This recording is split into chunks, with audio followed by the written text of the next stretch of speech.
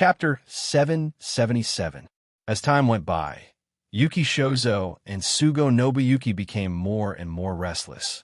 The sound of pacing could be heard in the room. They would look at the curtain from time to time, but there was no movement inside at all. Is she still not ready? It wasn't the first time Yuki Chuzo asked this question. Although his expression was still calm, his eyes were full of anxiety. "President, this is taking too long," Sugo Nobuyuki quickly said. "That man, I don't think we can trust his words." Chozo's face changed drastically. As the CEO of a large manufacturer, he rushed to the hospital when he received the news that the victims of SAO had woken up. He thought that his daughter had finally woken up, but he didn't expect to receive the worst news. Now, a person suddenly appeared and said that he could save Asuna, leaving him waiting outside the hospital. It was a torture for him. Yuki Ikeso is having a hard time. Sugo Nobuyuki is having a hard time as well. He can feel a sense of unease creeping up on him. The more time passes, the greater the sense of unease. His heart is beating like a drum. He's afraid that Wu Yin has the ability to save Asuna. Therefore, Sugo Nobuyuki could only tell himself that such a thing would never happen. The victims of SEO were trapped in the imaginary world for 3 years. For 3 years, no one was able to save them, even with the help of the entire country. Now, the imaginary world that Sugo Nobuyuki used to trap 300 players, including Asuna, used the same cardinal system. Although it's an old version, it's still very stable. Plus, no one has been able to break through Nerve Gear's stealth system for 3 years. It's not impossible to use an external force to intervene, but that's the only way. That's right, it hasn't been created yet. We thought about it. Sugo's uneasiness calmed down a lot. Unfortunately, the method Wu Yin used to save Asuna isn't any other method. It's a mysterious ability in this world. That's why Sugo's fate is sealed. While the two of them had different thoughts and were waiting anxiously, the curtain covering the entire bed slowly opened, instantly attracting the attention of Yuki Shozo and Sugo Nobuyuki. The two of them suddenly turned their heads to look at the direction of the bed. The next moment, it was as if they were struck by lightning. Both of them were stunned on the spot. This. Yuki looked in front of him in disbelief. After confirming that he's not mistaken, he trembled with excitement. Asuna. Dad. With Wu Yan's help, Asuna sat on the edge of the bed and looked at Yuki. Her eyes were red and swollen from crying. Dad. Asuna. It's really Asuna. Yuki suppressed his trembling body and walked step by step to Asuna's side. You finally woke up, he shouted excitedly. Sugo Nobuyuki had a face full of disbelief, but unlike the excited Yuki Shozo, he took a few steps back. He kept shaking his head as if he's hysterical. Impossible. This is impossible. Sugo Nobuyuki's words instantly fell into the ears of the 3 people present, waking them up from the joy of reunion. Asuna's gaze fell on Sugo Nobuyuki. She pointed at him angrily and shouted at Sugo Nobuyuki. Father, that's him. He's the one who imprisoned me in an imaginary world. I can't wake up. What? What did you say? As if a bucket of cold water was poured on his heart, the excitement on his face disappeared without a trace. His head stiffly turned to Sugo Nobuyuki. His eyes were filled with disbelief. Sugo Nobuyuki regained his senses and clenched his teeth. He pretended to be calm and pushed up his glasses. Miss Asuna, what are you talking about? I don't understand what you're saying. Asuna woke up from a long slumber, so she couldn't hear Sugo Nobuyuki's voice. Other than Wu Yan's voice that miraculously reached her heart, she couldn't hear anything else. However, based on Sugo Nobuyuki's expression, it's not hard for her to guess that he's trying to weasel his way out of this. Asuna glared coldly at Sugo Nobuyuki before turning to look at Yueching Akane. Dad, this person used some underhanded means to imprison me in an imaginary world called Aloe, and he's the administrator of that imaginary world. President. Sugo Nobuyuki took a deep breath and lowered his head. It seems like Miss Asuna has been sleeping for a long time. Even her thoughts are a little messed up. Yuki stood up and looked at Asuna, who was looking at Sugo Nobuyuki with a cold expression. Then, he He looked at Sugo Nobuyuki, who had his head lowered.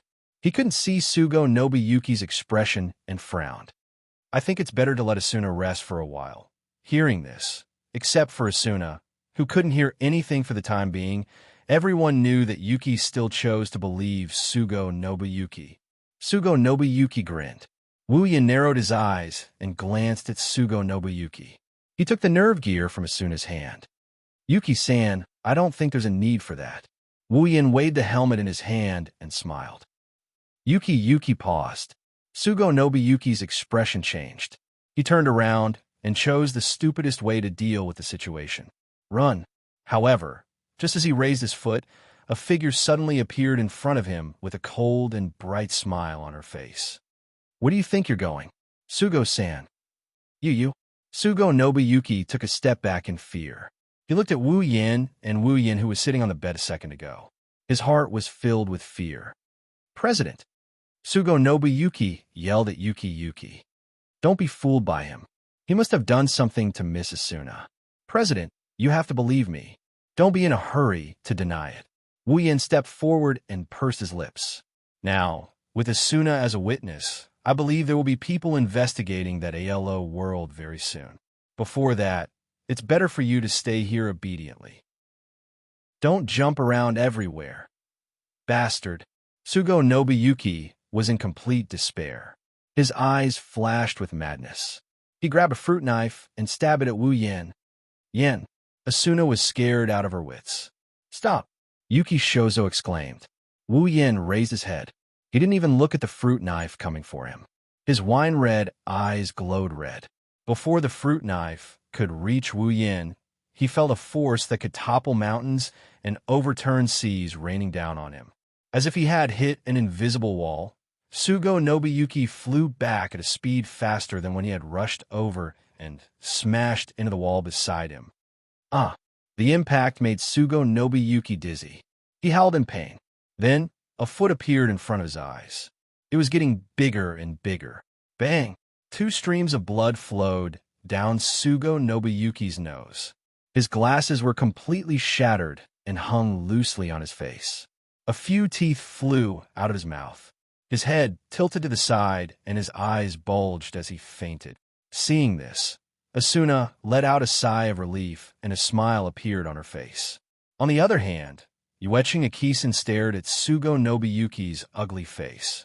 Yuiching Akisen's shoulders drooped as if he had suddenly aged a lot. Chapter 778. In the end, Sugo Nobuyuki's actions were exposed to the public, and everyone knew about it. Originally, Sugo Nobuyuki was adamant in denying his crimes. He tried to push all the blame onto Kayaba Akihiko, the developer of Nerve Gear and Cardinal. After all, everything he did in the imaginary world was just virtual data. Even if he didn't erase it in time, it doesn't mean he did it. So, he decided to just deny it and try to fool the public. Unfortunately, the true ancestor of vampires would not let go of this clown who had extended his dirty hands to his wife. So, one night, in the shelter where Shinji was kept, the police officer who was watching over him faintly heard the miserable cries that had been ringing for the entire night. He was so scared that he thought that the shelter was haunted.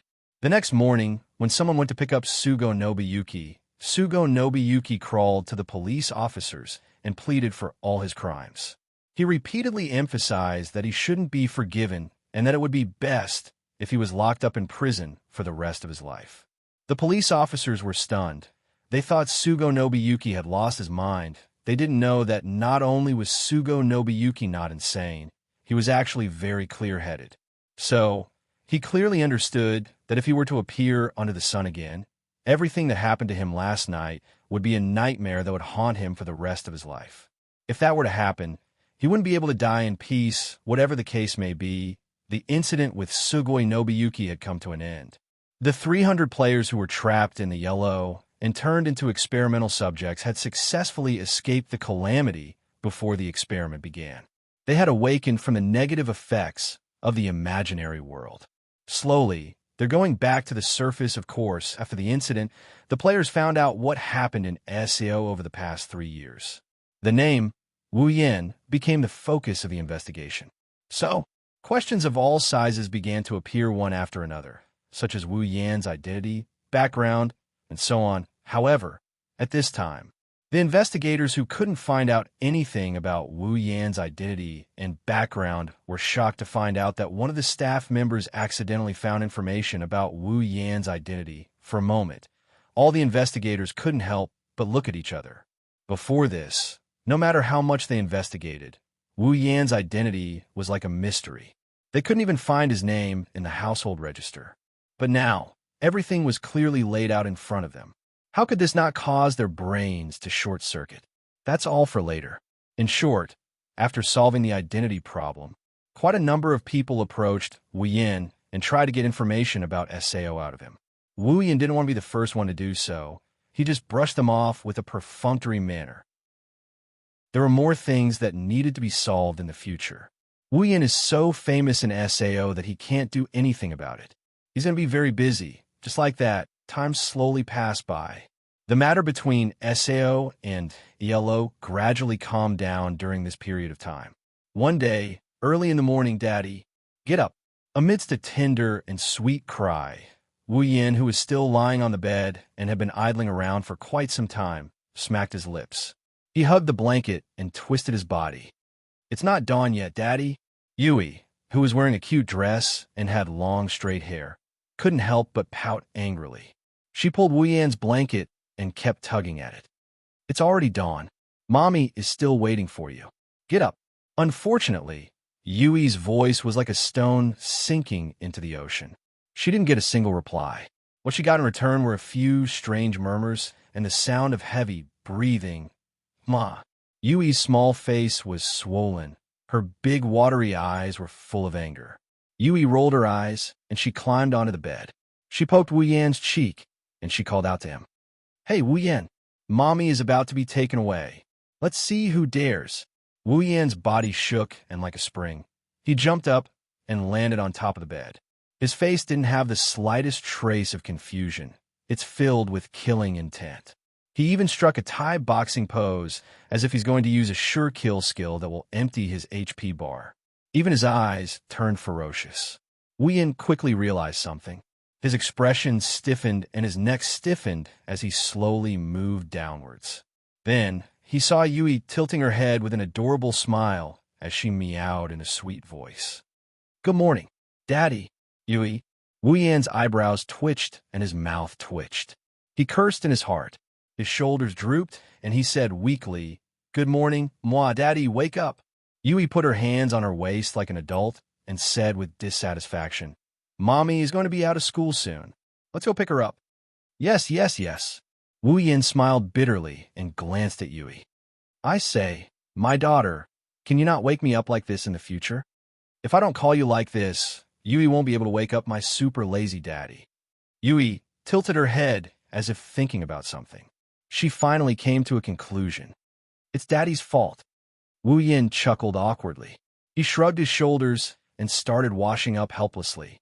After solving the problem of his identity, he and his only daughter, Yui, started living in a mansion that wasn't made of wood but had the exact same layout as their house on the 22nd floor of Aincrad.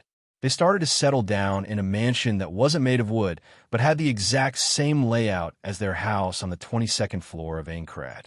On the surface, Wu Yan is a single father and Yui is his adopted daughter. The two of them live together in the same villa as each other. Originally, Yui was dissatisfied with her status as an adopted daughter. She'd rather be Wu Yan's biological daughter than an adopted daughter. However, Wu Yan looks like he's in his 20s. He can't imagine how people would look at him if he has a daughter who's around 10 years old. No matter how dissatisfied Yui is, she had no choice but to accept it. Yui is actually quite satisfied. She's able to appear in the real world and accompany her parents. What's there to be dissatisfied with? Of course, as for how she was able to appear in the real world and even become a person with flesh and blood, Yui didn't understand at all. Every time she asked her father how he did it, he would only give her a mysterious smile and then smile perfunctorily. Fortunately, Yui is very obedient. She knows what to ask and what not to ask. She didn't ask any further. The result is good, isn't it? And so, the two of them lived a peaceful and happy life together. Asuna also came to visit them almost every day. She already considered this house as her own. If it weren't for her parents' disapproval, she would have moved in with them. In Liz's words, Asuna is in a hurry to get married. Speaking of Asuna, she can't live with Wu Yin and Yui like she used to. She's living in her own home. She went to a school for the survivors of SAO, and she became the prettiest girl in the school. She's now the most popular girl in the school. This is why Yui always uses the excuse that her mother was taken away from her to wake Wu Yin up. Wu Yin isn't a student, so he's not in school. He knows that there are a lot of people chasing after Asuna. Chapter 779. The rich and clear azure sky hung high above everyone's head. White clouds and thin layers of clouds overlapped and dotted the sky. They were like lambs running in the blue wilderness. It was overwhelming, but it also gave people an indescribable feeling that was different from reality. Around him, on the thin wires, a few sparrows suddenly flew up and landed there. They leaned against each other and chattered as if they were talking about something interesting. From time to time, they would dance in a circle under the sunlight as if they were enjoying something. If they had expressions, their faces would definitely be filled with a satisfied and big smile, right? Asuna walked out of the school with a bouncing posture. Her uniform and her movements made her look like a young and beautiful girl. She didn't have the gentle temperament of a young woman in SAO. No, it's not that it's gone. It's just that it's buried deep in her bones. Only a lucky guy and a cute little girl can have the chance to enjoy Asuna's temperament. Asuna's temperament is hidden deep in her bones. Only a lucky guy and a cute little girl can have the chance to enjoy Asuna's temperament. Asuna had a bright smile on her face as she walked along the street. Her beautiful face was radiating a dazzling radiance that attracted the attention of all the men around her. Asuna, on the other hand, was enjoying the scenery around her as she walked along the street. The wind was still as gentle as ever, and the noise of the students after school spread to the scene bit by bit. Asuna's body and mind were immersed in this ordinary scene. She even started humming a song. This kind of noisy and ordinary scene can't be replicated in SAO, no matter how skilled Kaiba Akihiko is. Just like in SAO, Asuna, Wu Yin, and Yui lived next to their home for a year. It's also impossible to replicate the beautiful scenery in the real world. Both worlds are worth Asuna's attention. Asuna still feels like she's in a dream. She can't believe she's back in the real world. That's why she cherishes her time here. But sometimes, Asuna couldn't help but recall her memories in SAO. Usually at this time, Asuna would have a smile on her face that would make the men around her unable to react for a long time. Asuna is glad that she met Wu Yin in that world. Wu Yin gave her so many wonderful memories and made her life in this world more colorful than it already was. Without Wu Yin, Asuna couldn't imagine what would happen to her life in SAO. She couldn't even imagine what would happen to her if she didn't have Wu Yin by her side. Asuna's heart couldn't help but melt at the thought of having a house in this world that was exactly the same as the one in the forest on the 22nd floor of Aincrad. She also had a loving husband and an adorable daughter. She was so happy that she couldn't help but feel her heart melt. Of course, other than bliss, Asuna also felt bashful and confused. Bashful because, in the real world, Wu Yin is only her boyfriend. But, just like what Liz said, she couldn't leave Wu Yan's embrace. She couldn't stop thinking about how she could return her old life and be Wu Yan's wife. This urge to marry Wu Yin made Asuna hide under her blanket in the middle of the night. She would toss and turn while rubbing her pillow. As for their doubts, they're doubtful of Wu Yan's inhuman methods. Why would Yui, an AI, appear in the real world? She's weak, but why did she become so energetic after drinking Wu Yan's potion? It's like she hasn't been in bed for 3 years. These are the questions in Asuna's mind. However, like Yui, Asuna didn't ask Wu Yin anything. After all, she and Wu Yin have only known each other for a few months in the real world. They don't know each other as much as they did in SAO. It's better to avoid certain things for the time being. Besides, Asuna trusts Wu Yin a lot. She believes that no matter how mysterious he is, he still loves her. Asuna's thoughts started to wander as she stood at the school gate. Unconsciously, a charming smile appeared on her face. It's obvious that she's reminiscing about the happy days in Sao. Ayaya, Yui, I'm guessing that Mom must be thinking about us again. Mom. Mom is the best. A familiar voice echoed in Asuna's ears and woke her up. She couldn't help but turn around. She saw Wu Yin holding Yui's hand and standing in front of her with a smile on his face. She smiled back at him, but her face quickly tensed up. You two are going to bully me again, right? Asuna's face was filled with fear as she puffed out her chest. This isn't home. I can scream at any time, and the school's guards will come out and chase you away. Wu Yin and Yui glanced at each other, and they both lowered their shoulders. What should we do? Yui. Wu Yin looked like he was abandoned by the world. He held Yui's hand. Mom is going to chase us away. She doesn't want us anymore. Mom is a bad person. Yui cried pitifully and hugged Wu Yan's arm. Dad, don't be sad. Mom doesn't want Dad. Yui wants Dad. Wu Yin was touched. All right, from now on, we'll rely on each other and despise our mother together. Let's look down on Mom together. Yui, who was just saying Mom is the best, just now said. Yu. Asuna's lips trembled. Tears rushed to her eyes as she stomped her feet. I'm ignoring you. Mom's ignoring us.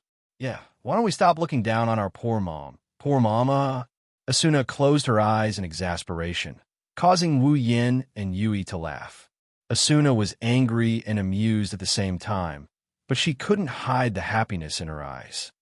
As always, your relationship is so good that it makes me envious. Suddenly, footsteps sounded.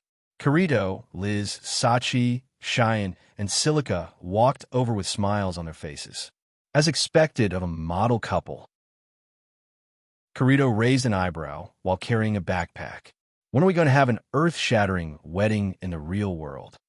Asuna's face turned red. Wu Yin shrugged helplessly.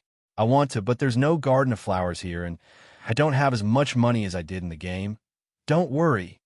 Shireen patted her chest, raised her head, and said, as long as you agree, I'll help you pay for both the venue and the funds.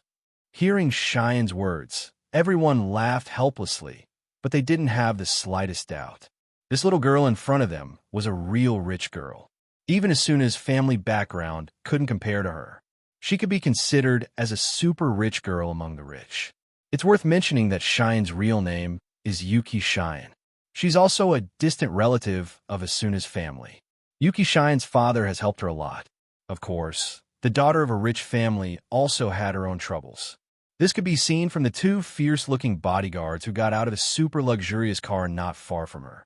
Hey, don't tell me you're going to bring them with you? Everyone looked at Cheyenne speechlessly. Sachi and Silica hid behind Wu Yin. Cheyenne hurriedly explained. Of course not.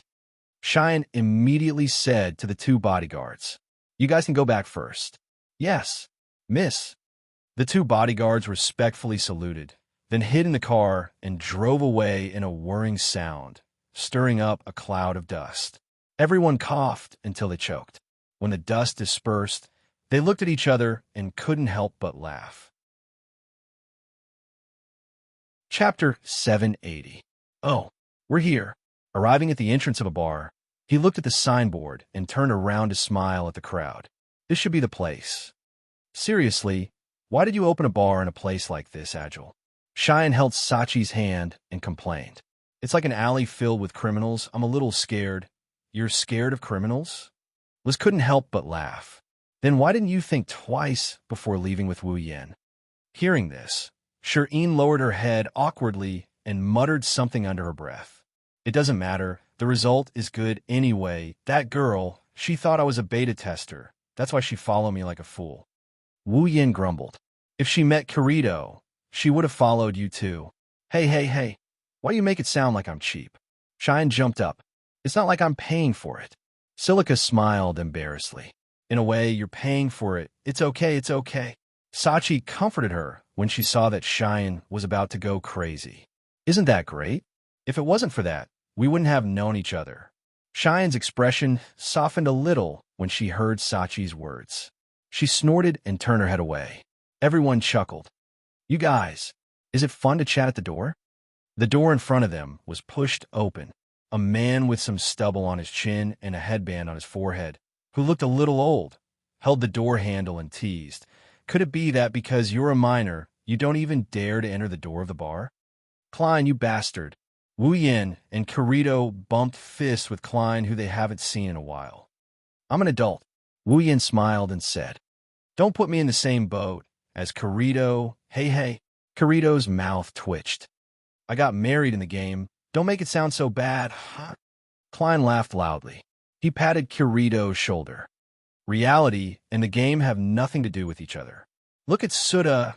He didn't even marry his girlfriend in the game, but now in the real world, the two of them are fighting like crazy. Sachi was surprised. So the president's girlfriend is here too? Shili lowered her head and mumbled, no wonder he ran so fast after school. Everyone is in pairs. Shireen sighed. His expression became serious. Should I also find a boyfriend? Klein's perverted eyes lit up. He coughed and adjusted his tie. He was about to say something when Wu Yin gave him a harsh blow. Uncle, you're still trying to make a move on an underage girl? Klein's face fell, and he jumped as if he was about to explode. Yin, don't forget that you're about the same age as me. You're the one who made a move on an underage girl. That's where you're wrong. Liz giggled. Asuna's face was flushed red as she hugged Asuna. Our Asuna is already 18 years old. She's thinking about getting married every day. Oh, Liz. Asuna's face turned red. She glanced at Wu Yin and quickly turned her head away. She grabbed Yui's hand and walked into the shop angrily. I'm going to ignore you guys. That's a big reaction. Sachi was surprised again. It looks like... Shili scratched her cheek. It's true. Shireen shook her head. She wants to get married. Liz giggled. You guys... Wu Yin bitterly smiled. You're going to get married sooner or later. Don't worry, you guys will be laughed at.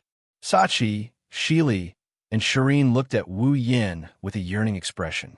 It looks like they're imagining themselves getting married. They have to admit that they're envious of Wu Yin and Asuna's love for each other. Even Liz couldn't help but glance at Kirito. Kirito shuddered. God has mercy on Kirito. He's still underage.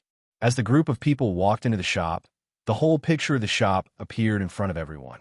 Although it was called a shop, it really looked like a bar. The counter was long and circular.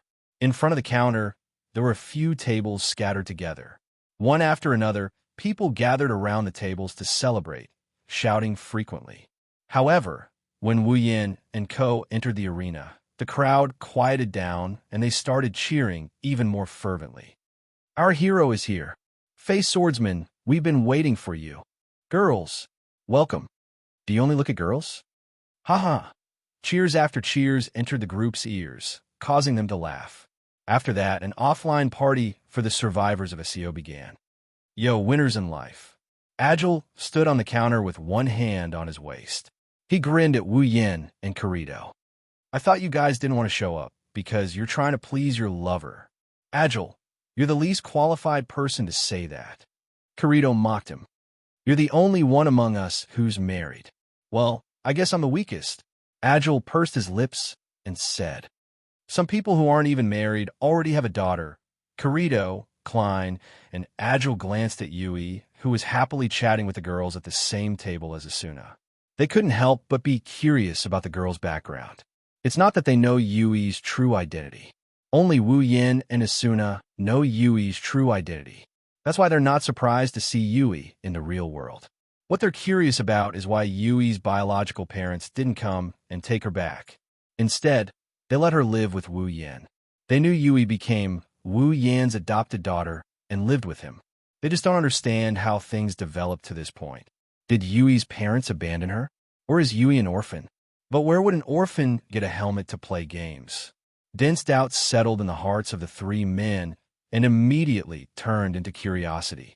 Looking at their appearance, if it wasn't for the fact that they were pure men, it was likely that others would have thought that they were gossipy young ladies from somewhere. Wu Yin pursed his lips when he saw the look on the three's face. He raised his glass and took a sip before looking at Kirito. All right, don't you guys have an event tonight? Wu Yin found out that after Sugo Nobuyuki was arrested, Kirito logged into Alo, just like he did in the original work. They didn't know why Kirito logged into the game. They only know that after Kirito logged out, he gave a world seed called These to Agile. In other words, just like in the original novel, Vermo is the main theme of this world, and Alo is also the main theme. Tonight, Kirito and the others will challenge the new Aincrad. Once again, Kirito's expression turned serious as he looked at Wu Yin. Are you sure you don't want to come with us? Well, Wu Yin scratched his head. If there's a chance, I'll make a cameo appearance, but I don't think I'll be joining tonight, I see. Kirito nodded and said regretfully, That's a shame. It's not as fun without you. He's a hero now. He's looking down on us. Klein said in a sour tone. Then, he raised his wine glass and handed it to Wu Yin. Heartless bastard. I'll teach you a lesson today.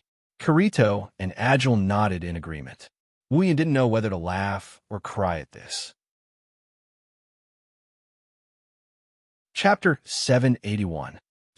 Supporting Wu Yin, who looked like he just got fucked by someone, Asuna sighed for the umpteenth time as they made their way back to the city. Didn't you say you can drink a lot? Asuna complained. Why did you end up like this? Burp, Wu Yin burped. Asuna frowned when she smelled the alcohol on his body. Wu Yin smiled bitterly and apologized. I'm sorry, Asuna. I didn't think I would end up like this, but you can't blame me for this. Wu Yin quickly pushed all the blame away from him. I don't know what drugs those bastards from the Knights of the Blood Oath have taken, but they're drinking so hard that they're taking turns to fight. How despicable. Asuna pouted. She knew Wu Yin's current predicament was partly because of her. Asuna didn't blame Wu Yin too much. After all, this kind of situation is similar to when the husband is drunk and the wife is busy taking care of him. It's a bad situation, but it's a heartwarming scene. Therefore, Asuna could only mumble to herself. Seriously, you should think about the consequences next time. Even if you don't care, you should think about Yui. How are you going to take care of Yui when you're like this? Yeah, that's true. Wu Yin helplessly tilted his head, trying to get it to think better. Luckily, they're here. Otherwise, with my current state, Yui would be starving tonight. Asuna blinked and chuckled. Luckily, they seemed pretty happy. They said they wanted to sleep with Yui in the real world for a long time, and now it's happening. Wu Yin shrugged in disdain. I think she probably wants to use Yui as a pillow. Girls have no resistance to cute and pretty things. Asuna's expression turned dangerous. Her nasal voice was also dragged out by her for a long time. Don't make it sound like all girls are cliché. Is it cliché to like cute and beautiful things? Wu Yin said thoughtfully. Then I'm really a bit cliché. What did you say? Asuna's ears twitched like a rabbit's ears as she looked at Wu Yin with a half smile. You mean you also like cute and beautiful things? That's right. Like someone like Celica? Hurry up. Wu Yin's mouth twitched. By the way, why are you talking about girls? Asuna snorted and turned her head away, but her chestnut-colored eyes were still fixed on Wu Yin. You really don't have any self-awareness. The sour taste in Asuna's words hit Wu Yin's face, making Wu Yin's eyebrows twitch. He didn't know whether to laugh or cry. I know I'm a playboy, but I really don't have too many girls here. Even I can't believe I'm that shameless. So why is there a topic of jealousy? I say, Asuna, his drunkenness has mostly dissipated. Wu Yin straightened his back, but he leaned his head on Asuna's body, looking very intimate and flirtatious. Did Liz hit the nail on the head? Are you in a hurry to get married? Who said that? Asuna's eyebrows shot up like a cat whose tail was stepped on. What's the point of getting married? Why should I be in a hurry? Do you think I'm afraid no one wants me? Yes. I know Asuna-sama's charm is off the charts. Wu Yin teased, but before Asuna could get angry, he suddenly said something. There's a place I want to go. Asuna was stunned. She asked in surprise. Where is it? Well, Wu Yin smiled meaningfully. He pulled Asuna's hand and led her in a certain direction. Follow me and you'll know. Wait. Asuna's hand was held by Wu Yin. She had no choice but to run. After running for about half an hour, Wu Yin finally let go of her hand and stopped. "Why you?" Asuna huffed as she bent down. She placed her hands on her knees, and she glared at Wu Yin with rage in her eyes. "Didn't I tell you to wait?" Sorry. Wu Yin laughed, and he scratched his cheeks. "If you don't hurry up, dusk will be over, and you won't be able to see what I want you to see." "Oh." Asuna huffed. She patted her chest and put her hands on her waist. "If you can't satisfy me, I won't forgive you. Don't worry," Wu Yin said confidently. "I'll definitely satisfy you." Asuna pursed her lips and asked, "Then, what is it?" Wu Yin smirked and put his hand on Asuna's shoulder. "Don't blink." Wu Yin slowly moved his body to the side, allowing Asuna to see the scene behind him. Asuna looked at him in confusion. Then her body suddenly froze. She covered her mouth with one hand, and an expression of disbelief appeared on her face. It was as if she had seen something unbelievable. Her pair of beautiful eyes gradually regained their lost spirit and couldn't sink any further.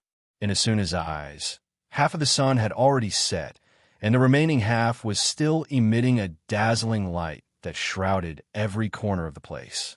Not far away, a circular flower bed was casting a long shadow under the light of the setting sun. Flower petals that came out of nowhere were floating in the air like fairies dancing in the air. Beautiful to the extreme. Of course, beauty alone isn't enough to make Asuna show such an expression. What really made Asuna's expression change is that this scene is exactly the same as the scene of her wedding with Wu Yin on the 47th floor of Aincrad. No way. Asuna couldn't believe what she was seeing. She couldn't believe what she was seeing. She couldn't believe what she was seeing. She couldn't believe what she was seeing. Wu Yin held Asuna's hand and slowly walked towards the flower bed. He stopped in front of the flower bed, facing Asuna. Although they aren't wearing formal attire, this scene is exactly the same as when they got married. "How is it? Do you like it?" Wu Yin looked around, and he smiled at Asuna, who is still in a state of disbelief. "It wasn't easy for me to find a place like this. There aren't any other flower beds or streets around here. But it's the same here, right?" Asuna nodded. Asuna nodded in a daze. Her eyes never left their surroundings. Wu Yin bitterly smiled. He took a deep breath, and he took out a box from his pocket. He opened the box in front of Asuna. Asuna looked at the box, and in the next moment, her eyes widened to their maximum. She was completely stunned on the spot. Inside the box, there is a ring. A wedding ring. The wedding ring we agreed on. Wu Yin took the ring out of the box and held it in his hand. He tilted his head and smiled at Asuna. "Asuna, can you please marry me?" His words reverberated in Asuna's ears and her heart. She covered her mouth with her hands as tears flowed down her cheeks. She looked at Wu Yin with a smile on his face. She started sobbing and sobbing when she saw Wu Yin smile. Finally, the sound of her sobbing could be heard all around her. Her heart melted. Asuna could only nod. She kept nodding her head. She didn't care about her tears and threw herself into Wu Yan's arms. Her suppressed sobs echoed in the air. Wu Yan chuckled when he heard it. Chapter 782. The dust scene has completely dissipated. It's done its job. Lights began to flicker in various buildings, dispelling the faint darkness of the night. The streets gradually fell into darkness. The light of the day gradually dimmed, replaced by the light from the street lamps. Only tomorrow will they reappear and bring new warmth to the city. Yui went to Sachi's house to spend the night.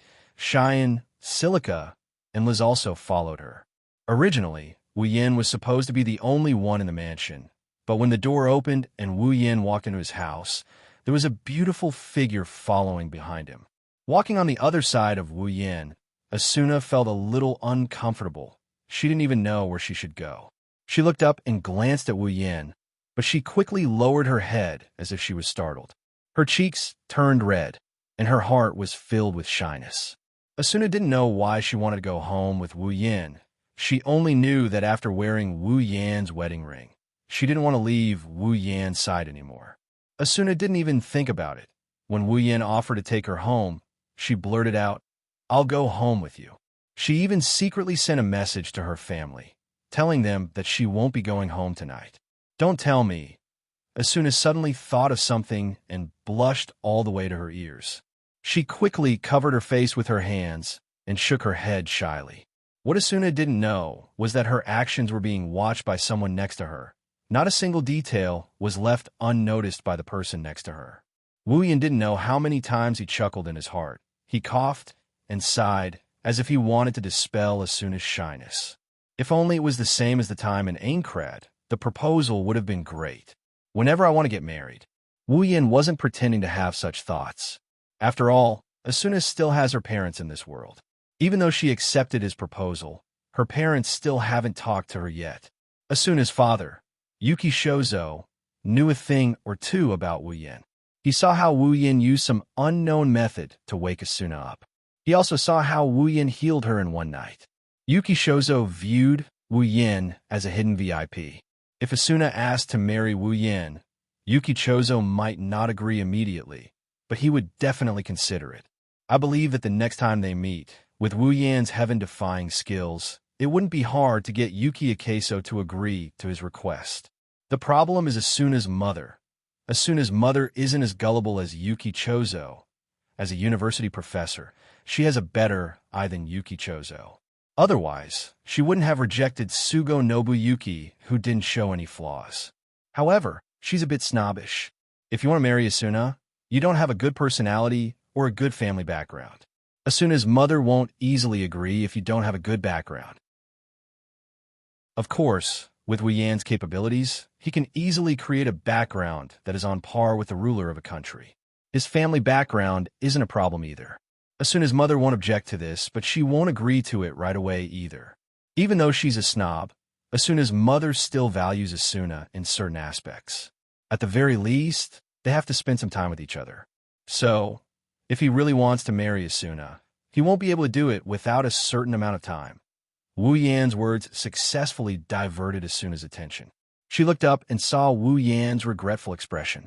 She held his hand and comforted him. I just turned 18. My family will be a bit worried. I will slowly leak some information to them so they can be mentally prepared. For now, let's just treat it as an engagement. Wu Yin bitterly smiled when he heard Asuna's words. If he can, he really wants to marry Asuna right away. It's not that he's too eager. He just wants to leave without any regrets before he leaves.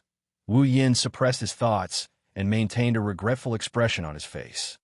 Originally, I was so excited to hold another wedding ceremony. Asuna couldn't help but look forward to it. Even though she's experienced a wedding ceremony before, that was in the game world. She's looking forward to a wedding ceremony in the real world. After all, she's a girl. Well, I guess we can only delay it for now. Wu Yin turned around with a teasing look on his face. Anyway, it looks like you're more anxious than I am. Oh, don't joke about this. Asuna's cheeks puffed up as she rubbed her hands in dissatisfaction. She looked at the owner of those hands and smiled again. She leaned her head into Wu Yan's chest. Actually, as long as I can live with you and Yui in this house, I'm already very happy. Is that so? Wu Yan hugged Asuna's waist and rubbed her cheeks. I'm the same. The year I spent with you and Yui in Aincrad's 22-story wooden mansion was the happiest time I've had since I came to this world. Wu Yan hugged Asuna with his other hand. However, I feel like if I don't give you a wedding ceremony, no matter how happy I am, there will be some flaws in my life. I don't want you to say something like, you didn't even give me a wedding ceremony when we fight in the future. I won't do that. Asuna yelled in dissatisfaction. She seemed to have thought of something and giggled. Even though we've argued a lot in the past, we've never been serious, right? Yeah. Wu Yin chuckled as he recalled the 1 year of cohabitation in SAO. Every time, either you let me win or I didn't want to, or Yui jumped in to stop us. We never got into a fight.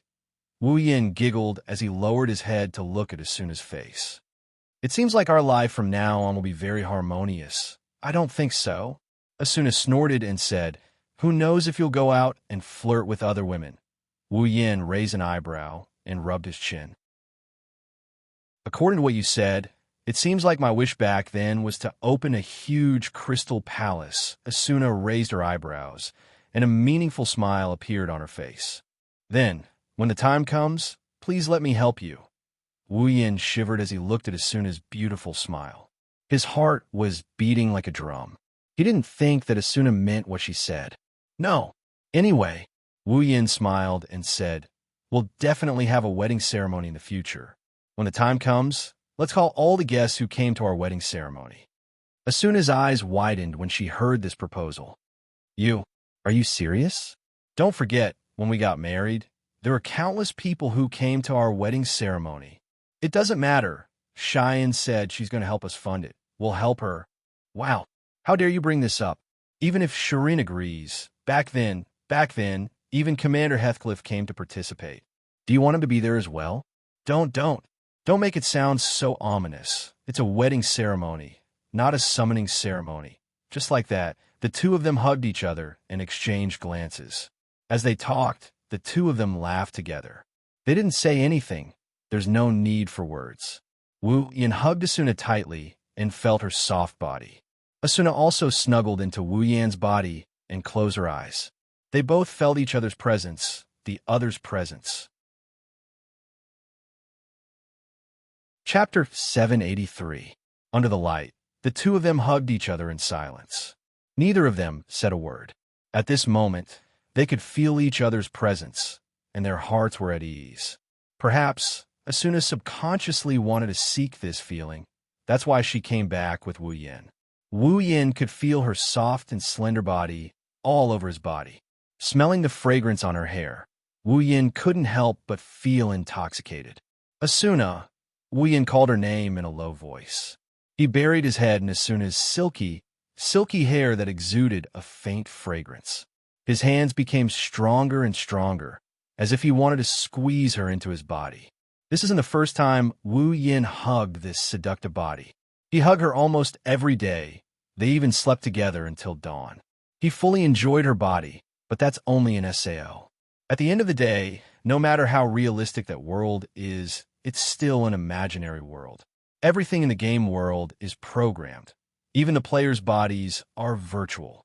That's why the feeling of hugging Asuna in the imaginary world is completely different from the feeling of hugging Asuna in the real world.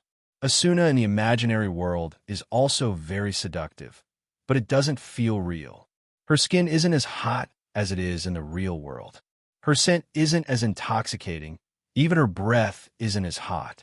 It doesn't have the fragrance of the real world. Back in the real world, Wu Yin hugged Asuna before. Usually, it's just a light hug or a snuggle. But now he's hugging her so tightly that it feels like he's occupying her entire body. This is the first time, under this stimulation, Wu Yin naturally started to have a reaction. Asuna's arms were wrapped around Wu Yan's back. Her body was tightly pressed against his. She didn't move an inch. Asuna has lived with Wu Yin in the game world for a year. She fully experienced his reaction. Therefore, when she felt this strange reaction from Wu Yan's body, her slender body trembled slightly and froze. Her beautiful face slowly turned red. She slowly opened her eyes and looked at Wu Yin shyly. Under Asuna's gaze, no matter how thick-skinned Wu Yin is, he couldn't help but evade her gaze. The atmosphere instantly became a little awkward. Asuna's cherry-red face was on his chest. She could clearly hear Wu Yan's strong and fast heartbeat. It's as if she could feel the evil fire in his heart. The heat was transmitted to Asuna's cheeks through his skin, causing her face to turn even redder. It's completely dark outside the window. The frosty moonlight shone in the living room. Since the two just came back, they didn't have time to turn on the lights. Now, as the two fell silent, the surrounding space began to fall into darkness, blurring their vision. However, Wu Yin and Asuna could feel each other's bodies. Their bodies are getting hotter and hotter. The atmosphere became even more awkward and ambiguous. Finally, Asuna couldn't hold it in anymore, and she yelled out in a bashful tone. I'll go back first. Hearing Asuna's words, Wu Yin suddenly became anxious. Without any hesitation, he carried Asuna up. One of his hands went through her thighs, and he lifted her up. Asuna screamed and wrapped her arms around Wu Yan's neck. You put me down. Asuna seemed to know what was about to happen. Her face turned red. She couldn't help but close her eyes and kick her legs. Wu Yin finally realized what he was doing, but since it's already come to this point, he had no choice but to do it. He leaned his head toward Asuna's face and sealed her mouth with his, blocking her words. Asuna's eyes widened. Before she could react, her teeth were invaded by a force, and her tongue was instantly captured. Whoa, whoa. Wu Yin kissed Asuna's lips while moving from the living room to the living room. The light is getting dimmer and dimmer. The only source of light is the moonlight that shines through the window. Wu Yan's wine-red eyes shone brightly in the dim room, allowing him to clearly see Asuna's face. Whoa! Asuna's body trembled as she felt Wu Yan's body getting hotter and hotter. No. However, Asuna's voice had exactly the opposite effect. Deep inside Wu Yan's body, the evil fire was getting stronger and stronger, and Wu Yan didn't want to suppress it at all. Wu Yan's breathing became shallow and heavy, and his heartbeat accelerated. In his vision, only Asuna's chestnut-colored hair and bright red face became the color, and his mind gradually became blank. Asuna's clothes started fluttering in the air. Her clothes started disappearing at an even faster rate. In the end, Wu Yan could see her fair and soft body. Asuna accepted her fate, and she closed her eyes. She followed Wu Yan's lead and laid down on the bed. The rather spacious, soft and bouncy bed had beautifully completed its task. Only the quilt was left wriggling on the bed.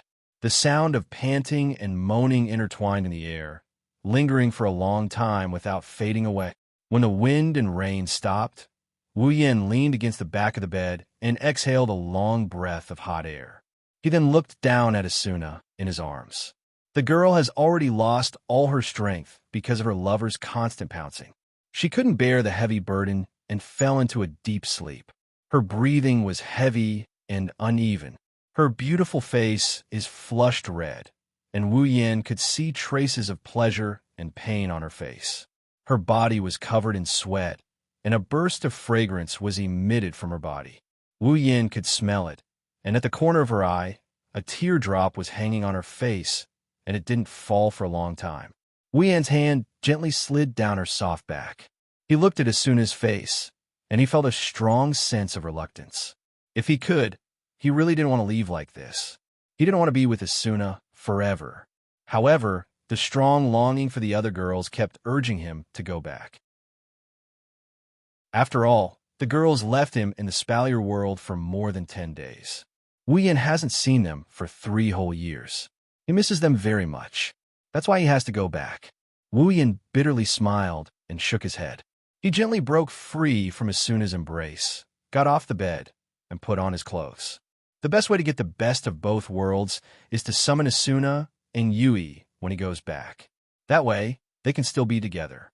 It's just that Asuna has just been freed from Sao's death raid, and now she's being summoned to another world that's filled with bloodshed. That's just too cruel. Once his life stabilizes, he will summon Asuna to his side. Fortunately, the next time they met, Asuna had only just opened her eyes after putting on his clothes. Wu Yan reluctantly kissed Asuna's forehead. Wait for me. Chapter 784. Spalier World Academy. Hinajiku, Kotori, and Kurumi sat on one side of the table. Ikaros, Astria, and Toka looked at them with a confused expression. Only Flandre-chan and Yoshino were having fun. They giggled from time to time. Hinajiku and the other 2 girls looked at each other before looking at the opposite side. Fei was holding the night elf in her hand with a serious expression. She had been staring at the 3 girls for quite some time without saying a word. The atmosphere in the air seemed to be a bit heavy. The girls didn't stay in their villas. Instead, they came to the headquarters of Deadly Forest, led by Fei. They were called here by Fei. They seemed to be discussing something important. After a long while, Kotori raised her head and looked at Fei with her red eyes. Her brows furrowed as she asked in a serious tone, "Senpai, can you confirm the authenticity of this information?" Yes. Only Kotori's voice could be heard in the large living room. The other girls didn't say anything because in the absence of Shokuho Misaki as the commander of Ratatoskr, Coterie was definitely the best leader among the girls. Yes, Fei nodded.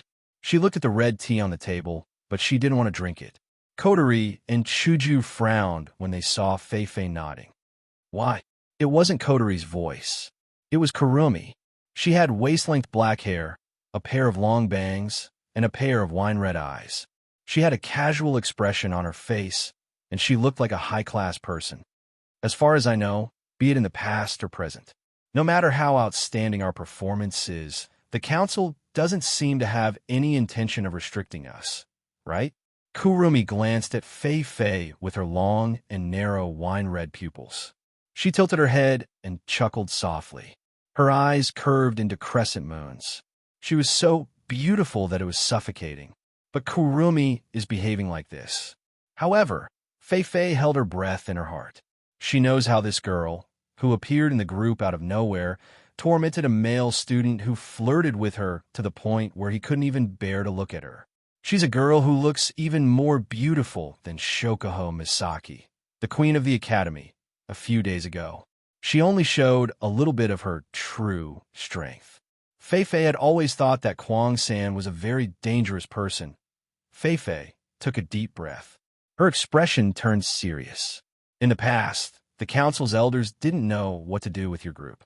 Every elder has different opinions about you people of unknown origins, so it has been delayed like this for a long time. In addition, the old patriarch is on your side. So far, not many people have come looking for trouble with you. But it's different this time. Fei's serious face showed a hint of helplessness. This time, it's not the entire council that's secretly plotting against you. It's the imperial family. The Ailu royal family. Fei looked at the girls. The first place you appeared was within our Ailu Empire's borders. Because of that, outsiders have long treated you as citizens of Ailu Empire. Now, the royal family wants to contact you. That's a very good reason. Such an outstanding and powerful group has appeared among their own citizens. As a member of the Ailu Empire's royal family, it's perfectly justifiable for them to get in touch with these outstanding citizens. Huh. Kurumi narrowed her eyes at Fei's words. Her slender right hand covered her slightly translucent pink lips as she chuckled. In other words, we have to accept their invitation? Chuju frowned again. She looked at Fei with a troubled expression. Can't we reject them as usual? Fei bitterly smiled. Of course you can reject them. You aren't part of the royal family, and you have enough strength to warrant their attention. If you reject them, the royal family won't provoke you. But the problem is, it's not just you. Even the Baruba Empire, Fea Empire's royal family, and the other 3 great houses have been invited. The 3 great empires and the 9 great houses are all here. Think about it. How will they view you? Coterie raised her head at Fei's words. Her red eyes flashed with contemplation. She lazily leaned back in her chair and unwrapped a treasure. She put it in her mouth and replied, Indeed, it would be too arrogant of us to reject them, but Chuju was a little worried. Why would the Ailu Empire's royal family invite us to a ball like that? We aren't nobles or heroes. We're just a bunch of students, right? That's what I don't understand. Fei pulled himself together and looked at the girls. The old patriarch only asked me to tell you that the imperial family seems to have attached great importance to you all during this period of time. They have been reporting on your movements in the academy. However, because they cannot brazenly monitor you all, they should only be able to get a rough idea of your whereabouts. Oh? Coterie suddenly turned to Fei. In other words, during this period of time, the news of my brother's absence was also known to them? When the word Oniai-chan came out of Coterie's mouth, all the girls went silent. They looked at each other, and no one spoke. Even Flander-chan and Yono, who were playing nearby, jumped up from the ground. Ikaros stared at the girls who were chatting with each other, her indigo pupils filled with longing and curiosity. Seeing this scene, Fei couldn't help but sigh secretly. What kind of charm did Yin have to be able to make a group of girls who were impeccable in terms of appearance, strength, and character? Moreover, they were disdainful of men and turn a blind eye to him? Fei calmed herself down and nodded. I'm afraid they do. I see. Coterie pondered for a moment before standing up. Feifei Senpai, thank you for your reminder. We'll be careful. If there's nothing else, we'll be taking our leave. You're welcome.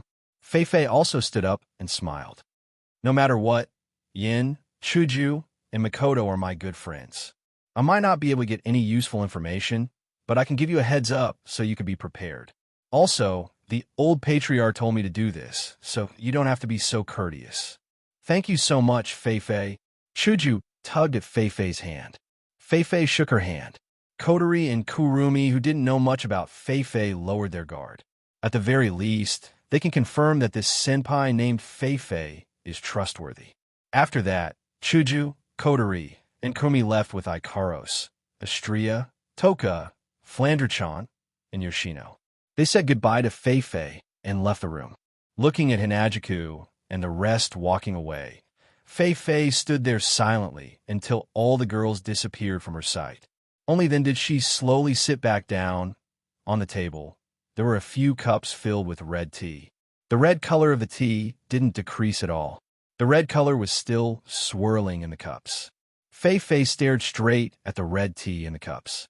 She shook her head helplessly and laughed. At the mention of Wu Yan's name, the girls who usually don't care about anything lost their composure. Forget about the tea. They didn't even dare to probe further into the topic. Chapter 785. After bidding farewell to Feifei, the group of girls walked out of the door under the admiring gazes of the surrounding deadly forest members. They walked towards the direction of the villa area. Along the way, the girls didn't say a word. Even Flandre-chan, who loves to play, was obediently holding Astria's hand. She seemed to know that her sisters were thinking about something. However, after entering the villa, Hinajiko broke the silence and looked at Kotori. Hey, Kotori, do you think we should go or not? The young ladies shifted their attention to Kotori.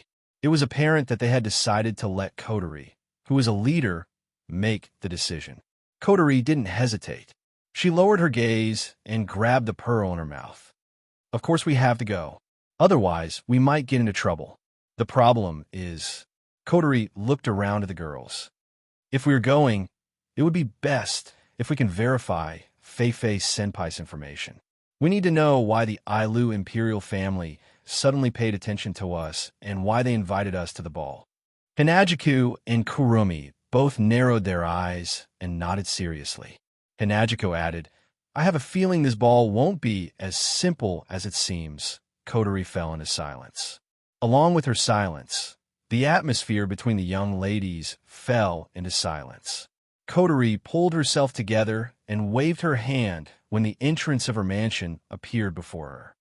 Regardless, let's think of a way to gather information. After all, we know too little now. Yeah, this time, all the girls nodded. After making a preliminary decision, the expressions on their faces began to relax. Seeing this, Astria, Toka, Flandre-chan, and Yoshino, who tried their best to hold back, sighed in relief. They didn't understand the importance of this ball. They just didn't like the heavy atmosphere. With their brains, they naturally felt that as long as they were happy, everything would be fine. And so, after regaining their spirits, the girls came to the entrance of their villa and pushed the door open as if nothing had happened. However, the moment the door was pushed open, Ikaros, who was silent with her head lowered abruptly, raised her head. Her indigo pupils flashed with a ripple that was different from the calm before. Then, under the astonished gazes of the girls, Ikaros actually spread her wings and rushed into the villa's hall. Ikaros! The group of girls exclaimed, but before they could react, Ikaros had already rushed into the villa's living room. The girls looked at each other and quickly followed. But not long after, when everyone arrived at the living room, their footsteps came to a halt. They couldn't move an inch. They were all frozen in place. The expression on their faces also froze. In front of everyone's eyes, the entire hall was filled with Ikaros's feathers. They floated down like a feather, covering the entire hall. At the table in front of them, a figure was lying on his stomach, snoring loudly. Beside him, Ikaros's two small hands were resting on his body. Although her expression was as calm as an ancient well, Her eyes were filled with joy. Flandre-chan, Astria, and Toka cheered loudly and jumped toward the figure. They didn't recover from their shock until Flandre-chan, Astria, and Toka screamed and jumped towards the figure. Oni-chan, Shido, Master. In his dream, Wu Yin faintly heard 3 sweet voices. Then his body was suddenly weighed down by 3 different sizes. Unable to bear the burden, he flipped over. A feeling of the sky and earth spinning entered his mind. Then, a sharp pain came from his head. Bang! Yuwa! The pain at the back of his head made him groan in pain without hesitation. His drowsiness disappeared without a trace. When he opened his eyes, he wasn't lying on the table anymore. He was lying on the floor with 3 beautiful girls of different sizes on top of him. They were looking at him with a face full of surprise. Ouch! Wu Yin hugged Flandre-chan, Astria, and Toka. He rubbed his head and sat up. The other girls also came back to their senses. Their eyes were filled with surprise, but it quickly disappeared. You brat, you finally know to come back? Kotori frowned and placed her hands on her hips. Her tone was filled with dissatisfaction. Kin Kotori, Wu Yin rubbed his head and he blinked his eyes. He looked at the girls and he waved his hand in confusion. Yo, long time no see my ass. Hinajiku stepped forward and punched him in the head, waking him up from his dazed state. Only now did he realize the situation he's in. He didn't know what to say, so he just smiled sheepishly, making the other girls annoyed at him. Shido. Toka rubbed her head against Wu Yan's chest. She closed her eyes and enjoyed the feeling. When did you come back? It's been a while. I didn't see you girls when I came back, so I took a nap on the table. Wu Yin patted Toka's head, and he pulled the 3 girls up from the ground. By the way, don't call me Shido. Just call me Wu Yin. Toka tilted her head and said reluctantly, Yes, Shido. Got it, Shido. Huh? Wu Yin laughed dryly. Forget it. Do whatever you want, Oni-chan. Flandre-chan clung onto Wu Yin like a koala bear. She said pitifully, You've been gone for so long. Flandre-chan missed you so much. It's been 10 days, right? Chuju stared at Wu Yin. Why were you gone for so long? Wu Yin shook his head with a wry smile. Yeah, it's been a bit long. It's only been 10 days, but I've been there for 3 whole years. Allah! Kurama placed her finger on her lips and smiled until her eyes were squinted. How Sama doesn't seem to have changed much. Kotori sucked on the pearl in her mouth and glanced at Wu Yin. This guy is the ancestor of vampires. His lifespan is endless. 3 years is nothing, but I'm not even 30 years old yet. Wu Yin retorted, 3 years is a long time for me. Okay. Era, you're so pitiful. Kurumi walked up to Wu Yin and whispered seductively into Wu Yan's ear. How Sama, did you miss us? Or did you miss us? Kurumi put her hand on Wu Yan's chest and slowly moved. She snuggled into Wu Yan's arms and wriggled her body.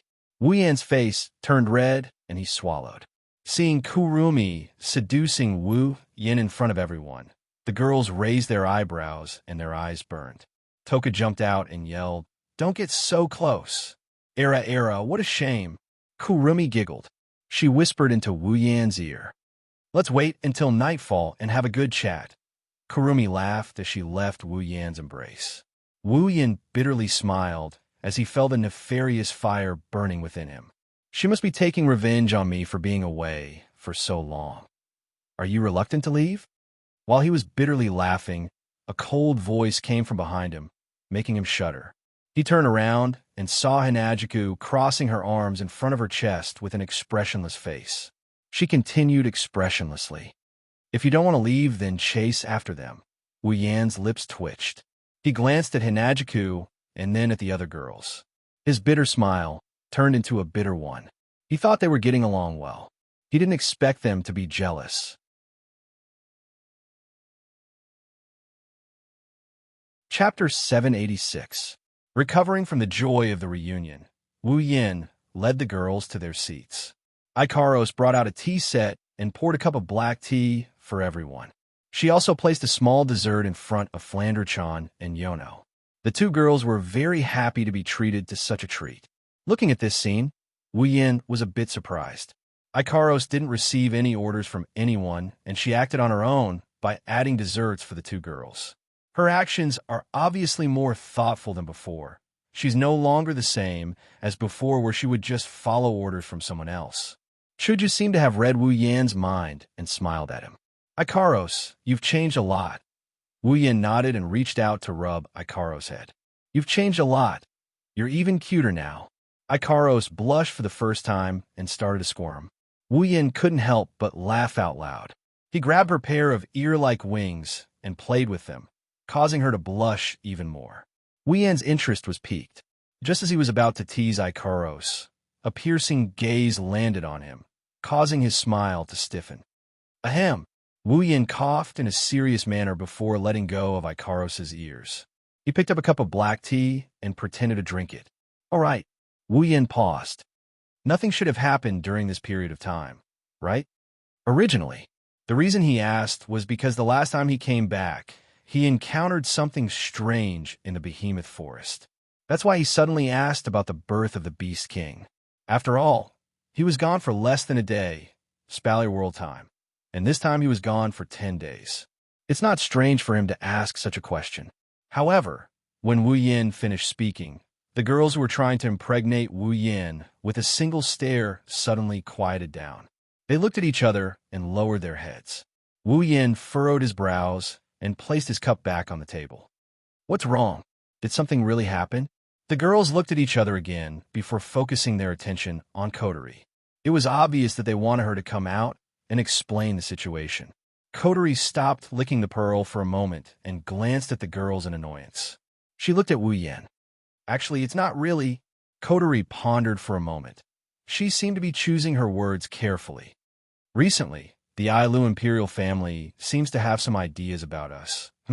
Wu Yan flinched. Ailu Empire's royal family? Did some idiot take a fancy to you and want to take you as his mistress? The serious expressions on the girls' faces all crumbled in an instant.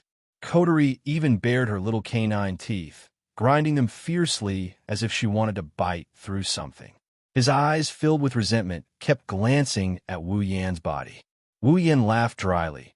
He quickly straightened his face. What's going on? Kotori pouted. If we know what's going on, we won't be so frustrated. We heard about it from Fei Fei. Chuju said, Fei Fei called us over and told us that the Ailu imperial family seems to be plotting something. She got the news from Lei Wang. Oh, Wu Yan lowered his head and rubbed his chin. You're saying that the imperial family's plotting has something to do with us? That's what Fei Fei said. Chuju shook her head. She said that the imperial family has been keeping an eye on us. Even though they didn't do it openly, Lei Wang thinks that the imperial family is plotting something against us. I see. Wu Yan took a deep breath. His expression tensed up. Our relationship with the imperial family isn't that bad, right? Yes. To be precise, she's not bad at all. Kotori waved the lollipop in her hand and said, Princess Sylph has been feeling grateful towards all of you ever since the incident with the Beast King. She thinks you guys have taken care of her, so she treats us very well in the academy. Hinajika thought for a moment and nodded. Indeed, Princess Sylph has been taking care of us in some ways. She's only slightly below Starlight Queen and Deadly Forest. That's even less of a reason. Wu Yan raised his head and looked at the girls. Have you all done anything out of line or encountered anything strange in the academy? Chuju and Kotori frowned. They started rummaging through their memories for the past 10 days. Astria suddenly asked in a weak voice, I once stole something to eat. Does that count? Wu Yan's lips twitched when he heard that. As long as you didn't eat a legendary armament, it shouldn't count. Toka also hesitated. I've been there too. Wu Yan laughed awkwardly. Can the two of you eat a legendary armament? Flandre-chan blinked her eyes in realization. Is it because Flan drew a turtle on top of the tower? That very, very tall tower. Wu Yan's heart throbbed like crazy. He almost stopped breathing. Don't tell me it's the arena tower? Flan doesn't know. Flan only knows that there are a lot of people fighting in there. That's it. Wu Yan seemed to have lost all his strength as he slumped down on the table and raised his hand. Think about it carefully. Is there anything that is very strange or very excessive? What a strange thing. Hinajika tapped her chin with her finger. If there's anything strange, it's when Yukari left. Bing Ling, Bishi, and the others came to ask about her whereabouts. Ka and Jaffer also came to ask about her. Something out of line. Kotori glanced at Kurumi, who was sitting elegantly. A male student tried to flirt with her, but she broke his arms and legs. Kurumi tilted her head and smiled. She licked her lips. That person, the smell is terrible, very terrible. All right. Wu Yin held his head and knocked on the table. It's not strange that someone came to ask about Yukari. She's a demigod after all. There are only 5 demigods in the world. It would be strange if no one paid attention to the 6th one. The fact that the council didn't come to ask about her is already very patient. As for the one who tried to molest her, Wu Yin looked at Chuju seriously.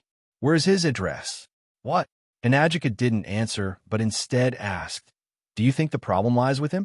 But he's just an ordinary student, and he's a new student who just entered the school. He's not well informed, and that's why this incident happened. Do you want to investigate him? If it's necessary, we can't miss out on any information. Wu Yin said. The other girls nodded in agreement. However, the words that came out of his mouth made the girls fall to the ground. I'll break his 3rd leg after I find out he's not involved. You, Chuju, Kotori, and the others were speechless. La. Kurong-san's eyes turned into crescents as she smiled. How, Sama, are you jealous? I'm so happy. Hey. Wu Yin straightened his back, and he put on a righteous face. Am I that petty? The girls looked at each other, and they nodded at the same time. Wu Yin shrunk his head a little. All right, you're a little, huh? The girls couldn't help but laugh. Kotori then said, that's right. I don't know what the royal family is planning, but they've invited us to a ball tomorrow. How about it? Shall we go? Chapter 787. The next day, inside the main hall, all the girls woke up. They sat in the corner of the hall and enjoyed a rare breakfast. It's not that they don't eat breakfast, it's just that their minds aren't focused on the food. Even Astria and Toka looked a little distracted. They're not as lively as they usually are. This is due to the absence of a certain someone. Today, although there was nothing different than usual, and the one they cared about was still sleeping in his room, the moment they thought that he was right beside them and would appear in front of them soon, the air seemed to be more lively. As a result, they felt spirited as they chatted and laughed while eating breakfast. Of course, not all the girls are present. A certain arrogant girl with 2 ponytails came to Wu Yan's room while everyone was enjoying their breakfast. Kotori barged into Wu Yan's room without any hesitation. She pushed open the door and saw Wu Yan sleeping like a dead pig on the bed. Her red eyes were filled with resentment. Seriously, no matter which world we are in, when will you change your habit of sleeping in? Kotori sighed. The black ribbons on her head fluttered with her movements. She walked over to Wu Yan's bedside, and she pulled the edge of the blanket with all her might. Get up, Oni-chan. Normally, Kotori would only call Wu Yan by his name when she's in commander mode. She would only call him Oni-chan at certain times. This is her arrogant side. However, after coming to this world, Kotori wasn't used to the name Wu Yan. Perhaps she used to call Wu Yan by his name because she named it herself. That's why Oni-chan became Kotori's nickname for Wu Yan. Even though she seems a little reluctant, it's a good thing for Wu Yan. However, Wu Yan didn't enjoy being called Oni-chan anymore. The only thing he felt was pain. Wasn't it painful to have someone tug at his blanket while he was sleeping, and there was a buzzing sound beside his ear? Wu Yan didn't know about the others, but he himself was in all sorts of pain. His body that was wrapped under the blanket pulled tightly, unwilling to get up, groaning and groaning could be heard from inside. Don't. Let me sleep for a while more. Kotori clenched her teeth and yelled, Get up now. Everyone's up. You're the only one left. It's not like you're going to die without me. Wu Yan muttered. It's not like you're going to die without me. What are you throwing a tantrum for? Seeing how Wu Yan refused to get up like a corpse, Kotori clenched her teeth, and she crawled onto Wu Yan's bed. She pulled up the blanket again. Get up. Kotori didn't notice it at all. In the past, she would only do something like this when she's in her younger sister mode. Her usual method is to kick the other party and end it once and for all. Wu Yin, who is still praying for more sleep, didn't notice the change in coterie. Otherwise, he would be overjoyed. All he wants to do right now is to stay in his bed. He wouldn't even open his eyes if he had to. Sleep for a while more. Just a while more. After saying that, Wu Yin went silent again. Other than the sound of his breathing, there was no other sound in the bed. Coterie raised her hand in anger. Burn the camel. Wu Yin shuddered. His heart skipped a beat. Is this coterie really going to use an angel to wake me up? With that in mind, Wu Yin peeked outside the blanket. He saw a red light flashing from Coterie's body. He was scared out of his wits. F***CK. Wu Yin jumped out of the blanket. You really want to use an angel to wake me up? Coterie snorted. She lowered her hand, and the red light around her disappeared. She did this to scare Wu Yin, but she didn't say anything. So what? It's not like you're going to die anyway. But it's going to hurt. Wu Yin grumbled. Who would use a cannon to wake someone up? I am. Coterie glared at Wu Yin. What are you waiting for? Get changed. Wu Yin pursed his lips. My little sister Coterie is cuter. Her voice is so sweet when she wakes me up. Plus, just as he finished speaking, an ice-cold gaze swept over his body, as if wanting to slice off a piece of flesh from his body. What did you say? Nothing what? Wu Yin yelled like a child throwing a tantrum. He narrowed his eyes and looked at Coterie. Then he said something else. Don't piss me off. If you piss me off, even I'm afraid of the consequences. For example, punishment? Coterie paused for a moment. Then she recalled what the so-called punishment was. She wanted Wu Yin to break into Toka's bathroom. Coterie set him up, but he saw through it. Of course, that was when she was in her little sister mode. If she was in her commander mode, there's no way Wu Yin would see through it. Wu Yin also gave Coterie a punishment. He forced a kiss on her. Coterie blushed. She looked at the smug Wu Yin and raised her hand again. Scorch the devil, camel. Wu Yin knew Coterie would do that. He jumped up and flew to her side. He grabbed her hand and clasped it behind her back. She cried out in pain. Wu Yin guffawed in delight. Little sister, you're too outdated. Don't you know the same trick is useless against a Saint Seiya? No, a vampire? Coterie glared at Wu Yin and struggled. Let go of me. Wu Yin raised an eyebrow. He didn't let go of Coterie. Instead, he leaned his head on her shoulder and blew into her ear. Coterie's struggling body stiffened up. Wu Yin inhaled deeply, and he said in an intoxicated manner, Coterie's scent. It's been 3 years since I last smelled it. Coterie felt her blood rushing from her chest to her neck and up to her cheeks. It only stopped when it reached the top of her head. Her entire face was dyed red by the blood. Let go. Coterie's body trembled. Her voice weakened. Wu Yin's breath made her ears redder than any other part of her body. Her cheeks were red and her legs were weak. Wu Yin acted like he didn't hear anything. He rubbed himself against Coterie like a pig. Ah, it's good to have a little sister. You bastard. What do you think your little sister is? Coterie shouted angrily, but Wu Yin ignored her again. He smiled. My cute little sister. Guess what's going to happen next? Huh. Wu. Coterie let out a strange cry, her voice trembling. Is it another punishment? Of course not. Wu Yin chuckled. Before Coterie could heave a sigh of relief, Wu Yin continued. It's cruel to punish a cute little sister. Since Coterie woke me up, give me a good morning kiss. Isn't it the same? Coterie's mind went blank. Wu Yin used this opportunity to pull Coterie into his embrace. He circled his arms around her waist. Coterie's hands were locked behind her back. He reached out and caressed her cheek. Let's begin. Wait. Coterie cried. Big brother, I was wrong. Please forgive me. Wu Yin flashed a radiant smile before sinking into the abyss. How can there be such a good thing in this world? No. Her cry was replaced by a whimper. The last thing Coterie saw was a face that gradually grew bigger. Chapter 788. This is the Ailu Empire's King City. As the location of the palace, this city is far more developed than any other city in terms of land area. The resources are only found in the supply town next to the behemoth forest. You can say that just walking through the streets here is a feast for the eyes. There are all sorts of shops from the city gate to the royal palace. Every shop is luxurious. It's like a Western-style ancient museum. The pricey goods are displayed in the most eye-catching places. It's a testament to the wealth of these shops and the power behind them. Money wasn't the only way to open a business in Ailu's capital. Many nobles and even the king's relatives were active in the city. They could be seen entering and exiting the city on a daily basis. How could a business without a proper business cater to their needs? That's why almost every shop in the king's city has someone behind them. Some are even opened by the royal family.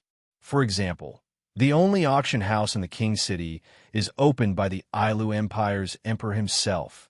It wasn't that one couldn't cause trouble here, but one had to weigh one's own capabilities. If one didn't have enough background or strength to deter the royal family, one would be courting death by causing trouble here. The knights passing by on the road were usually very bored. If someone could bring them some entertainment, they definitely wouldn't mind playing a trick or two and let them have a taste of the most basic order power of the monarch city. Today, the trading companies in King City were even more prosperous than usual. Some of the precious goods that were hidden in the past were all displayed in their shops, raising the quality of the entire trading company to another level. The prices were also slightly raised when the shops opened today, and almost every trading company was like this. The scale of the knights that came and went was much larger than usual. The strength of the members had also increased by a lot. Every one of them was at least level 6, and the leader was at least level 7. Such a huge change was not only to show the strength of King City to the outside world, but also to restrain the guests who came here today. Some time ago, the Ailu Empire's royal family sent out invitations to the other 2 empires and 9 great houses. They invited the 12 strongest factions in the Spalier world to a ball in the King City. This ball is a gathering of the 12 strongest factions in the continent. In the past, let alone the current era, even if you include the history of the continent, it's still rare. Usually, it's not something that can affect the power structure of the continent. For example, a new house replacing one of the 3 great houses in the empire, or the succession of the emperor's throne. Only such a big event would invite all the strongest factions to a ball. In other words, everyone who was invited or heard about this ball knew that in today's ball, there would be an extremely important matter that was comparable to the replacement of the 3 great clans and the inheritance of the emperor's throne. Fortunately, this ball is not a meeting. Usually, this kind of ball is only used to announce happy events. At least for the royal family, it's a happy event. Otherwise, this kind of ball would be the Spalier world's most feared Hongmin banquet. In the floating square of Royal City, groups of guards escorted the members of the major forces who had come to attend the ball down from their personal airships. Then, they walked toward the palace under the guidance of the royal guides who had been arranged here. They were the pillars of the 3 empires and the 9 great clans. The clan heads of the 9 great clans were all present. Although the emperors of the other 2 empires weren't present, the outstanding leaders of the next generation were all present. There were also some important figures in their respective forces who were all present. One could imagine how high the level of this ball was. Only the people in these factions know that today's ball isn't just for the 12 strongest factions. There's also a small group. In terms of power, they can't even compare to the smallest family. In terms of strength, they're a small group that they can't help but be wary of. Another airship flew in from afar and slowly landed on the floating plaza. On the deck of this airship, a group led by 4 people came out one after another, waiting for the airship to stop. Among the 4 people leading this group, one has long silver hair and holds a black agile long sword. She's beautiful enough to cause the downfall of the city. The other has long hair, but it's black. She's wearing a long robe that looks like a dress. Although her face is a little young, the degree of attractiveness isn't inferior to the former's. These 2 are Fei Fei and Lulu. Standing behind Fei Fei and Lulu is Hughes, who hasn't been seen in a long time. He's become the 3rd leader of this group. As for the last leader, it's a middle-aged man. standing at the front of everyone. The middle-aged man's face is extremely calm and astute. His hands are behind his back like a statue. Even though the wind constantly hit him, it only caused his clothes to flutter. It can't do anything to the tall and straight figure that's like a pillar. His dark eyes are like an ancient well, but there's a flash of light in them from time to time. With one look, it's clear that he's a person who's been in a high position for many years. This person is the current head of the Lori family, the son of the Thunder Emperor, Lulu's father, and Fei and Hugh's direct mentor, Lar. As the airship gradually floated down, Lar's figure changed. Lori also began to change her body, which seemed to have been frozen for a long time. She turned her body and looked in the direction of the Imperial Palace. A powerful voice rang out from her body. "We're here." Lar lightly nodded. He looked at Fei, Lulu, and Hughes behind him. He said calmly, "Everyone here today is not below me in status. Remember, you can cause as much trouble as you want, but today, you must control yourself. Don't let others see you as a joke." On the surface, Lar's words seemed to be directed at the three of them. But if one looked closely, they would notice that Lar's gaze was actually on Lulu when he said those words. Fei and Hughes respectfully responded. Lulu saw her father's expression clearly. She pouted her pink lips and said angrily, "Do I look like I'm a troublemaker?" Lar pursed his lips and didn't say anything. But the meaning in his eyes was clear. The answer was obvious. Fei and Hughes secretly laughed. Lulu was even angrier. She turned around and glared. "Don't laugh." Hughes immediately shut his mouth and tried not to laugh. Fei's shoulders trembled. Obviously, she didn't listen to Lulu. Lulu pulled Fei's hand and shook it with all her might. Fei, okay. Fei quickly surrendered. "I won't laugh either." Lar didn't know whether to laugh or cry. "You act spoiled whenever others lecture you. When will you grow up?" "Don't think I'm small." Lulu stuck out her magnificent chest. "I'll be an adult in a year." "You know you'll be an adult in a year."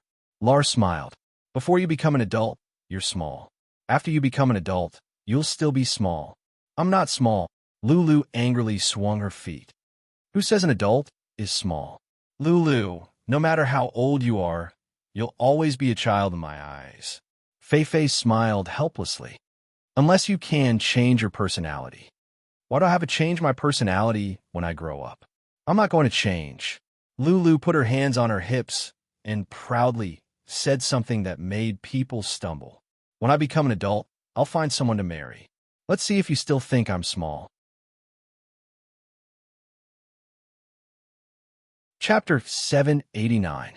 Even with Lar's temperament, after hearing Lulu's astonishing speech, he couldn't help but be stunned. He didn't react for a long time, let alone Fei.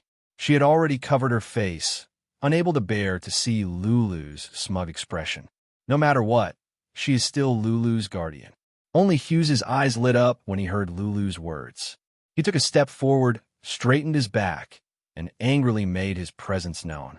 The only thing he didn't do was point his finger at his own nose and say something like, "Consider me." It's a pity that Lulu didn't even look at him at all. Ha ha. Looking at the proud Lulu, Lar finally couldn't hold back and laughed out loud. His hearty laughter caused the guards on the airship to look at each other and shake their heads in unison. They knew that only in front of their favorite daughter would the shrewd and capable patriarch of the Lori family show such a neat side of himself. Patting Lulu's little head, Lar smiled and said, Good. When the time comes, I'll help you check him out. I'll see what kind of person he is." "Don't laugh." Lulu bared her teeth and glared at Lar. "I'm being very serious." "All right, let's be serious. Although Lar said so, there was an unconcealable smile on his face. "From what you're saying, it sounds like you have someone in your heart, right? Tell me, which family's lucky kid is it?" That's not it." The anger on Lulu's face disappeared in an instant and was replaced by a little blush of shyness. Her eyes began to drift. Anyone with a bit of eyesight would be able to see that this girl did not mean what she said. Lar's smile deepened when he saw Lulu's reaction. However, he knew that with his daughter's temperament, she wouldn't tell him the truth. He turned to Fei Fei. Fei Fei, who do you think this girl has a crush on? As Lulu's guardian and his favorite disciple, Lar had absolute trust in Fei Fei. Also, if Lulu really had a crush on someone, Fei Fei would definitely know. Sister Fei Fei. Hearing her father's words, Lulu seemed to feel that she couldn't hide her thoughts from Fei Fei. She grabbed Fei Fei's hand anxiously. Her eyes were full of threats and pleading, but more than that, she was shy. This girl is really in love. Lar shook his head and laughed. He continued to look at Fei Fei. Fei Fei glanced at Lulu's expression and smirked, ignoring Lulu's pleading eyes. She said to Lar, "Teacher, you know that person. The old family head has high hopes for him." Oh, Lar paused for a moment before lowering his head and muttering to himself. His eyes flashed with a hint of contemplation. "You're someone that father thinks highly of, and you're from your generation. Could it be?" Lar suddenly raised his head. An indescribable smile appeared on his face. "Is it that guy called Wu Yin?" "Of course not." As soon as Lars finished speaking, Lulu immediately jumped up in anger. She shouted with all her might, as if she was desperately trying to refute him. Unfortunately, Lulu, the thoroughly red expression on her face and her flustered and exasperated tone made her seem like a child whose heart had been pierced, instantly allowing others to see the truth of the matter. "Huh." Lar laughed again and rubbed his chin. "Father does have high hopes for that guy. To be able to gain Father's favor, he should have something special about him, right? Looks like I need to meet him." Lin Fan sighed. Hearing Lar's words, which sounded like a mother-in-law meeting her son-in-law, Lulu opened her mouth as if she wanted to refute something. However, in the end, she didn't say anything. With a red face, she stomped her feet and turned away. I'm ignoring you guys." It was rare to see Lulu's Sundra look. Lar and Fei Fei both let out good-natured laughter, but they didn't see that Hughes's face had long since turned green. "Teacher." Hughes couldn't hold back the jealousy in his heart and stood up. "I think it's better to think about it. After all, that person's background is a little unclear." Hughes' words made the atmosphere a little heavy. Lar frowned and seemed to think that it made sense. He began to ponder. Fei Fei's eyes were filled with dissatisfaction. As for Lulu, she had already opened her mouth. "What right do you have to say that about him?" Like an angry kitten, Lulu pointed her finger at Hugh's nose without hesitation. "So what if his background is unclear? He's better than you by a few hundred times, no, a few thousand times." Hearing this, Hugh's face darkened even more. The jealousy in his heart began to blind his rationality, causing him to laugh coldly. "Is that so? Don't forget, he has many women by his side. One look, and you can tell that he's a guy who doesn't care about his private life. A guy like that, any random person would be better than him." What he meant was that any random person was better than Wu Yan. If he was pulled out, who knows how much better he would be? In response, Lulu was sarcastic. "Is that so? Then why don't you go and compete with him? Why don't you go?" What she meant was, you're that random person, and you're someone who doesn't even have the guts to compete with. Hughes's lips twitched, and his expression changed. He wanted to say, "Fine, I'll go," but he knows that he's not even a special student. He's just a tier 5, and he's not even a special student. He's just saying he's stronger than the strongest student in Silveria World Institute. Wu Yin already defeated Astria. He's not even a special student. He's just a tier 5 guy. Lars spoke up when Hughes was caught between a rock and a hard place. "All right, you guys don't have to argue. Hughes isn't wrong. That kid's background is unclear. But since Father values him, he should be trustworthy. Let's observe him for now, Father." Lulu gnashed her teeth. Her face was filled with reluctance a moment ago, but now she wants to help Wu Yan. She knows her father well. Once he has made up his mind, other than her grandfather, no one can change his mind. She can only glare at Hughes with anger. She hates him to the core. Hughes lost more than he gained this time. The airship landed on the floating plaza. Lar, Fei Fei, Lulu, and Hughes led a group of guards down the airship. At the same time, a group of royal family members walked up to Lar's group as if they recognized something. "Lord Lar, welcome. No need to be so formal." Lar said calmly. "Lead the way. Yes, Just as these people were about to bring Lars and the rest of the Lori family members to the palace, a loud whistling sound came from afar. Along with it, a gust of wind swept across the floating plaza. In a moment, everyone on the floating plaza was swept away by the wind. On the floating square, many people were blown off balance by the strong wind. Some of the women's skirts were even blown up by the wind, causing the crowd to cry out in surprise. Lar frowned. He, Fei, Lulu, and Hughes all looked up at the sky. Everyone's expression changed. It's a ship, a giant airship. Everyone's eyes gradually widened as the airship that looked like a fortress slowly appeared from the void. It floated in the sky and was exposed to everyone's eyes. It was bigger than any airship and more majestic than any fortress. Its huge size made its metallic body, which was flickering with flowing light, look somewhat sinister. In an instant, it captured the hearts of many people, so much so that many people on the floating plaza lost their minds. The airship that appeared out of thin air was like a helicopter landing. It brought a gust of wind with it as it slowly descended. It's obvious that the owner of the airship is here. Fraxinus. It's an airship stronghold that's been transformed into a noble relic. Finally, after the giant beast forest, the giant beast's forest appeared again. Chapter 790. That's Lar and Fei's eyes twinkled as they watched the airship slowly descend. Lar's eyes were filled with suspicion, while Fei's eyes were filled with joy. They both recognized the airship's owner. It's Yan's airship. Fei raised a hand to cover her forehead so that she wouldn't be unable to open her eyes due to the strong wind. Lar looked at Fraxinus from afar. He was also shocked. Is that the special airship? Fraxinus only appeared once outside the behemoth forest. Even though it only appeared once, its existence was already known by many factions. It's a war machine capable of killing tens of thousands of demonic beasts in an instant. Not just regular demonic beasts, but rank 5 demonic beasts. Such a terrifying existence. Even if it was seen by an ordinary person, news of it would spread like wildfire across the Spalier world. As the #1 family in the Ailu Empire, the Lori family has information on Fraxinus. That's why many people recognized it the moment it appeared. At the same time, he also knew who the person who drove such a huge monster here was. Is that Yan's airship? Lulu's eyes were filled with stars. It's so cool. Lars stared at Fraxinus for a while before smiling. Interesting, under everyone's gaze, Fraxinus descended about 10 meters above the airship. It stopped descending and the howling winds disappeared. Fraxinus stopped in midair like a car with its engine turned off. It didn't move at all. Suddenly, an illusory beam of light shot down from the bottom of Fraxinus. It stood on the ground. At the same time, silhouettes emerged from the inside.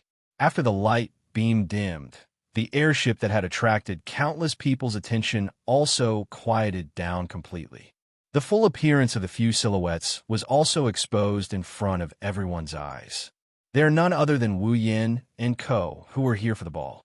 Yan, Fei and Lulu called out with smiles on their faces. Lulu ignored the gazes around her. She jumped towards Wu Yan's group. Wu Yin turned around, and when he saw the scene in front of him, he smiled and waved at Lulu. Yo, long time no see. Lulu. Yes. Lulu, who was already in front of Wu Yin, impatiently nodded. She grabbed his arm and pointed at Fraxinus in the sky. She stuttered. Yin. That. Don't get too worked up. Wu Yin bitterly laughed when he saw how out of breath Lulu is. Lulu seemed to have caught her breath. She asked eagerly, That's yours, right? Yes. Wu Yin nodded casually. Lulu's eyes flashed with hope. Yin, I want to sit on that. Let me sit on that. Lulu. Chuju shook her head. She grabbed Lulu's hand helplessly. That's not a toy. What are you going to do? Of course. Isn't that obvious? Lulu replied without hesitation. Of course, it's to fly around. Hearing Lulu's matter-of-fact words, everyone felt powerless. Where do you want to fly to? Wu Yin said awkwardly. Our destination is here. Ha! Second sound. Lulu let out a dissatisfied cry. But I really want to sit and watch. As soon as Lulu finished speaking, her little head was knocked by someone. Don't make such a request. Fei Fei scolded. She looked at Wu Yin and smiled. Yin, Chuju, you're here. Fei Fei? Long time no see. Wu Yin greeted Fei Fei with a smile. We're not late, right? We're not late. Fei Fei glared at Wu Yin. But Yin, you've been very suspicious lately. I couldn't find you anywhere. Wu Yin smiled awkwardly. He shrugged helplessly. Can't help it. I've been busy. Don't listen to his nonsense. Chuju glanced at Wu Yin with disdain. He's just causing trouble everywhere. Wu Yin pursed his lips. He didn't know if he should refute or not. He pretended he didn't hear or see anything. He waved his hand, and a red ripple as large as Fraxinus appeared. It floated in front of the airship. Fraxinus slowly flew into the ripple and disappeared with it. Wu Yan's nonchalant actions, under the contrast of the two anomalies, caused the eyes of the surrounding girls to sparkle wildly. Their impression of him deepened by quite a bit. It won't be long before what happened here will spread within their exclusive circle of friends. Lulu looked at the disappearing Fraxinus. She lowered her head in regret. Oh, it's gone. I just took it back. It's not like it's gone. Wu Yin didn't know whether to laugh or cry. If you really want to sit on it, you can sit on it when we get back. Oh, right. Lulu's eyes lit up again. The regret on her face turned into joy. She looked at Wu Yin and shouted. It's decided. You can't go back on your word. Yes, yes, yes, milady. Wu Yin rolled his eyes, and the girls around him couldn't help but giggle. While the girls were giggling, Wu Yin felt an oppressive gaze sweeping over him. He narrowed his eyes and looked at the source of the gaze. He saw a middle-aged man with a pair of sharp eyes. Looking at him, Wu Yin subconsciously activated the system perception that he hasn't used for a long time. Lori, level 79. Wu Yin was stunned by the information he got from the system. His scrutinizing expression turned into one of surprise. Of course, he wasn't surprised by the fact that Lar is only one step away from Tier 9. He was surprised by the fact that Lar is a mere Tier 9. He was surprised by the name Lar. The girls noticed the confrontation between Wu Yin and Lar. Fei Fei quickly stepped forward. Yin, he's the current head of the Lori family, head Lar. He's also my teacher, Lulu's father.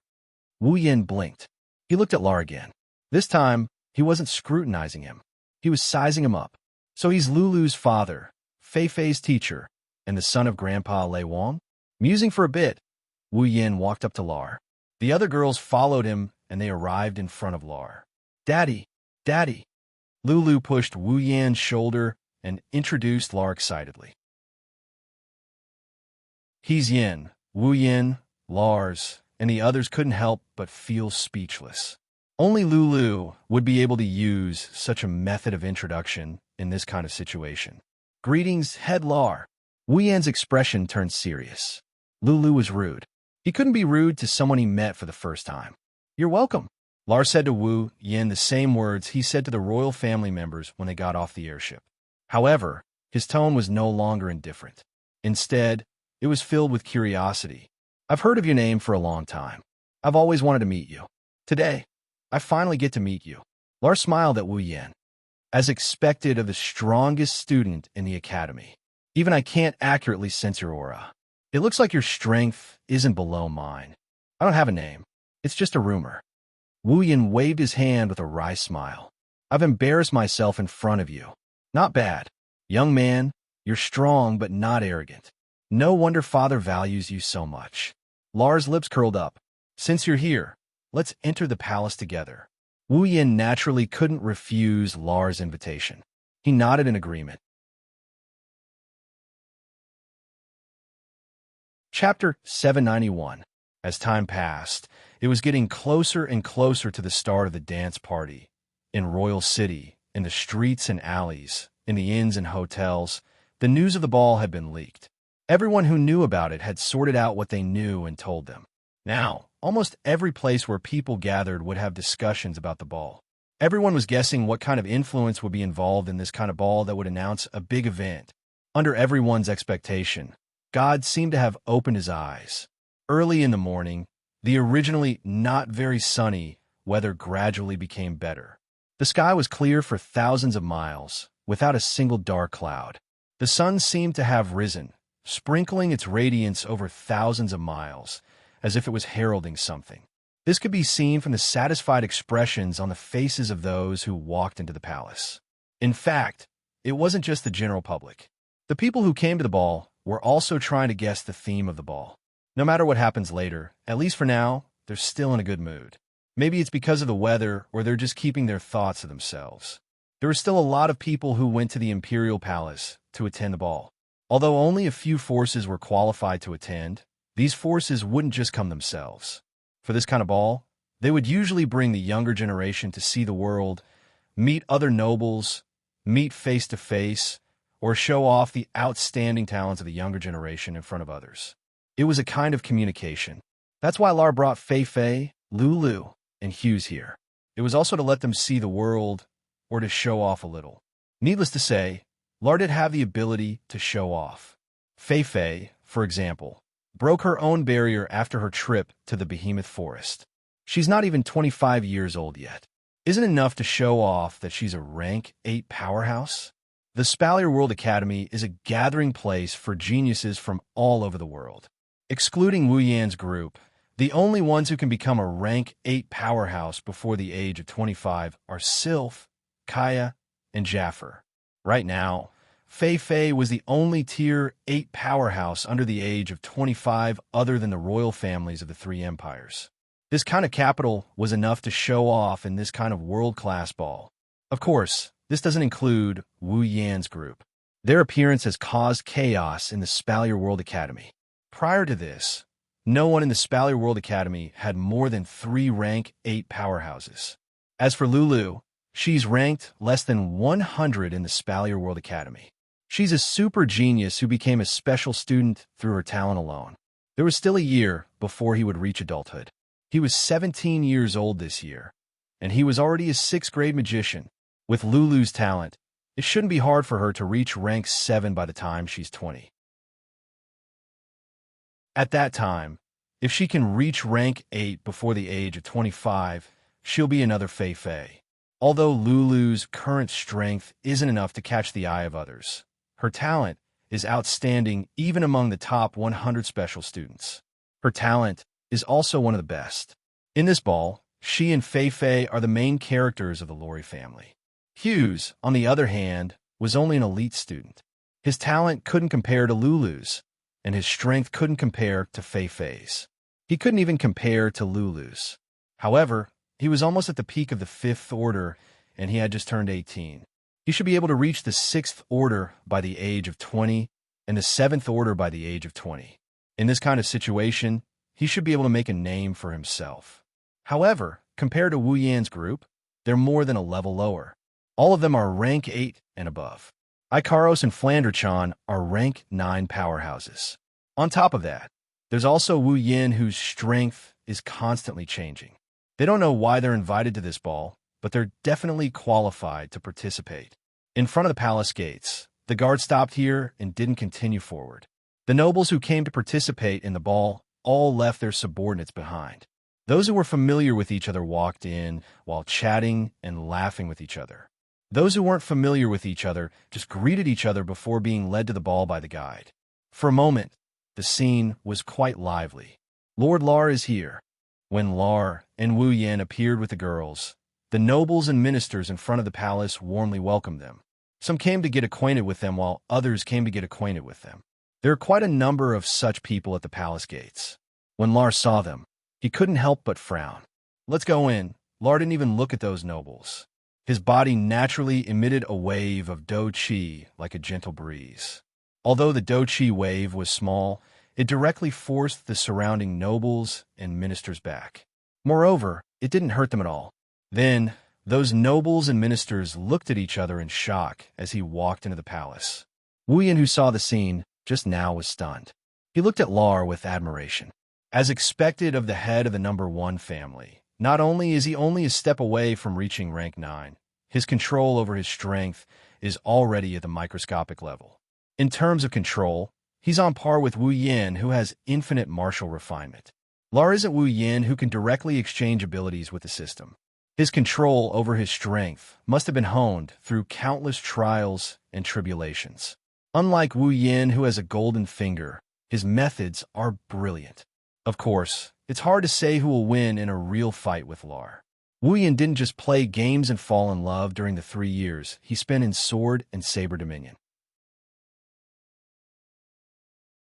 Don't forget, Wu Yin can also gain experience by killing monsters in SAO. The monsters in SAO can't be compared to real strong players. Wu Yin won't get a lot of experience from killing monsters like that, but it's a lot of experience. After killing monsters like that for 3 whole years, Lar will be able to level up a lot. Wu Yin's current level is the same as Lar, level 79. He's a true peak rank 8. At this point, leveling up is the end of the road. It won't be easy to level up anymore. This can be seen from Astria, who reached peak rank 8 before Wu Yin entered Sword and Saber Dominion. 3 years of experience boosted Wu Yin to the peak of Tier 8. Before they departed, Astria was already at the peak of Tier 8. Despite sharing 3 years of experience with Wu Yin, she still hasn't broken through. Ikaros also took a long time to break through to the next tier. One can only imagine how long it would take for her to break through to the next tier. On the way to the ball, people from other factions seemed to have recognized Lar and Wu Yan's group. They started looking at them. It's not that they haven't heard of Wu Yan's clique having a good relationship with the 2 Pearls of Lori family, but they didn't expect them to attend the ball together. Looks like in their hearts, they're going to have to reevaluate each other's statuses and calculations. After all, a slight move on one part can affect the whole situation. This doesn't necessarily mean a good thing. It didn't take long for them to arrive at the ball venue. It's a dazzling palace. It's entirely silver in color. After entering the palace, they saw a magnificent sight. The walls were painted in gold, and there were magic lamps hanging from the ceiling. The entire place looked like a colorful paradise. Luxurious and extravagant are the first words that come to everyone's mind. Quite a number of people have already arrived. They gathered in groups of 3 to 5 and chatted with each other. There are also some juniors following them. There are about 100 people in the hall. It's not a small number. As for the ball's host, he hasn't appeared yet. Chapter 793. Wu Yin felt uneasy when he heard Astria, Toka, and Flandrechan's conversation. These 3 girls couldn't really be planning to treat the ball as a banquet and then have a period of inhumane eating and drinking, right? Thinking of this, Wu Yin couldn't stay calm anymore. He could already imagine how the 3 girls would look at them, as if they are magical beasts and country bumpkins if they are allowed to do as they please. Wu Yin stopped Astria and Toka, who were about to rush to the table. He chuckled, and he asked them in a careful tone, Are you girls hungry already?" Astria and Toka blinked and rubbed their stomachs. They nodded in unison. "Yeah, I'm hungry." Cold sweat dripped down Wu Yan's forehead. He couldn't keep his cool anymore. These 2 natural foodies, if left alone, today's ball would definitely become a joke. Wu Yin turned to Chuju and Kotori for help. He hoped they could help him. Chuju and Kotori were also imagining Astria and Toka eating and drinking. Their mouths twitched. They couldn't keep their cool anymore. Chuju sighed and walked over.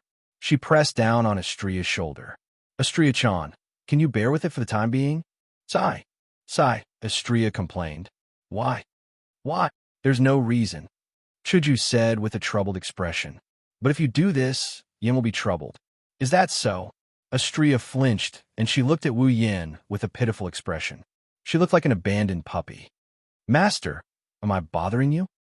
Toka sucked on her finger, and she looked at Wu Yin with a pitiful expression. Wu Yin cursed inwardly when he saw the teary eyes of the 2 beauties. He also felt his scalp tingling. Wu Yin raised his hand weakly. "It's not bothering me." "Not bothering you?" Toka's expression immediately brightened. "Then can we go eat now?" Aye.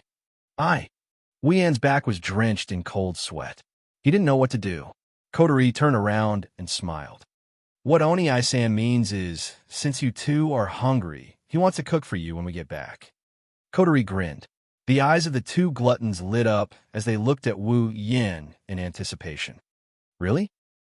Of course it's real. Kotori grinned mischievously. She glanced at Wu Yin and she teased him. Don't you think so? My cute Oni-san. Aha! Wu Yin laughed dryly. He looked like he aged 10 years as he slumped his shoulders. He knew Kotori wasn't just trying to restrain the two girls who might get out of hand. She was trying to get back at him for forcing a kiss on her this morning. No matter what, it's still better than letting the two girls go out and cause trouble. Wu Yin could only nod helplessly. Yeah. Wu Yin rubbed his stria and took his head. I will cook for you two when we get back. Until then, can you guys bear with it? Okay. The two girls nodded their heads without any hesitation. They aren't picky eaters, but Wu Yan's cooking is different in their hearts. It's not just because it's delicious. It's also because he's the one who made it. Oni-san. Flan wants it too. Flander-chan hugged Wu Yan's leg in jealousy. Me too. Yoshino tugged at Wu Yan's sleeve. Era. Kurumi smiled shyly. I miss Oni-sama's cooking too. Well then, Kotori smirked. Count me in as well. Oomph. Hinajika didn't say anything. She only hummed twice, but the silence spoke louder than words. Looking at this, and then looking at that, he didn't know what to say. Behind him, a soft and strong hand pulled at the corner of his shirt. He didn't need to look back. He could already imagine what kind of gaze Ikaros is looking at him with right now. Wu Yin got the gist of it. Today is his day of suffering. At this moment, Hinajiku retracted her smile and looked ahead. Yinhum? Everyone stopped fooling around when they saw Chuju's expression. They followed Chuju's gaze. Wu Yan's lips curved into a smile when he saw the scene. A handsome young man in luxurious feathered robes with a crown on his head walked towards them with a group of people who looked like guards and subordinates. He had an elegant smile on his face when he saw Wu Yan's group. Even his eyes were shining. No, to be more precise, he wasn't looking at Wu Yan's group. He was looking at Ikaros alone. It's been a while since they last met, Kaya. Everyone, long time no see. Kaya walked up to Wu Yan's group and placed his hand on his left chest. It was a very noble gesture. I heard you would be attending the ball as well. I was very excited. You flatter me. Wu Yan scratched his cheeks and he shrugged. He didn't mince his words. I believe Prince Kaya knows that it's unreasonable for us to attend this ball. The people behind Kaya all looked at each other, feeling strange. After all, to them, being able to participate in this ball was a rare honor. Yet the person in front of them said this as if he didn't care at all. Kaya, on the other hand, smiled after a momentary pause. Sir Wu Yin is as straightforward as ever. However, I don't think you all lack the qualifications to attend this ball. Kaya may be a little far from here, but I've heard of your lively performances in the Behemoth Forest many times. After that, Ka turned around and looked at the quiet Ikaros. The splendor from earlier once again shone in his eyes. Especially Miss Ikaros. Kaya didn't expect Miss Ikaros to be a noble Tier 9 fighter. This is too shocking. This was the truth. When he first heard that Ikaros was a Type 9 powerhouse, Kaya even doubted his own ears. After confirming that this information was correct, Kaya's heart was filled with shock, followed by an even more fervent love. He already had feelings for Ikaros back in the Spalier World Academy. Now that he knows Ikaros' true strength, his feelings for her deepened. Perhaps in his heart, the more outstanding his sweetheart, the better. Ikaros lifted her head, and she looked at Kaya. Then, she returned her gaze to Wu Yin. She continued in a soft voice. I am only trying to protect, Master. Kaya's smile froze, and his smile became somewhat forced. Is that so? Sir Wu Yin sure is blessed. Kaya himself didn't realize there was a tinge of jealousy in his voice when he said that. Chuju, Kotori, Kurumi, and the rest exchanged glances before shaking their heads and laughing. They're not laughing at Kaya being jealous. They're laughing at him for being pitiful. If someone were to ask them if they love Wu Yin, their first answer would be yes. But if someone were to ask them if they love Wu Yin the most, no matter how unwilling they are, they wouldn't say they love Wu Yin the most. Because in this world, no matter which world, There will only be one person who loves Wu Yin the most. That's the girl in front of them who hasn't taken her eyes off Wu Yin for even a second. The girl who gave her heart and soul to Wu Yin. Only Ikaros has the right to say that the one who loves Wu Yin the most is her. Kaya is just a pitiful person.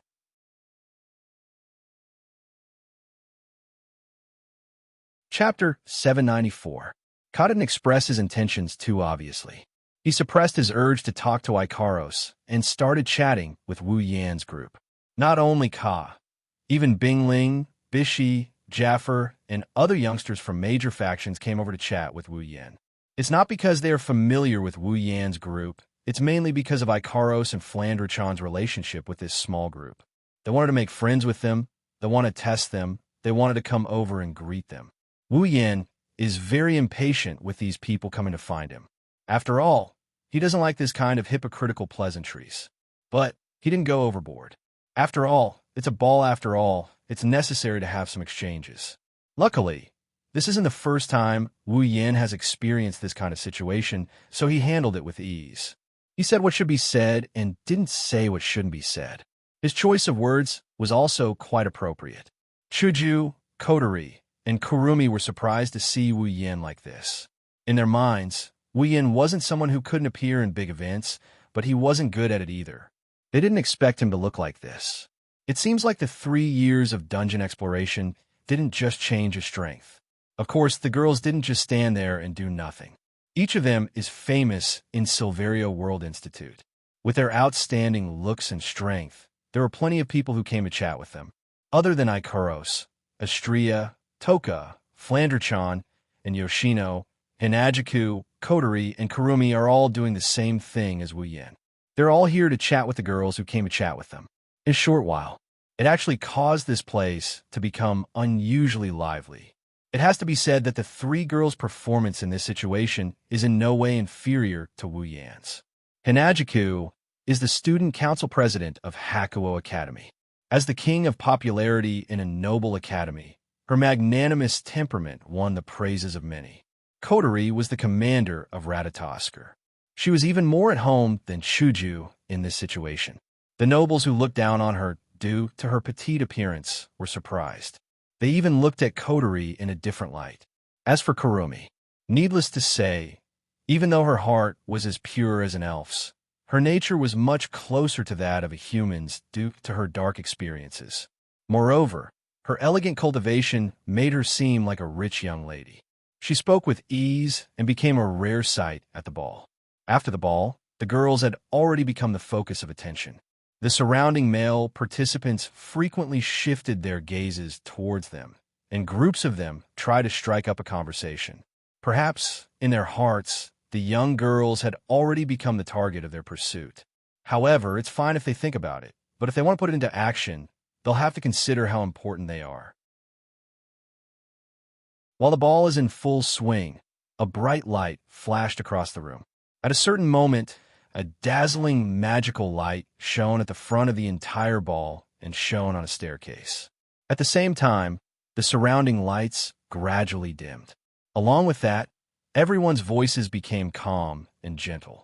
Wu Yan's group finally broke away from the endless social interaction. They looked forward. The main character is here, Kotori muttered. Everyone's heart started beating faster. What's the purpose of this ball? They'll find out soon enough. Under everyone's gaze, the crowned Ailu Emperor slowly walked out of the staircase under the illumination of the magic lanterns. Princess Sylph was also wearing an ice blue princess dress. She held the Emperor's arm and appeared in front of everyone. Many young people's eyes lit up when they saw her. Wu Yan focused his gaze on the Emperor. This is the first time Wu Yan is seeing the Emperor in person. Back at the top of the arena tower, Wu Yan only saw a projection of the Emperor.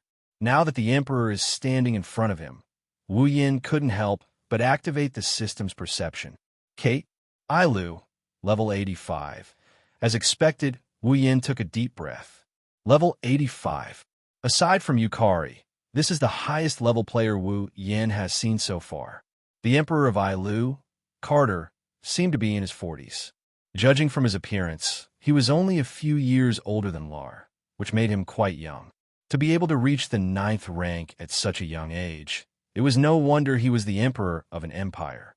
Of course, Kite's real age was definitely a lot older than his appearance. The higher one's strength, the higher the quality of his do-chi and mana. His body would be nourished day by powerful do-chi and mana, making it harder and harder for people to age. Kite's age should be about 10 years older than his appearance, roughly 50 years old, but this was already very astonishing. Remember, Lei Wang, who is also a rank 9, is already in his 70s or 80s. He's also a rank lower than Kate. That's enough to explain a lot. Kate sensed Wu Yan's gaze and looked at Wu Yan. When their eyes met, Wu Yan's lips curled into a smile. Wu Yan didn't avoid Kate's gaze. He nodded at Kate and applauded with the crowd. Because of this, Wu Yan didn't notice that Kate is looking at him with a slightly different gaze. Thank you all for taking time out of your busy schedules to attend this ball. When Carter opened his mouth, the lights in the surroundings were restored. However, the people present did not restore their voices. Instead, they quietly waited for Carter to open his mouth again. Kate nodded and said, "Although I'd like everyone to enjoy the ball, there's something I need to announce first. It's here." Everyone held their breaths and looked at Kate, including Wu Yan's group. Kate clapped his hands. Sylph, who was standing beside him, stepped forward and stood next to him. Her long, ice blue hair was accentuated by her princess dress. It was as if she was adorned with stars and moonlight. Her cold expression didn't ruin her beauty at all. Instead, it made her face even more alluring and mesmerizing. "This is my daughter, Sylph." Kate had a doting expression on her face. She held Sylph's hand and said proudly, "I'm sure everyone here knows who Sylph is, right?" Sylph used to be the strongest student in Spalier World Academy. She held that position for several years. Due to Wu Yan's group's interference, she's no longer the strongest student in the academy. There are a few people stronger than her, but that didn't stop her from shining brightly. That's why Kite's tone was filled with pride. Sylph was his most beloved daughter in his later years. She was also talented and powerful. She was able to suppress the leaders of the other 2 empires in Silveria World Institute and become the strongest. Kite was very pleased with her achievement. However, Kate's prideful expression softened a little. It was replaced with pity. Facing everyone, Kite smiled and said, "Today, I called everyone here to announce." Kite's gaze slowly shifted to the person below, and a glint flashed across his eyes. That person was none other than Wu Yan. Wu Yan frowned when he saw Kate's gaze. He had a bad feeling about this. Kate's next words confirmed his suspicions. "It's him, Wu Yan." Kate pointed at Wu Yan. Her voice echoed in everyone's ears. "He will be Sylph's fiancé."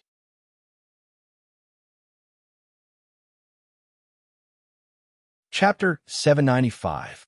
Wu Yan was stunned. The other girls were stunned as well. Everyone in the room was stunned by what they heard. That shocking speech was like an echo. Even after a few seconds, it was still reverberating in the air. It was repeated over and over again into everyone's ears, giving them a dreamlike feeling that was hard to believe. Wu Yan looked at the stunned Wu Yan and then at the emotionless Sylph. Everyone felt like they were about to go crazy. Are you sure the 2 of them are compatible? It's also because of this that these people who have seen a lot of big events were shocked by Carter's statement. It's not that they are mentally weak, but the contrast is too great. They couldn't believe that the famous ice princess in front of them would become the fiancée of the recently famous Wu Yan. This is too sudden. Regardless of how sudden it is, Carter's statement is proof that he is telling the truth. Words of gold and jade are equally suitable for the ruler of an empire in the Spalier world. However, when they realized that this was the reason why Carter organized this ball, everyone's heart skipped a beat. They looked at Carter with a pensive gaze. Sylph is an excellent person and is popular in the Ailu Empire's imperial family. However, it's a bit exaggerated to gather all 12 of the continent's top factions for a ball just to celebrate her marriage.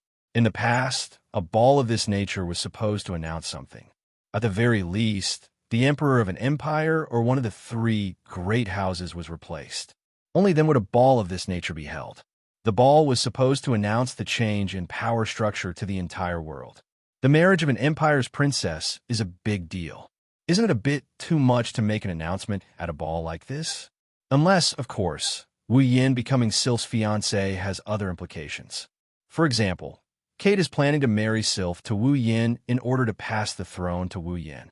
That's another matter altogether. But is that even possible? As far as they know. Before today, Carter and Wu Yin didn't interact at all. Even if Carter paid attention to him, due to his mysterious identity, he wouldn't give the throne to an outsider. It's not like Carter doesn't have a son. He might not be famous, but it's still better than an outsider. In other words, Carter has other considerations. Could it be? He wants to use Wu Yin as a link to rope in the 2-tier 9 individuals. He also wants to rope in the demigod powerhouse, Yakumo Yuko. With that thought in mind, Kaya, Safa, and the others, even the patriarchs of the great clans, such as Lars, all had serious expressions on their faces. If that's the case, the entire Spalier world's power structure will change. No.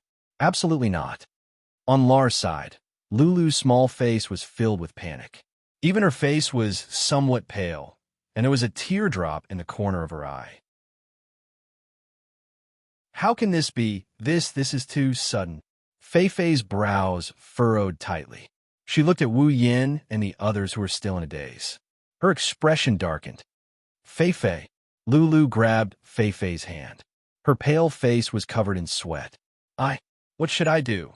Lar and Fei-Fei smiled bitterly when they heard Lulu's words. Even an idiot can tell that Lulu likes Wu Yin. It's ironic that they were just discussing the relationship between Wu Yin and Lulu. They didn't expect the topic to change to someone else's fiancé. It's too dramatic. Unlike Lar and the others, Hughes looked excited. If Wu Yin really became Sylph's fiancé, he would be the happiest one of all, but he's sure to be one of the happiest ones. Lar looked at Lulu, who was on the verge of collapsing. He smiled bitterly and patted her shoulder. Lulu, don't worry. Look at the little guy's expression. I don't think he knows about this. Let's not jump to conclusions. Is that so? Lulu completely lost her composure. She only calmed down when she saw Wu Yan's stunned expression. Fei-Fei couldn't help but smile bitterly. It's not that Wu Yin doesn't have any women around him. In fact, he has a lot of them. All of them are outstanding. None of them are inferior to Sylph. Lulu also knows about this. She also knows that Wu Yan's relationship with Chuju and the others isn't as simple as normal companions. In the past, Lulu didn't care about this matter at all. She didn't expect her to be so anxious today.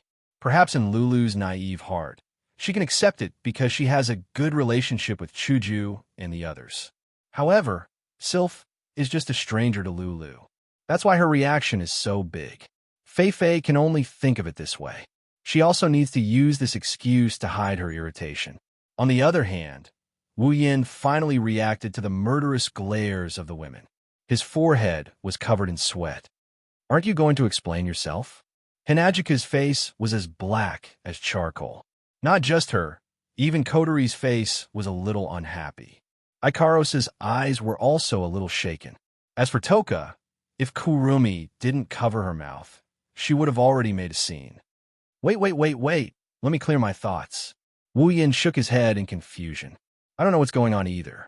Chuju and Kotori both frowned. Wu Yin has never been separated from them other than when he's in a dungeon. It's impossible for him to have sex with Sylph behind their backs.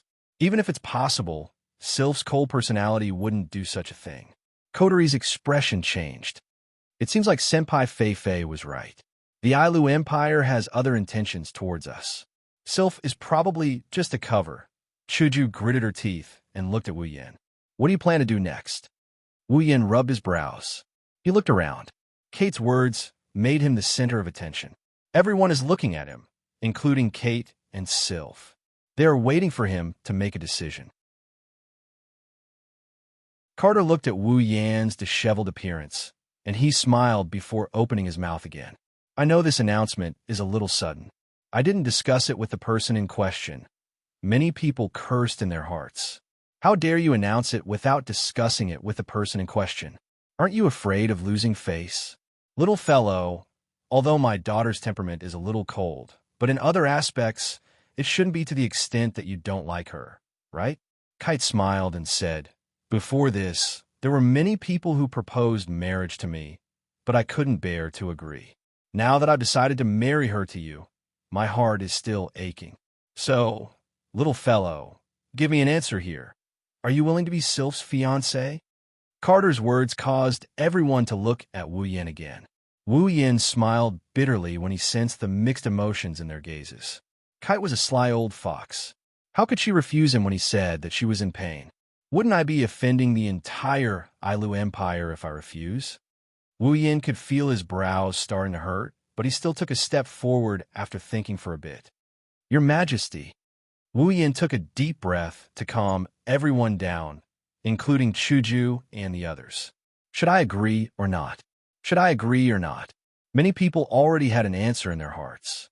If they were in his shoes, they would have agreed without hesitation. A girl with super talent, super beautiful appearance, and super strong background was going to marry him? Is there even a need to think about it? However, Wu Yan's next words shattered their thoughts. "I'm sorry. I can't agree."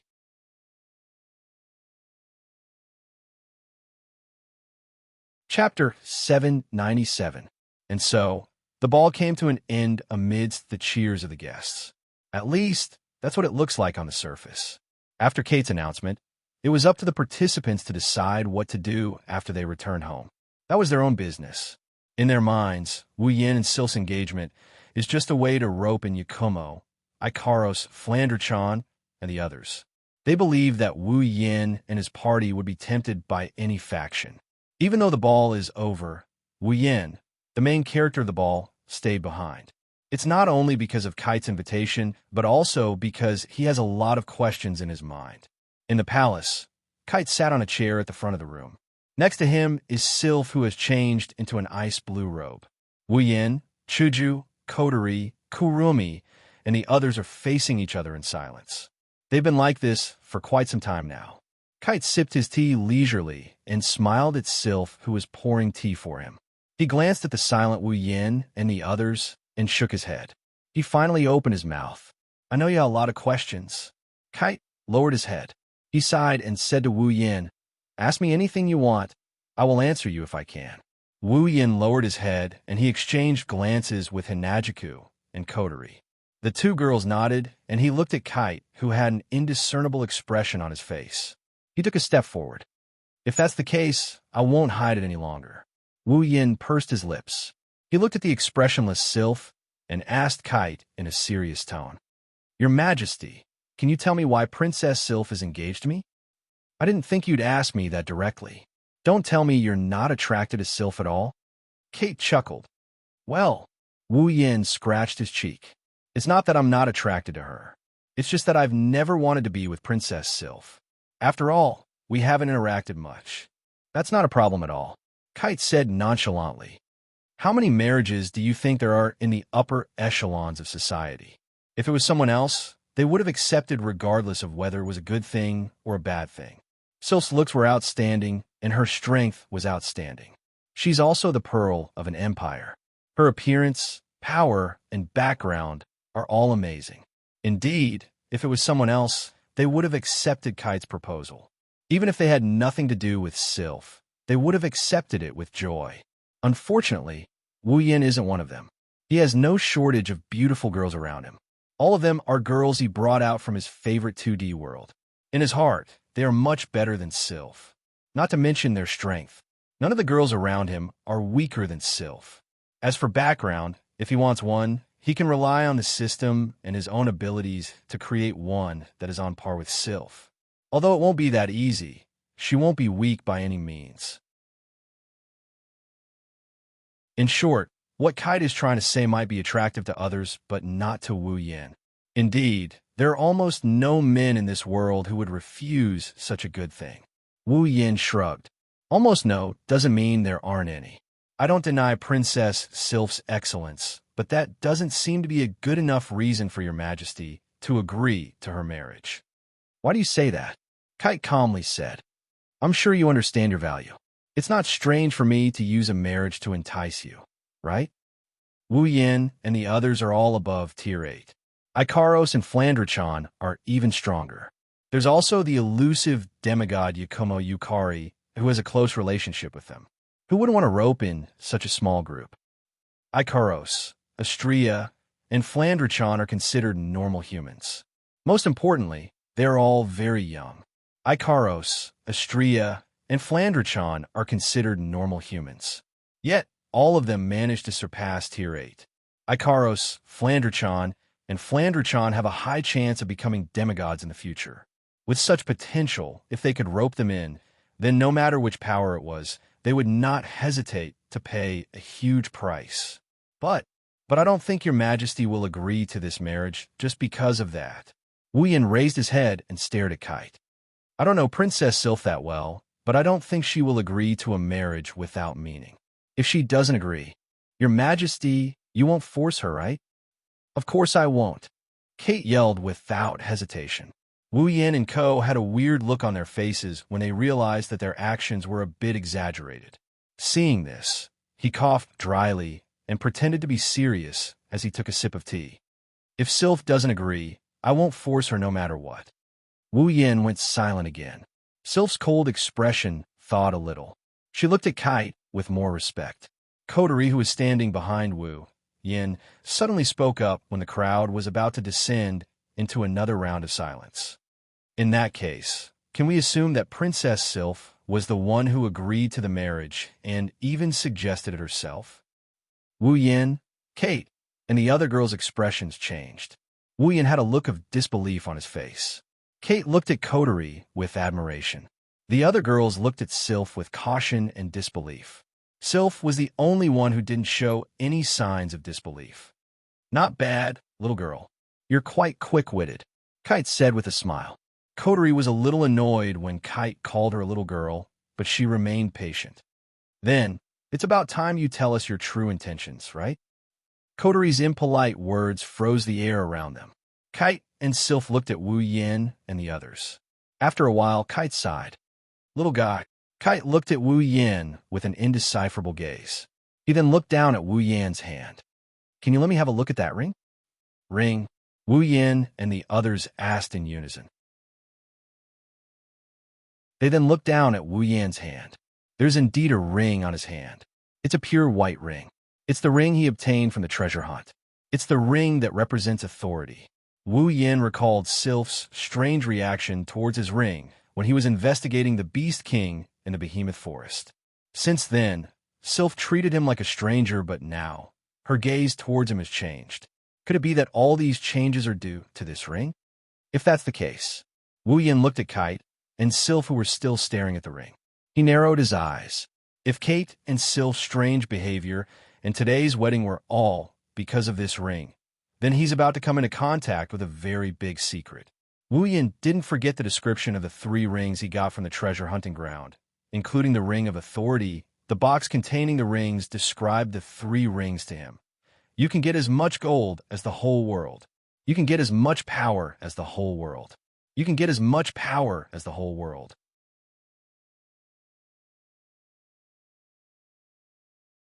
Chapter 798. With these 3 rings, if he could obtain the things described on the box, then the price of these 3 rings would be unimaginably high. Too bad Wu Yin didn't get the things described on the box when he got the 3 rings, because there were some words written on the box representing authority was written. Successor, this is an indestructible ordinary ring, not a space ring. However, with this ring, the entire Ailu Empire is yours. You have the right to rule the empire. On the box representing power was written, Successor, this is indeed a space ring. If you can open it, you will be able to rule the entire Spalier world. Do you want to open it? Go to the Ailu Empire's king. He will tell you everything. The words on the ring box that represented the gold coin read, Successor, do you want my treasure? If you want it, I can give it to you. Go find the key. I have placed all my treasures in this ring. At first, Wu Yin didn't believe the words on the box. At that time, he was only a Tier 7 fighter.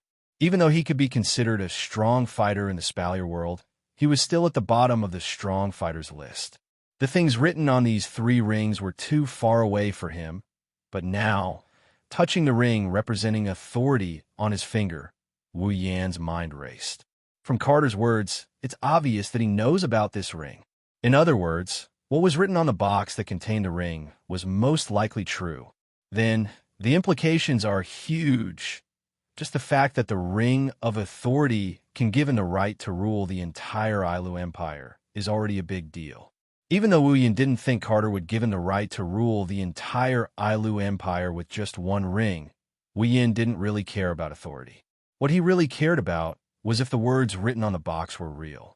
Then, on the box representing power, was written, "Go to the Ailu Empire's king.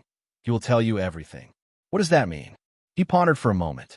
Under everyone's gaze, Wu Yan removed the ring of authority from his finger and tossed it to Kite. Kate and Sylph panicked when they saw the ring of authority flying towards them. Kate threw away the teacup in her hand and hurriedly caught the ring. She heaved a sigh of relief when she felt the cold temperature of the ring. She glared at Wu Yan. "Bastard, do you really have to throw it?" Carter cursed angrily in front of Wu Yan and the others' dumbfounded expressions. "What if you accidentally break it?" That. Wu Yan chuckled awkwardly, and he raised his hand carefully. "Is that something that can be broken so easily?" "Umph." Kite snorted coldly. Even Sylph had a displeased look on her face. Everyone could tell that this ring has a special meaning to it. She retracted her gaze from Wu Yan. Kite stared at the ring of authority on his finger. His eyes trembled as he caressed the ring. The more he caressed it, the more excited he became. It's right. Kite said excitedly. "This is the Ring of Authority." The Ring of Authority? Wu Yan looked at Chuju, the only one who went to the treasure hunt with him before. Chuju shook her head. She didn't understand what he meant. Wu Yan hesitated for a moment and asked Kite, "Your Majesty, do you recognize this ring?" Kite's hand stopped caressing the ring. His expression calmed down. He smiled bitterly when he heard Wu Yan's question. "Of course I recognize it. This belongs to the Ailu Empire." Originally, Kotari frowned. "Can you explain?" Kite calmed down, but his grip on the ring tightened. He looked like he was struggling. Wu Yan and the others frowned. They looked at Kite and waited for him to continue. Sylph seemed to know why Kite was acting like this. She sighed and remained silent. Due to Kate's strange behavior, the atmosphere in the room gradually turned heavy. Everyone was silent, and their eyes were fluctuating. No one knew what they were thinking about until Kate closed his eyes and said something to Wu Yan. "Little guy, if I want this ring from you, would you be willing to give it to me?" Wu Yan's expression hardened and his face slowly turned dark. But he quickly smiled. "Before that, can you explain me what's going on?" Explain? Kate smiled bitterly. "That's true. But after I explain, you probably won't agree to transfer the Ring of Authority." Kite stood up and walked to the wall with his back facing Wu Yan and the others. "Do you know who the founder of the Ailu Empire is?" "Founder? The founder of the Empire." Hinajika thought for a bit and said with uncertainty, "Is it one of the 4 gods of Silveria, the one called Ailu?" Yes. Carter turned around and nodded solemnly. "He is the Ailu god who named this empire after himself. He is also the ancestor of the Ailu Empire's imperial family." "Gods!" Wu Yan and Ko exchanged glances with Sylph. They couldn't help but feel a little shaken. Gods are existences that strike fear into the hearts of the people in any world. They might not feel anything when they're not real, but when they're real, they can strike fear into the hearts of the people even if they don't want to. It's not a matter of courage. It's a matter of subconsciously revering God. Carter was the same. However, while he was wavering, there was also a bit of fanaticism. His voice was accompanied by this fanaticism as it echoed in everyone's ears. Once upon a time, the Spalier world gave birth to 4 gods that surpassed demigods. The first god who named this world after himself, Silveria, and the other 3 gods who named their empires after themselves, Ailu, Balba, and Fair. The power of the gods is not something we can imagine. Even the few demigods in this world don't know how strong the gods are. Since ancient times, demigods have been rare, but there has never been a gap in the number of demigods. Every era has a few demigods standing at the peak of the world, but there are only 4 gods. Kite raised his head and looked at Wu Yin with a burning gaze. Do you know why? Wu Yin felt a heavy weight in his heart. It was as if a mountain was pressing down on him, suffocating him. Wu Yin knew he was about to learn the highest level of secret in this world. It's a secret that not even a Tier 8 can know. Even a Tier 9 can't. Hugging his heavy heart, Wu Yin slowly shook his head. This wasn't out of Kite's expectations, but he still bitterly smiled. That's because it's impossible to ascend to the celestial rank through cultivation alone. Cultivation can ascend to the celestial rank. The room was filled with confused voices. Kotori couldn't help but ask, "Don't you think your words are contradictory? If cultivation can ascend to the celestial rank, how did the 4 gods come into existence?" Kite shook his head. "I only said that cultivation can't ascend to the celestial rank. I didn't say there's no other way." Other way? Wu Yin took a deep breath to suppress his wavering heart. "You're saying we need to rely on external forces to ascend to the celestial rank?" "You're right. You guessed right." Kite praised with a smile. However, his smile was rather forced, causing everyone to fall silent.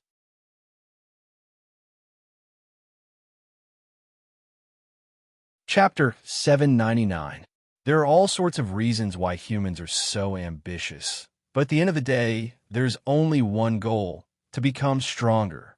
As the saying goes, there is no end to learning, and there is no end to martial arts. The former may be true, but the latter has a certain limit, because everyone's possibilities are limited. If someone has good talent, it will naturally be easier and smoother to walk the path. If someone has bad talent, even if there is no end to it, it will be the end. Of course, in addition to this, hard work is also quite important. At the very least, in this world, there is an end to the world. That is the God rank. The path to the end of the world is fraught with difficulties, but there are also those with great perseverance and tenacity. There are always a few special people in this world who have the ability to reach the end of the world and become a god. Becoming a god, that is a distant concept. However, there are people who have succeeded.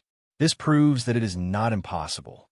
Because of this, humans have been constantly struggling on the path to the top, braving the wind and rain to advance, crossing one obstacle after another, all for the sake of one day standing at the peak. Now, Carter is saying that it is impossible to become a god by relying on physical strength. To those who are constantly struggling on the path to godhood, this was simply too cruel. With the system, there is no bottleneck. As long as one fights, one can ascend to the next realm. Wu Yin, Chuju, Kotori, Kurumi, and the others can't understand how cruel this is.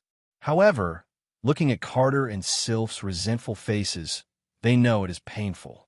Who doesn't want to reach the peak? Wu Yin closed his eyes, giving Carter some time to catch his breath. When Carter's complexion recovered, he asked, "Then, what do you need to become a god?" "What? Things?"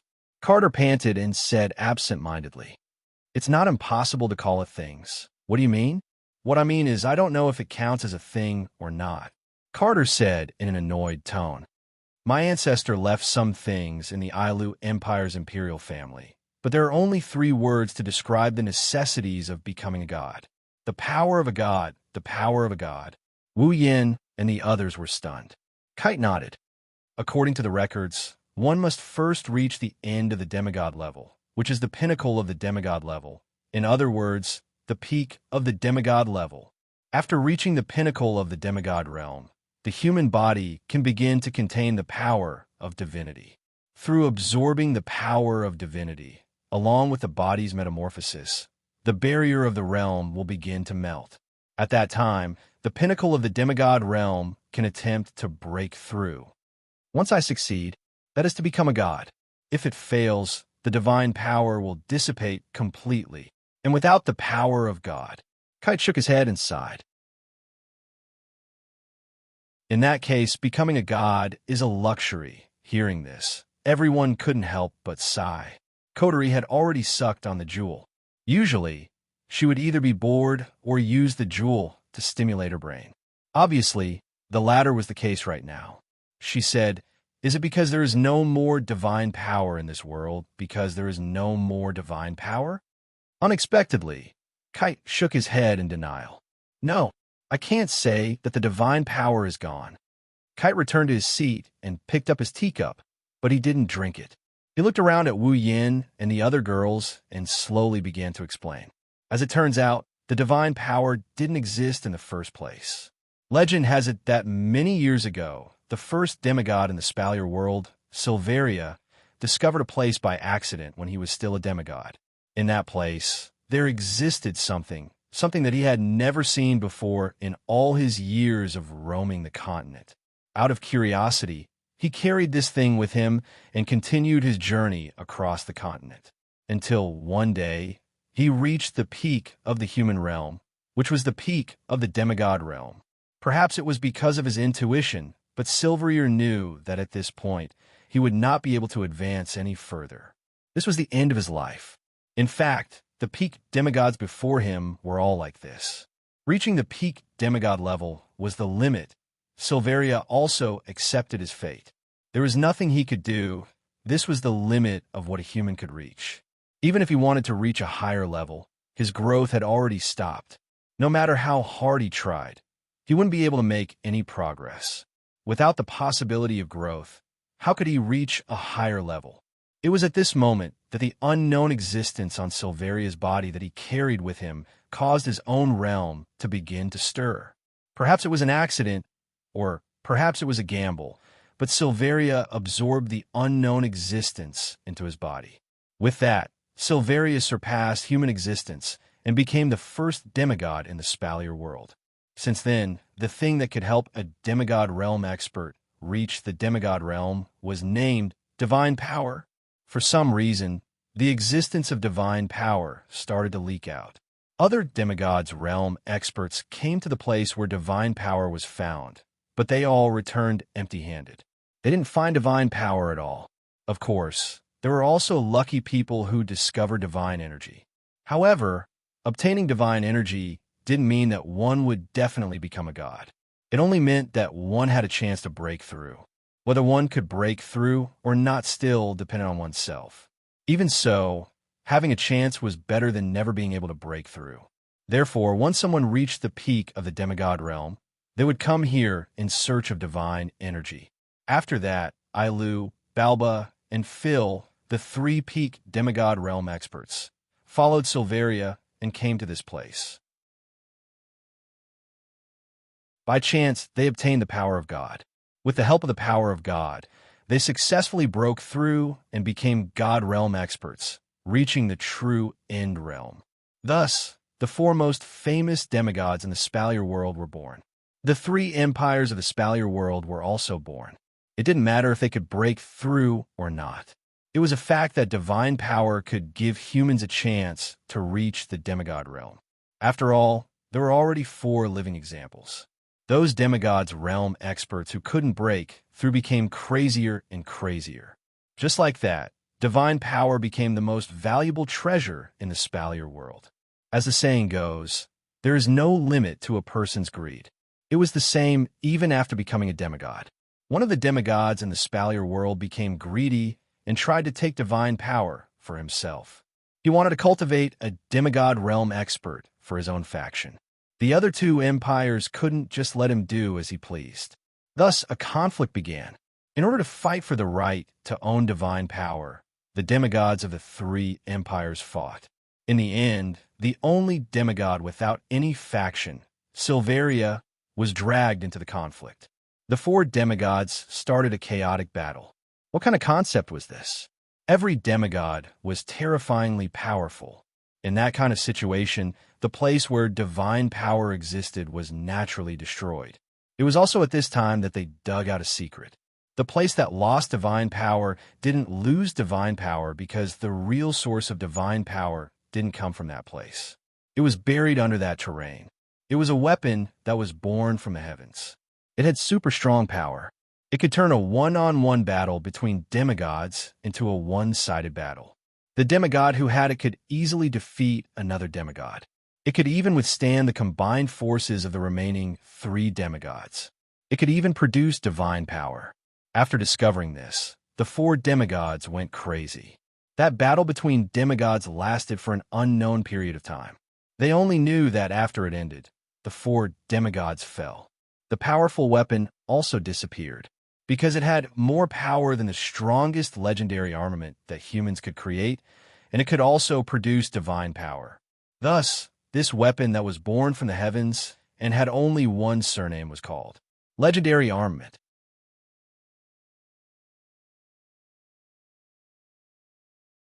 Chapter 801. Considered a request. Please transfer the Ring of Power to me. Everyone turned their attention to Wu Yin after Carter said that. Standing in front of Kate and Sylph, Wu Yin could feel their burning gazes on him. They looked calm on the surface, but upon closer inspection, Wu Yin could see that Kate and Sylph are clenching their fists. Their foreheads were also covered in sweat. Wu Yin couldn't help but feel a bit uncomfortable under that kind of gaze. He bitterly laughed and said, "Is there need to be like this? Even if it's an order left behind by your ancestor, it's been tens of thousands of years since he passed away, right?" Even though the Ailu imperial family's ancestor was a god-ranked expert, this fact was something the Ailu imperial family would be proud of. It wasn't impossible for them to treat his words as an imperial edict, but that was many years ago. Compared to an imperial edict, wasn't the control of an empire much more important? Wu Yin didn't think the royal family would blindly listen to the orders of a deceased ancestor.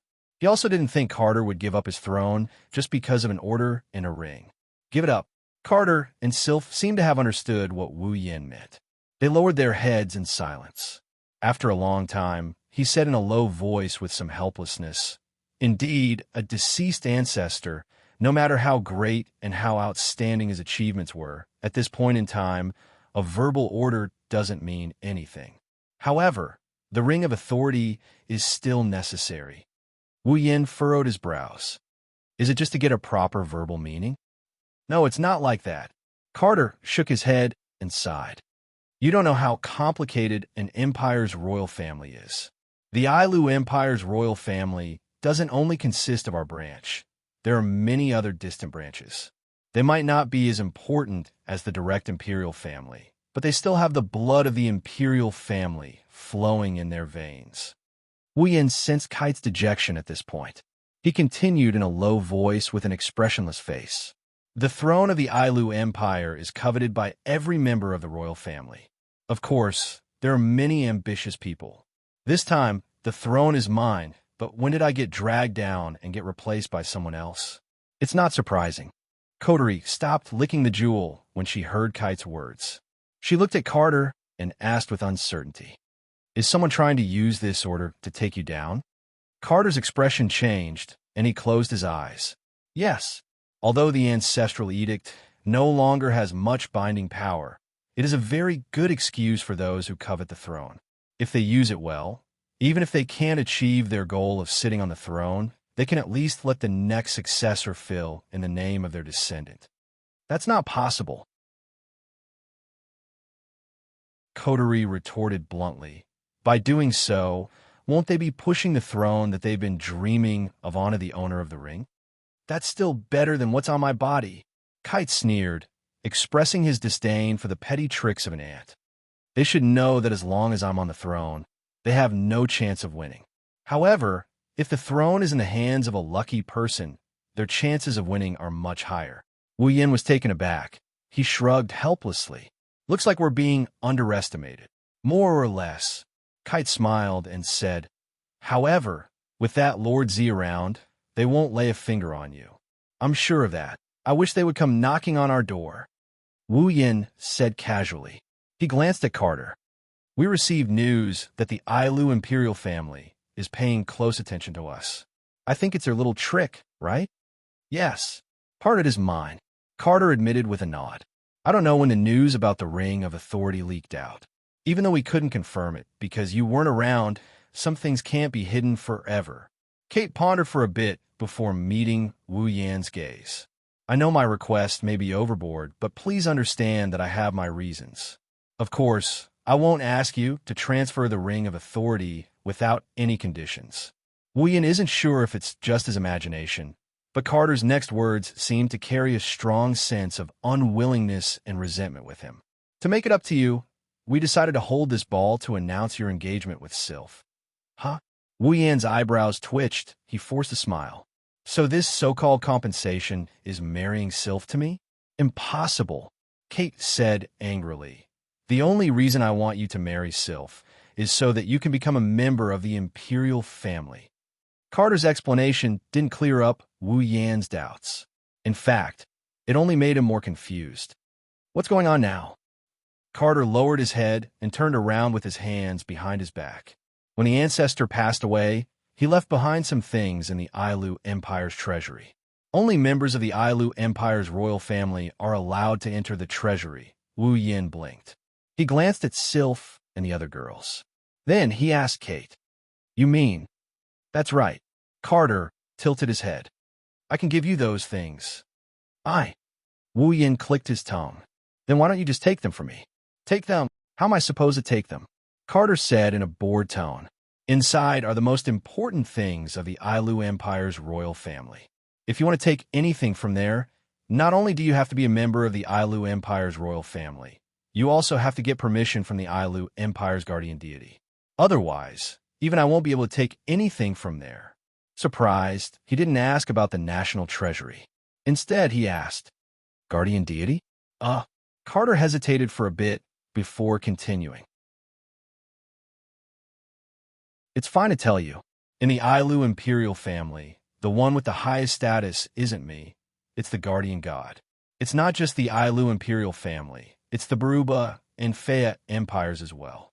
These three empires all have a guardian god hiding behind the scenes and protecting the imperial family. Protect the safety of the royal family." Wu Yin and the other girls looked at Kite with uncertainty. Kite responded with a meaningful smile.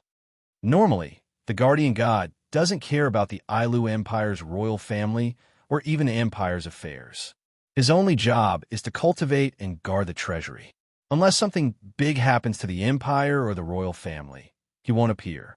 It's the same for the other two empires' guardian gods. It is also because of the guardian god's existence that the rules of the national treasury can be maintained. I can't take anything from there for no reason, but for the sake of the ring of authority, the guardian god will allow you to have those things. Of course, you have to be a member of the Ailu imperial family. Fortunately, with Sylph's status in the imperial family, her fiancé can also be considered a member of the imperial family. If it was someone else, the two of you would have to be married before you can be considered a member of the imperial family. At this moment, everyone more or less understood the ins and outs of the entire matter. Wu Yin looked at Sylph speechlessly. "I didn't think you would agree to be engaged to me just to give me some things." Sylph glanced at Wu Yin and gave him a strong answer. "It's just an engagement. We can cancel it at any time."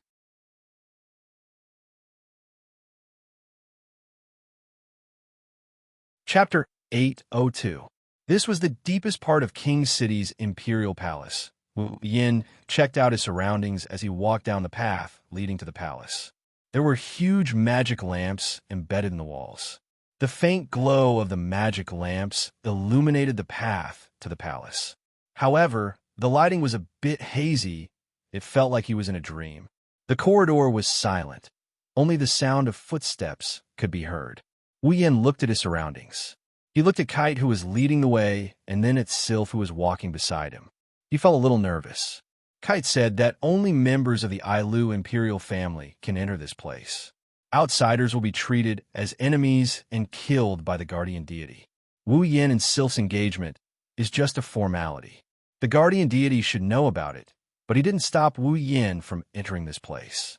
Kite also said that the guardian deity agreed to transfer Ailu's relics to Wu Yin for the sake of the ring of authority. It's obvious that the guardian deity knows that Wu Yin is the original owner of the ring of authority. Yet, he still agreed to the deal. That means the guardian deity doesn't want the throne to fall into Wu Yan's hands. Coterie had another guess. If Kite's words were true, the guardian deity would be willing to exchange Ailu's relics for the ring of authority. It's very likely that the guardian deity suggested it himself. Otherwise, Why would Kite, who can't easily get anything from the treasury, decide to exchange it for the Ring of Authority? If the guardian deity is willing to exchange it for the Ring of Authority, he must know the details. Why didn't he just ask Kite to exchange it for the Ring of Authority? Why did he go through so much trouble to get Wu Yin engaged with Sylph and bring Wu Yin here? There's only one answer. The guardian deity wants to see Wu Yin. Wu Yin felt a little nervous because he didn't know what the guardian deity was planning. He also didn't know if the guardian deity would take the Ring of Authority from him. Sylph sensed Wu Yan's nervousness, and she turned around as if she had an epiphany. Her icy blue eyes had an indescribable calmness that calmed Wu Yin down. He nodded at her and smiled gratefully. Sylph merely glanced at him and didn't say anything else. Damn it, she's not cute at all. After walking for about half an hour, a light appeared at the end of the tunnel. Wu Yin, Kate, and Sylph exchanged a look, and they hastened their pace. A few moments later, Wu Yin, Kate, and Sylph looked at each other, and they hastened their pace. They finally reached the end of the corridor. Dazzling lights sprinkled down from the sky and all around. Wu Yin, Sylph, and Sylph closed their eyes to adjust to the light. They slowly opened their eyes and looked at the scene in front of them. Wu Yin was shocked. In front of him, there was a steep wall that extended in all directions like a valley, covering the end of his line of sight. It formed 3 walls, and in the middle of the 3 walls, there was an extremely wide, open space standing there. It gradually sank down, forming a staircase that led downwards. At the bottom of the staircase is an entrance.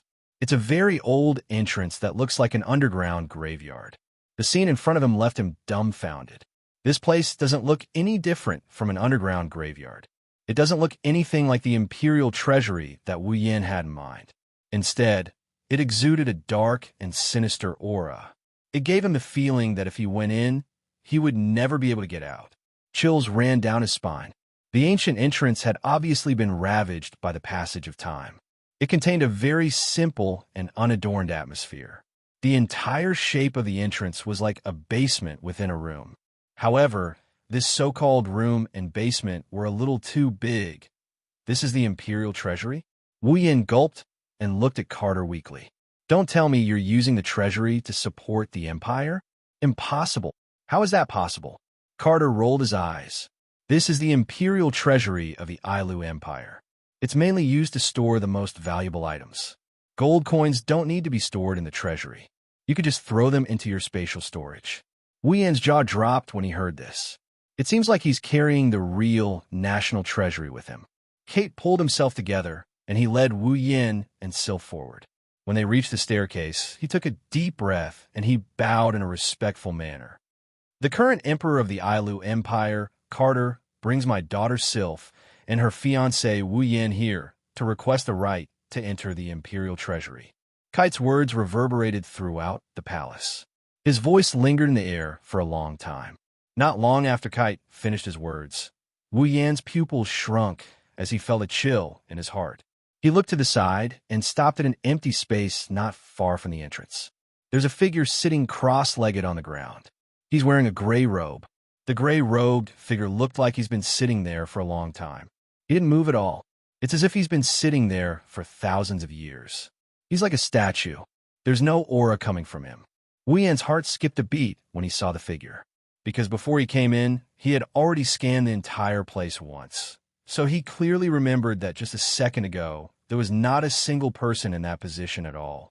Wu Yin felt a chill in his heart. Amidst his shock, the gray-robed figure sitting at the entrance shook his robes. A pair of eyes that were as calm as an ancient well slowly opened. He raised his head and looked forward. He glanced at Wu Yin, Sylph, and Sylph before stopping at Wu Yin. He squinted his eyes for a moment before he stopped. A trace of surprise appeared in his eyes. He stared at Wu Yin, and the more he looked at him, the more surprised he became. Finally, a hoarse voice with a hint of vicissitudes of life reverberated in the air. "You're Wu Yin?" Wu Yin, Carter, and Sylph were stunned by the sudden question. The other two turned to look at Wu Yin. Wu Yin reacted, and he quickly calmed himself down. He put on a serious face and bowed to the other party. Wu Yin greets the old man. Old man. Carter and Sylph sucked in a cold breath when they heard Wu Yan's greeting. Old man? The ancient voice seemed to be startled for a moment. Then, a soft chuckle escaped from the other party's mouth. One old man. I've lived here for a long time, and I've always heard Lord or Lord Protector. What a refreshing way to address someone. The old man disappeared without a trace. He reappeared in front of Wu Yin and the others with his hands behind his back. Carter and Sylph became even more respectful when they saw the old man. Wu Yin was shocked by the old man's mysterious appearance. This old man is definitely not ordinary. With that in mind, he activated the system's perception. His wine-red eyes flashed with undetectable data as he took in the old man's information. When the old man's information came back from the system's perception and entered his mind, he was completely flabbergasted.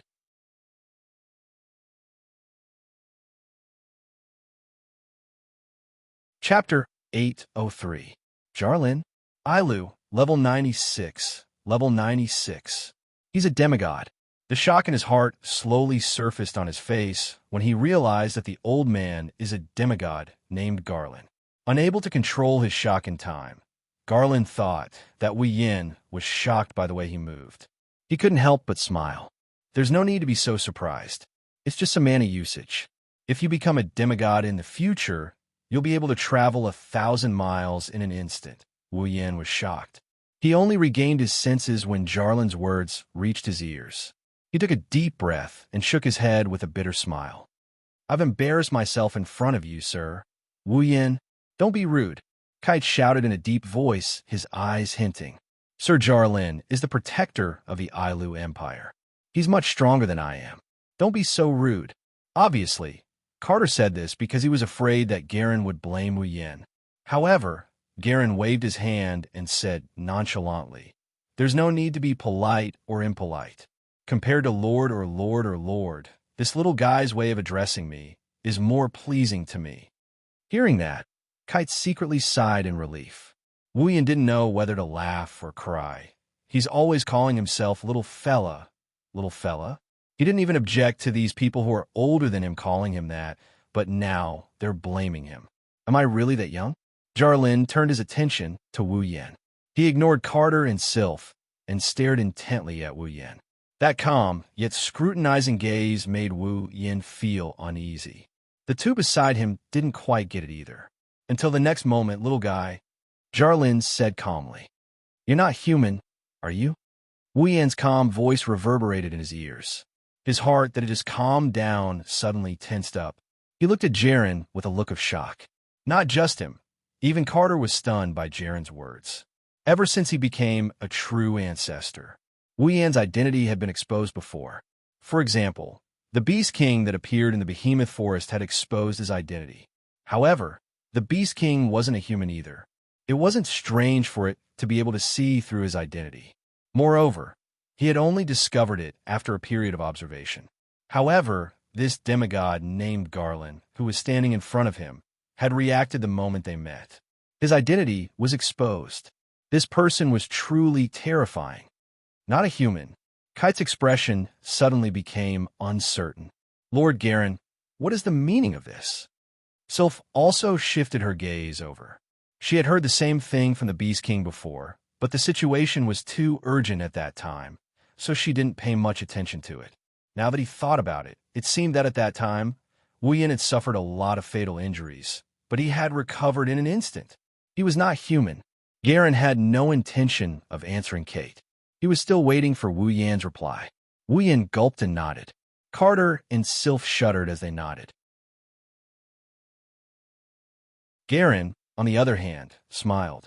You're not a human, and you don't seem to be a demonic beast either. What is your existence? Garen asked curiously. Wu Yin furrowed his brows. He was in a difficult position. Should he tell them that he was a vampire? They probably don't even know what a vampire is. Garen smiled when he saw Wu Yan's troubled expression. You can't answer? Fine. Wu Yin let out a sigh of relief when he heard this. He told Garen, Please forgive me, old mister. I really don't know how to explain this to you.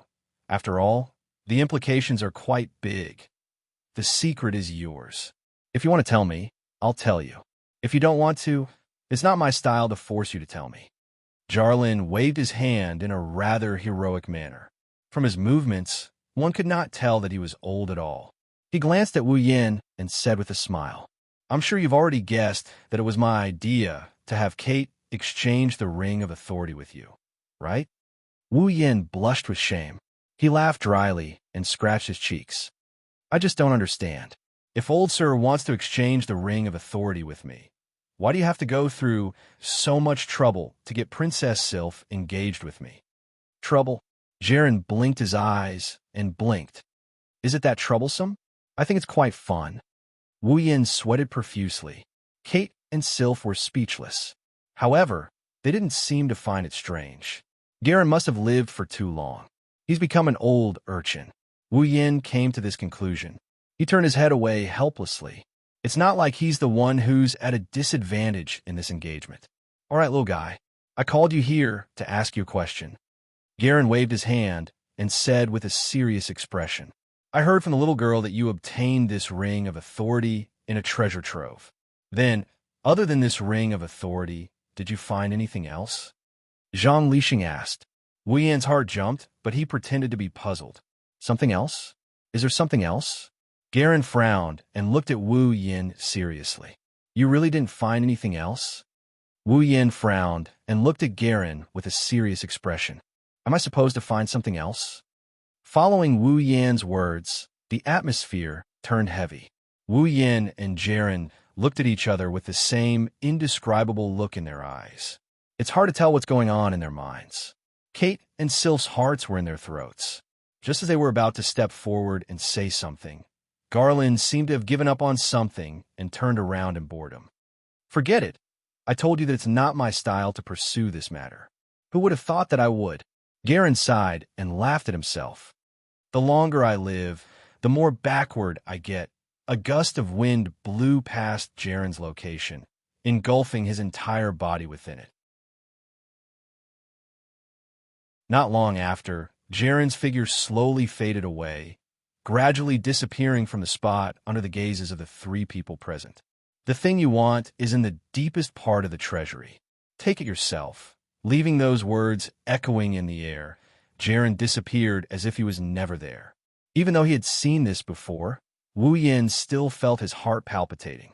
Kate smiled bitterly and said to Wu Yin apologetically, "Please don't blame Master Garen. He just wants to reach the top.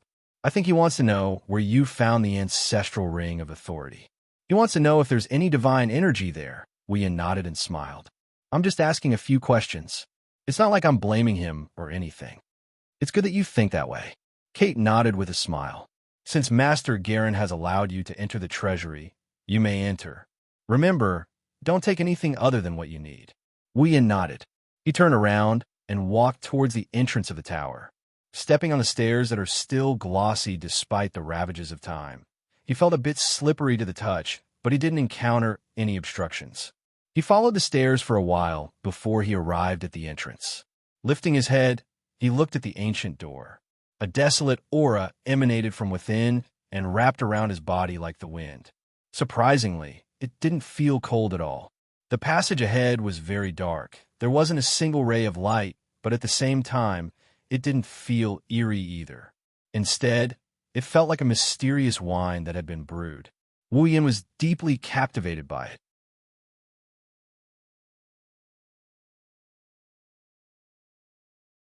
Chapter 804. Wu Yin only has one feeling right now, and that is shock. Originally, he thought that after passing through the passage, what would appear in front of him would be a dazzling treasure trove of gold and jade. At the very least, there should be a mountain of gold, or maybe the walls would be made out of gold and the floor would be covered in pearls or something like that. But now, he can only feel ashamed of his own thoughts, because it is too vulgar. In this treasure trove, there is no mountain of gold, nor is it as dazzling as he imagined. It is just a large-scale warehouse. But it is this so-called large-scale warehouse that gave Wu Yin an extraordinary shock. As for why he is shocked, just look at the things here. On the left wall, there's an old bookshelf. The bookshelf is filled with books, but if you think that those are just ordinary books, then you are gravely mistaken. Placed on the bookshelf, there is no one that isn't powerful chi cultivation technique, battle skill, magic, and even some unknown secret techniques with strange effects. On the right side of the wall, there was another shelf. However, it wasn't a bookshelf, but a few weapon racks. On the racks were all armaments. Although there were only a few dozen of them, all of them were gold rank armaments. And on the surrounding floor, there are some scattered boxes everywhere. Some are covered so there's no way to see what is inside, but some are open. There are some herbs and other treasures inside, or magic beast body materials, magic crystals, magic beast eggs. They're everywhere. Magic beast body materials and treasures. With Wu Yan's knowledge in the Spalier world, he can't recognize how precious they are. Magic beast eggs are also unknown, but Wu Yan can recognize the magic crystals. The lowest level magic crystal is at the 8th level. There are also magic crystals at the 9th level. Of course, in here, there are not only the things mentioned above, there are also many things that Wu Yan can't recognize. But since they are placed together with these things, then at least in terms of value, they are definitely not weak. Looking at everything around him, Wu Yan laughed bitterly. He lowered his head, clenched his fists tightly, and trembled all over. It was not because he was frightened, nor was it because he was shocked. It was because he was trying his best to hold it in. He resisted the urge to loot everything here. To put it bluntly, if everything here was exchanged for points in the system, then it would be an exaggeration to say that he wouldn't have to worry about money for the rest of his life. But at the very least, it would be more than enough to last him a few years. Only now did Wu Yan realize how poor he was, having always squandered his wealth like water. Compared to the things here, even if he exchanged all his points in the system for useful things, it would still be a drop in the ocean. Disparity. This was the disparity. Woo-woo. Wu Yan groaned and turned his head away stiffly. He forced himself not to look at the things around him. When he realized that he couldn't help but want to touch it, he simply closed his eyes and walked inside without looking back. His heart was bleeding. If only it was all mine, how good would that be? With that thought, Wu Yan walked inside. He no longer paid attention to the treasures around him. Jaren said that Ailu's relic is in the deepest part of this place. That is also Wu Yan's goal. In the treasure trove, he obtained 3 rings. One is the Ring of Authority, a symbol of authority. It is useless to him. The other 2 are the black ring that represents strength and the gold ring that represents money. These 2 rings are different from the former. They are spatial items, so there should be something inside. But Wu Yan can't get it because one requires a key to open it. The other ring only gives him a hint, but they have one thing in common. They are both Ailu's things. If that's the case, then Ailu's relic is most likely the key to these 2 rings. It's because of this that Wu Yan agreed to trade with Kite. After all, authority is something that he can do without. The items in the remaining 2 rings are the ones that are really useful to him. So, rather than keeping a useless ring that symbolizes authority, he might as well trade it for a better shot. Even if Ailu's relic isn't the key to opening the 2 rings, a god's relic can't be useless, right? With that thought in mind, Wu Yan continued to explore deeper into the treasure trove. He stopped when he saw a wall in front of him. There aren't many treasures left in the treasure trove. What's left is precious, but Wu Yan's attention isn't on them. Instead, it's on a transparent crystal object in front of the wall. It's a crystal ball. Wu Yan's pupils constricted as he stared at the crystal ball. If he's not wrong, this should be Ailu's relic. There was no other reason. This crystal ball was almost exactly the same as the crystal ball that was placed together with the box containing the 3 rings in the treasure trove. Wu Yan walked up to the crystal ball and focused on it. He muttered to himself for a moment before placing his hand on it. Whoa! The crystal ball trembled violently, and a dazzling light leaked out from it. In an instant, it shone on the wall in front, forming a projection screen. A blurry figure appeared on the screen. Under Wu Yan's gaze, the figure moved slowly as if it's carrying a mountain on its back. It looked like a monk practicing martial arts. Powerful battle techniques were displayed over and over again. that was clearly teaching him the method and experience of using a powerful battle technique. Wu Yin sighed and lowered his head in disappointment. This crystal ball is indeed a relic left behind by AI Lu. The battle skill displayed in the projection is simply too powerful. Only a god can display such destructive power. In other words, the battle skill shown in the projection is a battle skill once used by a god. Without a doubt, this skill is very valuable. It's not wrong to say that it's the most valuable item here, but to Wu Yin, it's of little value, a god's battle technique. Wu Yin bitterly smiled. It's enough to exchange for the Ring of Authority, but I don't have any battle chi. It's useless. Don't tell me that we've missed this time? Wu Yin gritted his teeth as he looked at the image on the screen. He suddenly thought of something and raised his hand. A crimson ripple appeared on his hand. A golden ring and a black ring flew out and landed on Wu Yan's hand. Right at this moment, a phenomenon occurred. The figure that was demonstrating his battle skill suddenly stopped and turned around to look at Wu Yan. In an instant, a terrifying pressure descended on Wu Yan, causing his blood to boil, and he almost spat out a mouthful of blood. Wu Yin could clearly see the projection's mouth moving as if it's trying to say something. Then, a bright golden light shot out from the projection's body and arrived in front of Wu Yin in an instant. It spun around and entered the golden ring. The projection screen on the wall trembled, and under Wu Yan's astonished gaze, it shattered into pieces, but it didn't dissipate. Instead, it stayed suspended in midair. At the center of it all, a small black dot spun and appeared. It brought with it a whirlwind that swept up all the fragments around it. Not long after, a black hole formed by the fragments, and the black wind appeared in front of Wu Yan. The fragments started reassembling, and the black wind started dissipating. Slowly, a new projection was formed. A faint shadow.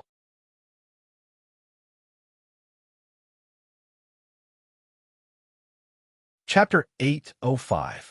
Looking at the shadow floating in the air, Wu Yin was stunned. It was just a shadow, but Wu Yin felt like he was facing the whole world. There was no aura coming from the shadow, but his presence could not be ignored. There was no change in the surroundings, but the atmosphere in the air fluctuated like the surface of a lake, giving people the illusion that space was about to shatter. Ordinary, calm, steady, but terrifying. What was going on? Wu Yin couldn't wrap his head around this sudden turn of events. Suddenly, a faint sigh came from the shadow's body. Fated one, Wu Yin lifted his head to look at the shadow due to his undeniable presence. Wu Yin didn't even notice the shadow's action. It's as if someone is purposely manipulating him. Since you can see me, it proves that you found the thing I left behind and came to my empire. The vicissitude, mysterious, ethereal, and leisurely voice came from an unknown part of the shadow, but it seemed to be transmitted directly into Wu Yan's mind, waking him up from his stupor. Hearing this, Wu Yin roughly understood that the person in front of him was the god-level expert called Ailu.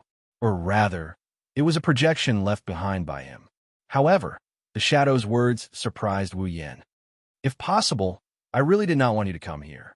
The shadow's voice was filled with indescribable sadness. However, an existence is an existence.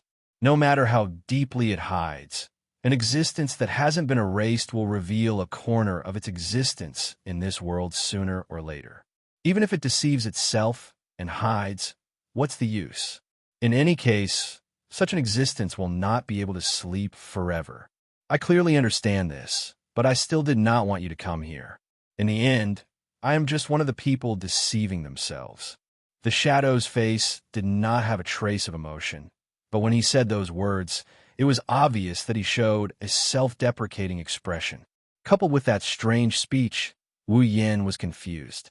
The owner of the voice seemed to have expected Wu Yan's reaction, and the tone suddenly changed. Fated one, I don't know how many years have passed in Silveria by the time you see this projection. I don't know what the current situation is like, but what I'm about to say next will affect the entire world. Wu Yin was shocked. Affect the entire world? Therefore, your best choice is to not listen. If you're afraid, then just destroy this projection right here and now, the shadow said. If you choose to continue listening, then the shadow did not continue speaking, and his body stopped moving, leaving Wu Yin standing there with a rapidly changing expression. Affect the entire world. What the hell is going on here? Wu Yan's expression was uncertain. Of course, he did not think that the shadow was talking nonsense, because there was no need for that. Furthermore, this projection was most likely left behind by AI Lu himself. In that case, the so-called thing that would affect the whole world that he mentioned was definitely something incredible. Phew! Wu Yin exhaled heavily, calming himself down. He raised his head and looked at the projection. He did not destroy it, as the shadow said. They stood there silently, a projection and a figure silently waiting for time to pass. About 10 minutes later, the shadow spoke again. It seems that you did not choose to run away, but it is not praiseworthy because you might regret it. Leaving behind such a vague statement, the ethereal voice began to narrate. Fated person, what you have found are 3 of my favorite rings that I left behind when I was alive. I had once placed a seal on their location, and unless a divine-level expert tried to barge in, it would be impossible for anyone to enter. Hearing this, Wu Yin held his breath. The shadow continued. I know you are conflicted because you did obtain my items, but you cannot be a God-rank powerhouse. After our fall, there should not be another God-rank powerhouse. What does that mean? Are you sure? Wu Yin tilted his head in confusion. The shadow continued. There is no other way to break the seal other than by barging in. If it is broken, it means that a great disaster will befall the Spalier world. What? Wu Yin was stunned, his heart skipping a beat. A disaster that even a God-rank powerhouse would consider a great disaster? What kind of disaster is it? Wu Yin asked subconsciously. He did not consider that the shadow in front of him was just a projection without any consciousness. It was impossible for it to answer his question, but the shadow said so. I know you're confused, but that's all I can say. The shadow's head seemed to move once or twice, as if it was shaking its head. You don't need to know too much about the great disaster. It won't do you any good, but you must remember what I'm going to say next. The ethereal voice suddenly became serious, and even the tone of the voice became a little heavy. Remember, if you want to stop this great disaster, the way is in that black ring, the ring of power. A black ring. Wu Yan's expression froze, and he immediately looked at the black ring in his hand. Looking at this ring, which should be a space tool, his consciousness sank into it, but it was blocked like before, and he could not open it. You don't need to try to open the ring of power. As if it knew what Wu Yin was doing, the shadow said, before the great disaster happens, it's best that the things in the ring don't come out. Otherwise, it will only make the Spalier world chaotic in advance. As soon as its voice fell, the shadow raised a hand and stroked it in the air. The next moment, a map that looked like a star appeared with a rotation, and it stood beside the shadow. I put the key to open the ring of power there. The shadow pointed at a red dot on the map. If one day a great calamity occurs, then go there and search for the key. As long as the great calamity occurs, the seal I set up there will also be removed. With the ring of power in your hand, you will obtain the qualifications to enter there. Of course, if the great disaster doesn't happen, then you don't have to go. No matter what, I'll just remember it first. Hearing the shadow's words, Wu Yin took in a deep breath of cold air. He focused his attention on the map and memorized it with perfect memory. With the ring of power, you can enter the Ailu Imperial Palace without any hindrance. I believe the current Ailu Emperor won't transfer the throne to you just because of a word from me. You also have the other 2 rings, the ring of power and the ring of gold. Combined with the information I left on the box, the possibility of you coming here is much higher. When you see this projection, it will prove that I'm right. Wu Yin almost fell to the ground. Everything is under the control of this guy who died, who knows how many years ago. Fated one, if it's possible, please transfer the ring of power to the current Ailu Emperor. Yin heard the shadow's words with a hint of a smile. Authority is the most useless thing. Only strength can truly control one's own fate. The ring of power is something dispensable. It's only there to give you the chance to come here. Of course, I won't let you work for nothing.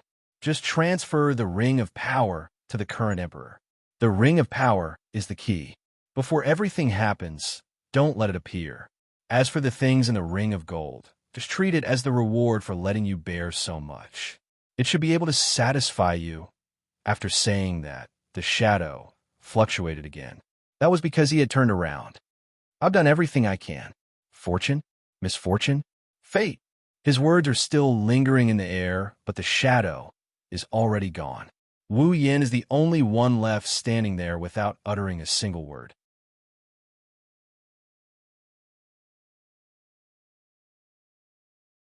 Chapter 806. When the shadow disappeared, the strange fluctuation in the air that seemed to break through space also disappeared at the same time. It was replaced by another invisible force that revealed a hint of surveillance. Wu Yin furrowed his brows when he felt this invisible power. Then, he relaxed his brows as if nothing had happened. At first, Wu Yin was wondering why Garen would let him enter this place alone without worrying about him tampering with the things here. It seems like Garen didn't need to worry about him tampering with the things here. Garen had already tampered with the things here. As for the abnormal spatial fluctuations that the shadow emitted just now, it should be to isolate the surroundings from detection. Otherwise, with such a thing happening, Garland would have sensed it and come in.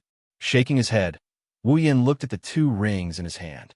They're the Ring of Power and the Ring of Gold that the shadow mentioned. He then touched the Ring of Authority on his finger and sighed in annoyance. Wu Yin had to go through too much in just one day. So much so that he felt like he couldn't handle it all.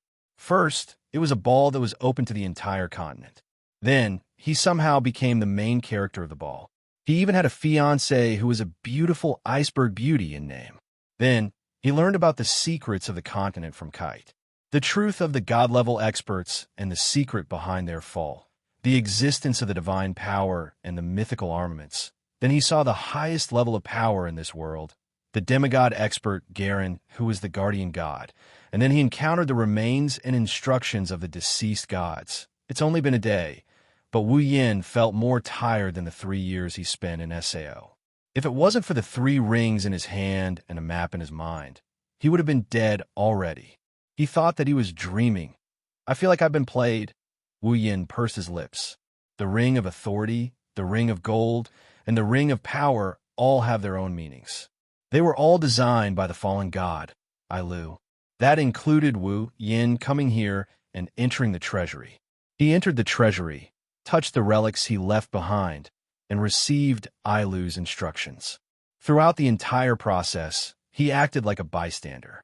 There was no room for him to intervene at all. If it were someone else, they would know that their actions were all part of someone else's plan. They would definitely be unhappy. Moving his hand from the Ring of Authority to the Ring of Gold, he could feel the change in the ring. He mumbled to himself, I hope your compensation is satisfactory. Otherwise, I'll go to the refugee cave and adopt a strong man as a coolie. I'll give him a name, Alu. After saying that, Wu Yin gradually sank his consciousness into the Ring of Gold. The obstacles in the past have disappeared without him noticing. There are no longer any obstacles to Wu Yan's consciousness. Wu Yin felt dizzy for a moment. His vision blurred, and he arrived in a different world. He was like a ghost wandering in the sky. The space inside the Ring of Gold is huge. Even though it can't compare to the boundless space inside the Gate of Babylon, you can't see the end of it. One look, and you can tell that this Ring of Gold is the highest level spatial item in the world of Silveria. Looking around, it's pitch black. There's nothing but some murky air flowing in the space. It's like the bottom of an abyss. There's nothing there. This is natural.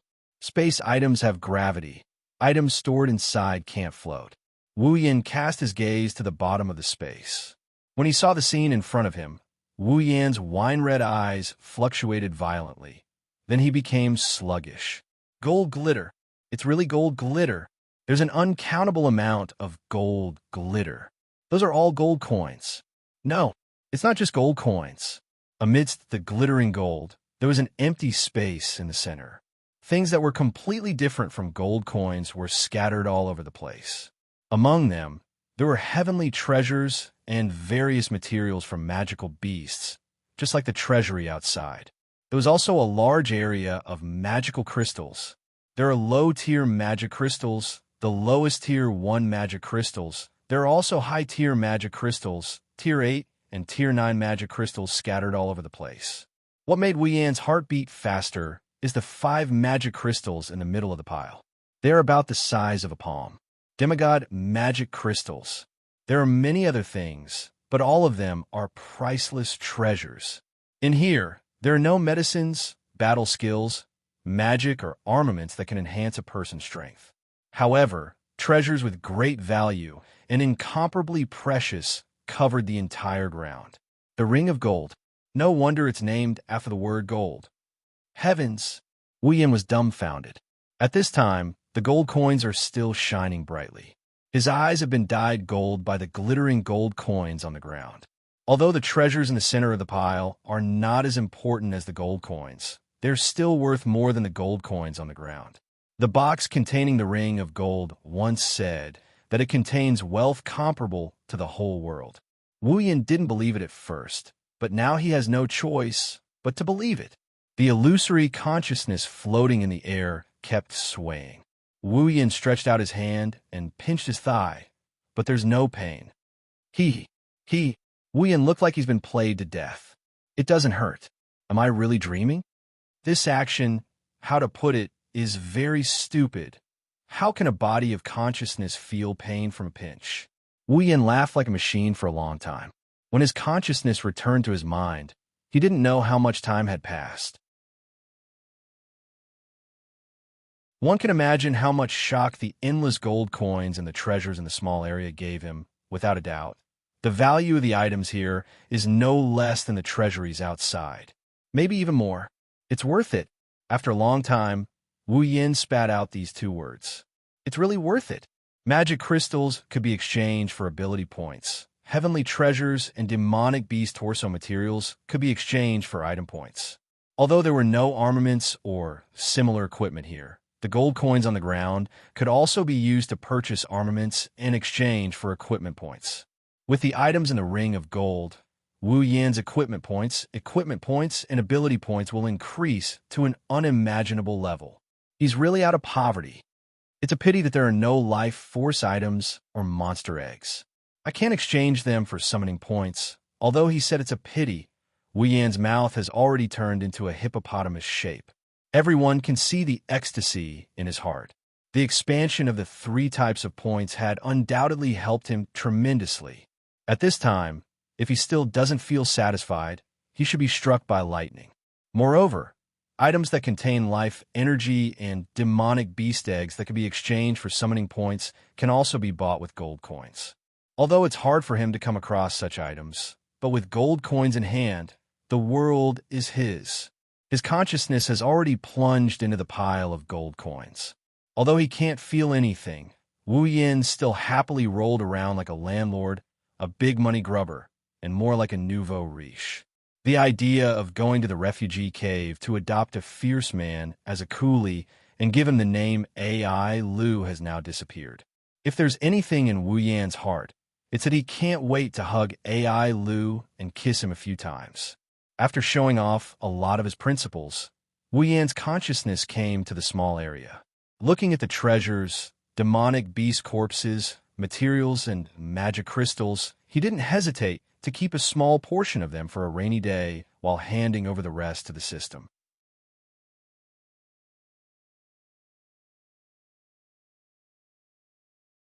Chapter 807. Beep. The exchange value is too high. For users' convenience, the system has begun to update. Wei Yan was stunned. Before he could react, the system notification rang out in his head one after another. Beep. The system has been updated. The changes are as follows. Removing the data of the summoned characters. Only the ability, equipment, and level columns are retained. The summoned characters are now independent. The ability column is now independent. The equipment column is now independent. Only the points and level columns are retained. The equipment points, item points, ability points, summoning points, and other exchange points have been changed. The exchange values have been changed. The system has been updated. Please check it yourself. Listening to the system beeps ringing in his mind, his jaw dropped. By the time the beeps stopped, his jaw had already turned into an O shape. His mind went blank from the bombardment of the system. He didn't know what to make of it. System. Update? Wu Yan's mouth twitched. So the system can be updated? The system has its own independent judgment program. The other programs are also provided based on the user's applicability. In order for the user to check, the system will make its own judgment and update the values. If the system causes any inconvenience to the user, the system has the final right to explain. The user may inquire at any time. Since the system has the final right to explain, what's the point of asking? Wu Yan couldn't help but complain. However, he quickly remembered the system's update. He quickly opened his system list. In front of his consciousness, the system list opened up as usual. The starting list was just like what the system had said. There were some slight changes. Originally, there were 6 boxes from top to bottom: status, equipment, ability, item, summon, and instance dungeon. Now, there were only 3 boxes left: status, exchange, and instance dungeon. Clicking into the status column, the data that appeared in front of Wu Yan was no longer the same as before. Instead, the names of Wu Yan and a row of girls were displayed. Seeing this, Wu Yan clicked into the option for his name.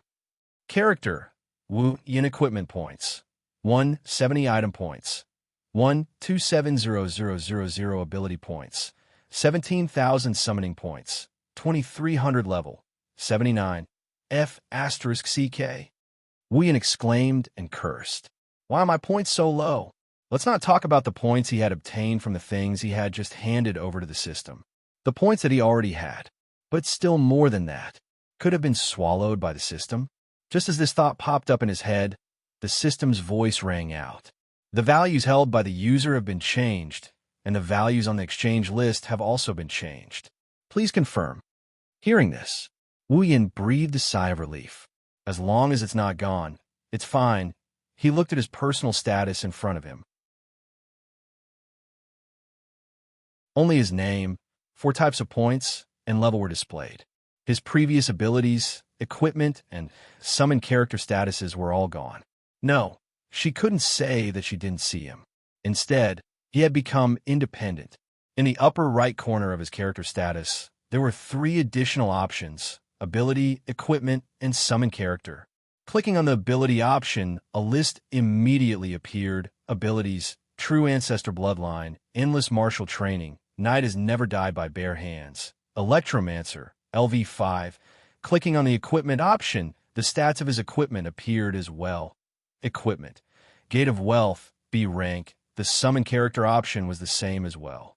Summons: Misaka Mikoto, Katsura Hinajiku, Ikaros, Astria, Flandra, Scarlet, Shokuho Misaki, Itsuka Kotori, Yatsuka Toka, Tashizaki Komi, Shibano, Kinuhata Sai, Frenda, Takitsubu Riku, Yakumo Misaka's sister, 20,000. The 3 options were now independent. If he wanted to check them out, he would have to select them himself. It wasn't like before where they were all stacked together in a small list. There wasn't much to it, but the summoned characters gave him a headache. As for the personal statuses of the girls, the 4 stats of strength, endurance, agility, and spirit were removed, leaving only ability, equipment, and level. It was a lot simplified, but it didn't affect them too much.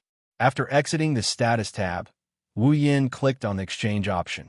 The equipment, ability, item, and summoned options appeared in front of him. It was the same as before, but they were grouped into one category, so it didn't affect him too much. Of course, that's not what he's concerned about. What he's really concerned about is how much the values on the exchange list have changed. Thus, he couldn't wait to check out the items on the exchange list. As time passed, Wu Yan slowly understood the changes in the system. Simply put, the exchange values had changed. There weren't as many zeros as before. For example, the lowest grade common armament, rank D, only required 1 equipment point. Some of the better common armament were more expensive by 1 or 2 equipment points. The cheapest rare armament, rank C, was now 100 equipment points. The value had decreased by a lot. It was the same for items, abilities, and summons. Their values had decreased by quite a bit. His exchange points had shrunk, and the exchange points for these items had also shrunk. As a result, the prices of some items had become more expensive or cheaper. For example, Resplendent Breath used to cost 100,000 item points. Now that it had been reduced by 10 times, it only cost 10,000 item points. However, the price had increased by quite a bit. On the other hand, the Town Return Scroll, which used to cost 10,000 item points, had become 1 item point. Although the price seemed cheaper, it was still the same as before. It was the same for abilities and summoning. Some things had become more precious, while some things had also become cheaper. Compared to the past, where the value system focused on power, the current exchange system also took into account practicality and comprehensiveness. The value system had changed considerably. In short, some items had become cheaper, while others had become more expensive. For example, the Resplendent Breath that had helped Wu Yin a lot. In other words, this system update had both advantages and disadvantages for Wu Yin. However, based on the current situation, the disadvantages outweighed the advantages. Looking at the drastic changes in the exchange list, Wu Yan's eyebrows twitched. His face was flushed red. Thousands of words exploded into a single sentence. System, you tricked me. Unexpectedly, the system replied calmly. User, you're slandering me. You. Wu Yan's lips trembled. In the end, his shoulders drooped dispiritedly. Even if he protested, what could he do? He also knew that the system's update this time was for his convenience and to make up for some mistakes. For example, a heaven-defying item like Resplendent Breath that could make him invincible for 3 hours would definitely cost more than the previous 100,000 item points. However, it was still disadvantageous to him, wasn't it? He could only say that the system had become more reasonable, but the victim was himself. It's not all bad. At least the return scroll only costs 1 item point. It's too cheap. Wu Yin forced a smile to comfort himself.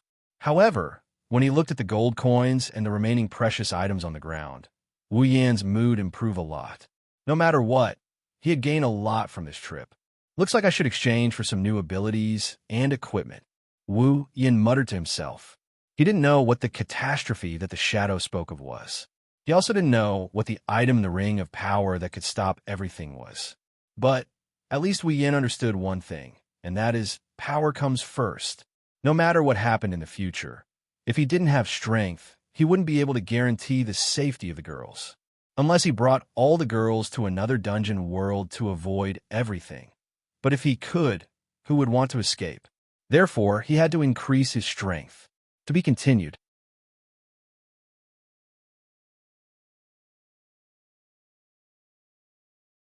Chapter 808.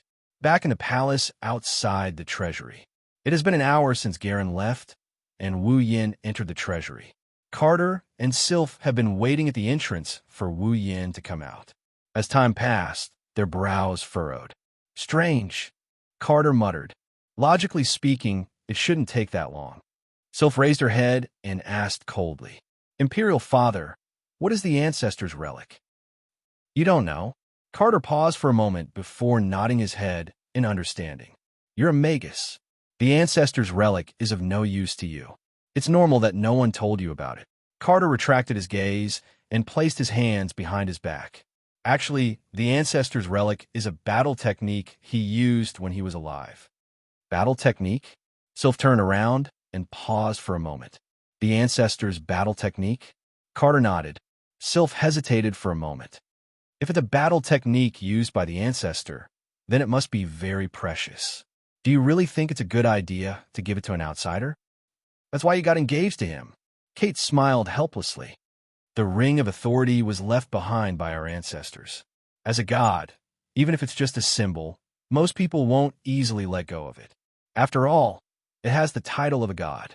In such a situation, other than the combat skill left behind by our ancestors, there's no one who can give it up easily. Is there anything else we can trade with him? Compared to controlling the entire empire, the price of a single combat skill is still worth it. Even if Wu Yin has the Ring of Authority, Carter won't give up the throne to him. Even if Carter is willing, who in the Ailu imperial family would be willing to give up their throne to an outsider? If Wu Yin doesn't want to give up the Ring of Authority, Carter can't do anything about it. Someone will use the ancestor's relic as an excuse. Carter is confident that he won't be able to get anything out of it. With his strength and status as a Tier 9 powerhouse, he won't give up the throne. However, it will be troublesome. More importantly, the next emperor might not be from his faction. That's why he has to get the Ring of Authority. Moreover, Wu Yin is no pushover. He has a demigod behind him and 2 Tier 9 powerhouses by his side. If he offended these people for the sake of the Ring of Authority, he would be in real trouble. Jiren is aware of this as well. That's why he's willing to let Wu Yin have the battle skill. Of course, what they didn't expect is that a god-tier battle skill is of little value to Wu Yin.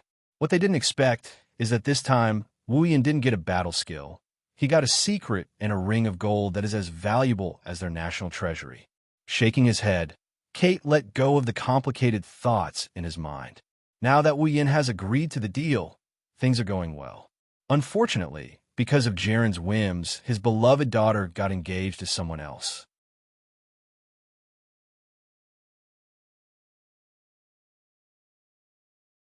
Engaged. He didn't know when regret had evolved into resentment. The thoughts in his heart had also evolved into expressions along with the resentment. As Kite muttered unwillingly, his eyes gradually became unfriendly. If Sylph finds out that the father she idolizes is actually a daughter Khan, would she still be able to maintain her cold demeanor? Maybe she already knew about it. Ta-ta! A series of footsteps could be heard coming from the entrance of the treasury. Wu Yin finally came out of the treasury. Wu Yin raised his hand to shield his eyes. The blinding light made him feel uncomfortable. When he opened his eyes, Carter and Sylph were already in front of him. "What do you think?" Carter said with a smile. "It's okay." Wu Yin mumbled with a stiff face. Seeing this, Carter is a bit confused, but he didn't ask any questions. It's his fortune to be able to learn it. If he can't, it's his fate. That's what Carter thought. If that's the case. Carter smirked. "You should be satisfied with this deal, right?" Yes. Yes. Wu Yin said in an annoyed tone. "Very much so." His tone is full of annoyance, but what he meant is that he's very satisfied with the items inside the ring of gold. The only thing he's not happy about is the sudden interference of a certain damned system. Taking the ring of authority off his finger, Wu Yin raised his hand and made a throwing gesture. Shocked, Kate stepped forward and snatched the pure white ring from Wu Yin's hand. He glared at Wu Yin with eyes full of anger. No matter what, this is an item left behind by his ancestor. It's a very important item. Throwing it away like that would make Kate's heart ache. Wu Yin grinned sheepishly. Then, he recalled something and looked at Kate. "By the way, Your Majesty, do you know where I can get a large number of armaments?" Huh? Carter was stunned for a moment and asked in surprise, "Armament? A large number? Why do you need so many armaments?" Well, Wu Yin scratched his head. "You guys know that I have a special armament that can increase the power of normal armaments. However, it requires a lot of armaments to make up for its damage. Otherwise, it won't be able to increase its power." Carter nodded. He pondered for a moment and said, "If you just need a large number of armaments and don't ask for a specific grade, it's not that hard to solve. It doesn't need to be too high grade." Wu Yin quickly said, "Rare armaments are enough, common armaments are fine too." He's going to exchange them for equipment points anyway. If that's the case, then it's much easier. Carter smiled and put the ring of authority on his finger. "You've done me a great favor. I can help you with this for the sake of the ring of authority. Of course, it won't be for free. Don't worry." Wu Yin patted his chest generously. "Money is not a problem, as long as it's reasonable." "All right then," Carter replied. His eyes flashed, and he had a serious expression. He coughed dryly, and he continued in a nonchalant manner. "Since we're done here, it's about time to cancel your engagement with Sylph. Wu Yin and Sylph froze for a moment. They didn't know whether to laugh or cry. You're right. Carter smiled happily. However, Sylph said with an expressionless face, there's no need to cancel the engagement for now. Huh? Wu Yin was shocked. No, Carter roared. Since the matter is settled, why not cancel the engagement? Looking at her father's furious expression, Sylph couldn't maintain her cold expression and smiled bitterly. She turned to Wu Yin and spoke as if she was talking about the food she ate today. I said I wanted to spend some time with you. But, Wu Yin gulped and said weakly, but, isn't that just a temporary measure? Sylph lifted her head and she glared at Wu Yin with her icy blue eyes. I'm serious. Wu Yin almost choked on his own saliva. As for Carter, he was stunned. Serious? Wu Yin forced a smile and pointed at his own nose. Do you really want to marry me? Sylph glanced at Wu Yin. If it's suitable, I don't mind waiting on you with others. Wu Yin didn't know what to say. Carter reacted and looked at Sylph with a tearful expression. Daughter, why don't you reconsider? Sylph didn't say anything. She just shook her head. Kate laughed, but soon began to cry again.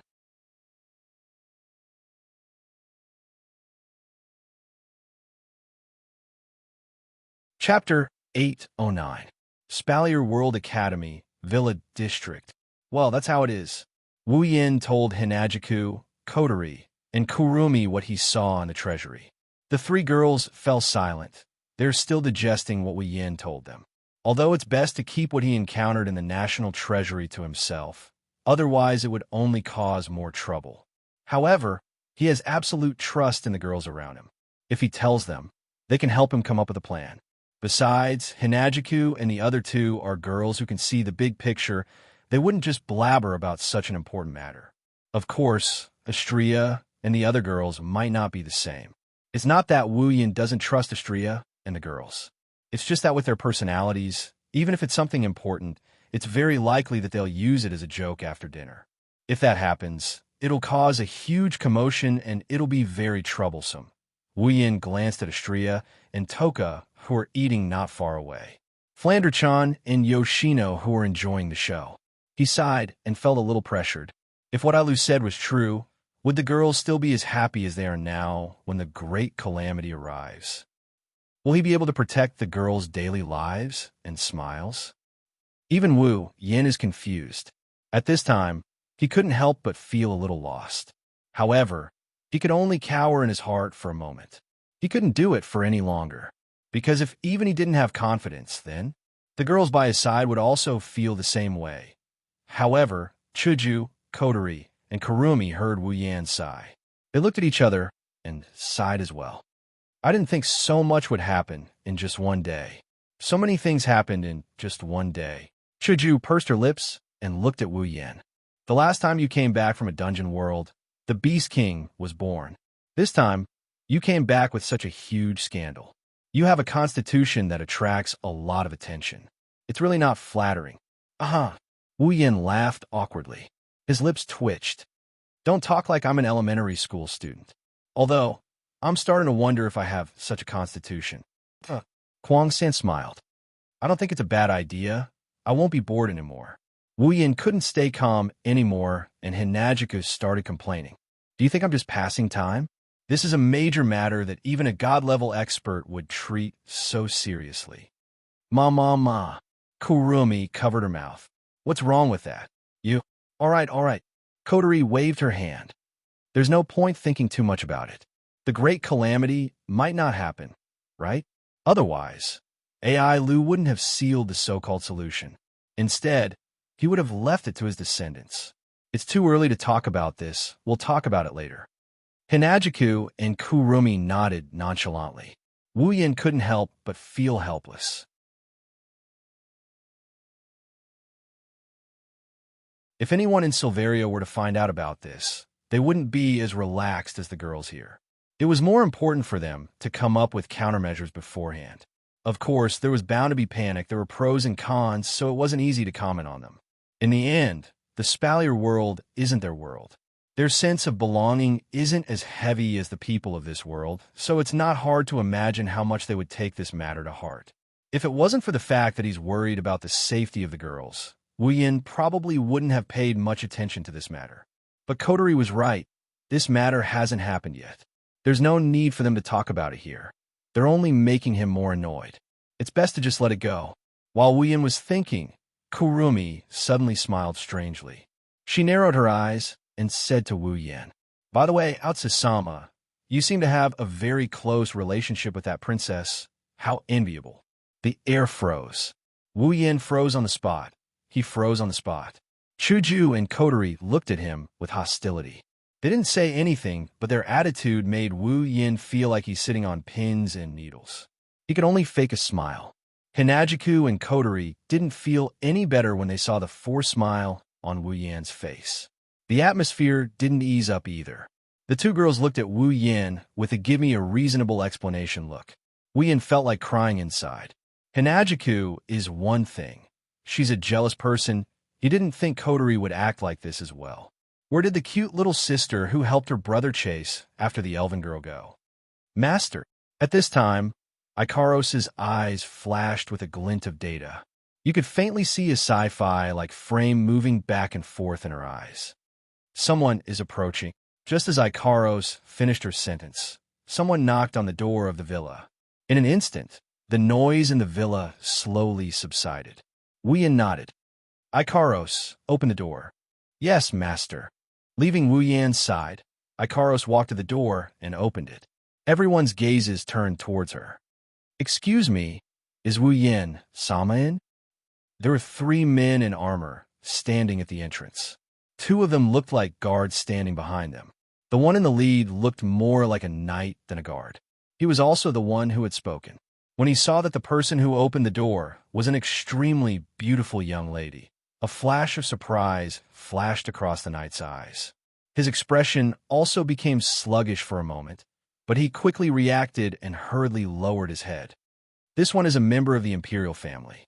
His Majesty ordered this one to deliver something to Wu Yin-sama. Deliver something? The girls flinched. Wu Yin's eyes lit up. He stood up and walked to the door. I am Wu Yin. My lord. The knight bowed respectfully and handed a ring to Wu Yin. This is what His Majesty ordered me to deliver to you. Wu Yin eagerly took the ring and sank his consciousness into it. A moment later, a space with a large number of weapons was imprinted in Wu Yin's mind. These are the armaments that Carter promised to help Wu Yin find. Wu Yin's eyes flashed with joy. He smiled at the knight and said, "Thank you for your hard work. This is what I should do." The knight bowed deeply. Then this one will take his leave. The knight stole a glance at Ikaros. He heard that Princess Sylph's fiancé has many beauties around him. He didn't want to believe it first, but now he has no choice but to believe it. The knight looked at Wu Yin with an envious gaze. He saluted Wu Yin again before leaving with his 2 guards. Flander-chan poked her head out from Wu Yin's side. Is it something fun? Big bro. Wu Yin laughed when he heard this. It's not something fun, it's something useful. Wu Yin turned around and ran up the stairs. He shouted at the girls. I'm going up first. Don't wait for me to eat. Wait. Hinajiku subconsciously urged him to stay, but before she could say anything, Wu Yin disappeared in a flurry of footsteps. Seriously, Hinajiku grumbled. We're not done yet. Coterie looked at the stairs and shook her head. Maybe even he's getting anxious. Chuju fell silent for a moment before she helplessly leaned back in her chair. I wonder how Makoto and the others are doing. Are they doing well in the behemoth forest? If Shokuho Misaki is here, she should be able to give us some good ideas. Ah, Allah. Kwang-san also revealed a devilish smile. I miss her too. Chuju felt even more helpless. Well, Coterie looked at the direction Wu Yin disappeared. I hope it won't be too troublesome.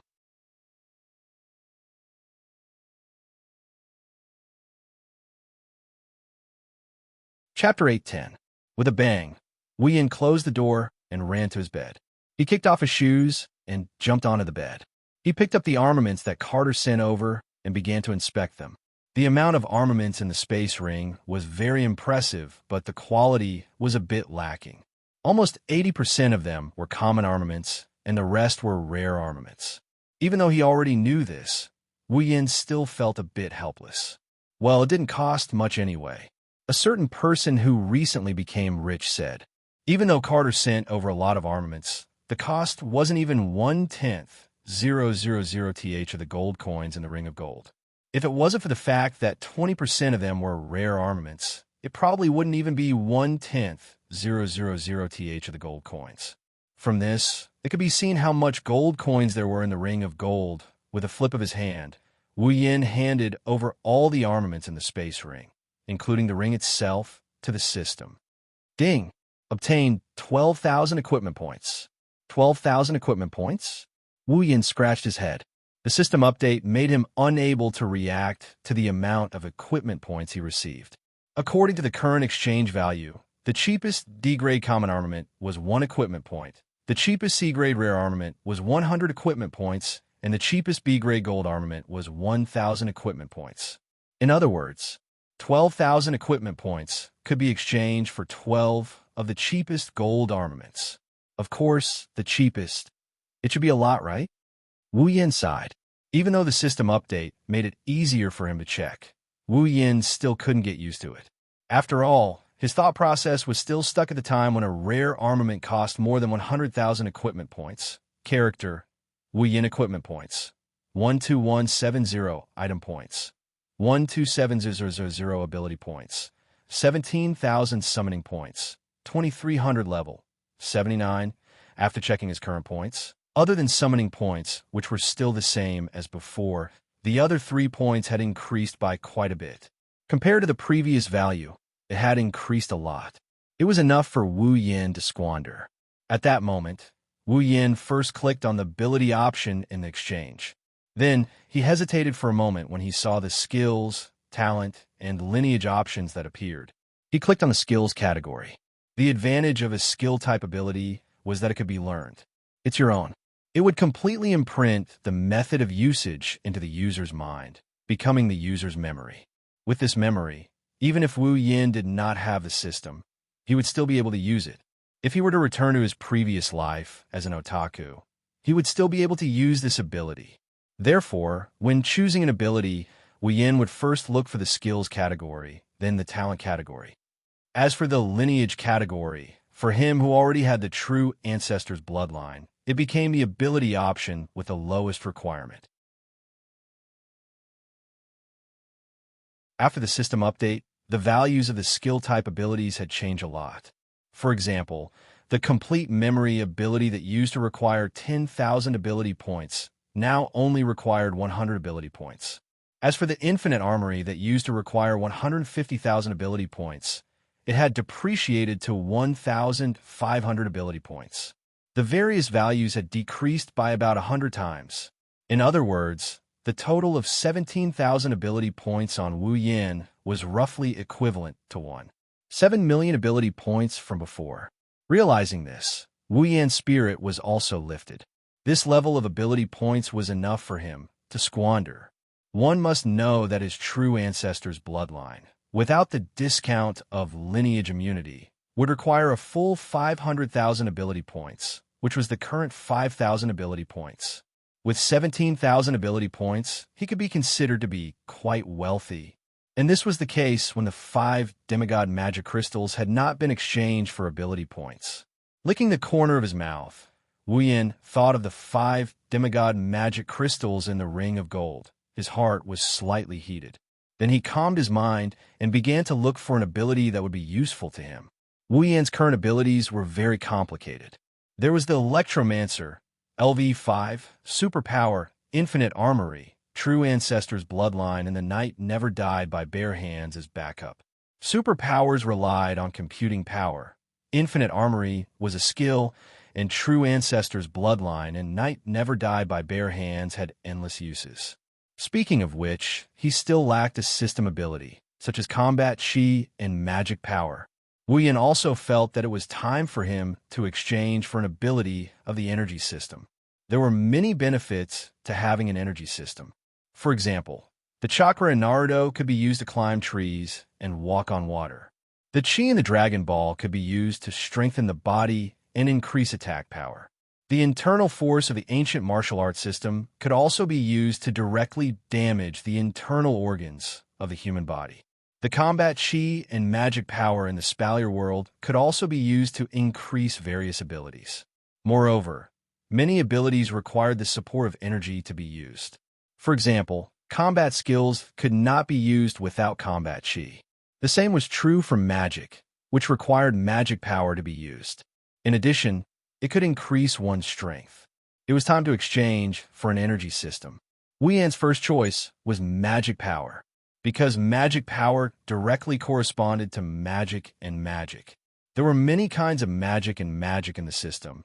There were elemental magic such as fire, water, wind, thunder, earth, and so on.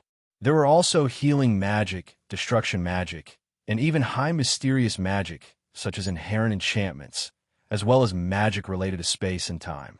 It could be said that magic and magic almost involved all aspects of the field. As long as one understood the knowledge in this field, then in the face of battles and events, it could play a great role. In addition, in Wu Yan's memory, almost every instance where a creature like the true ancestor of vampires existed, as long as it had an energy system, then it was all magic power, and it was very powerful. He believed that magic power should be the most suitable energy system for the true ancestor of vampires. Of course, Wu Yan also asked the system for its opinion, and the system also gave a clear answer. The compatibility between the true ancestor and magic power was the most suitable. Every true ancestor who cultivated magic power could be regarded as a large magic power furnace. A true ancestor not only cultivated magic power with half the effort, but the effect was also surprisingly good, much more powerful than other life units. So, Wu Yan looked at the list of abilities in the skills category and then directly pulled to the option related to magic power. Magic power cultivation method. Basic a set of basic magic power cultivation method. After cultivation can obtain magic power. The growth of magic power is relatively slow. 1 ability point.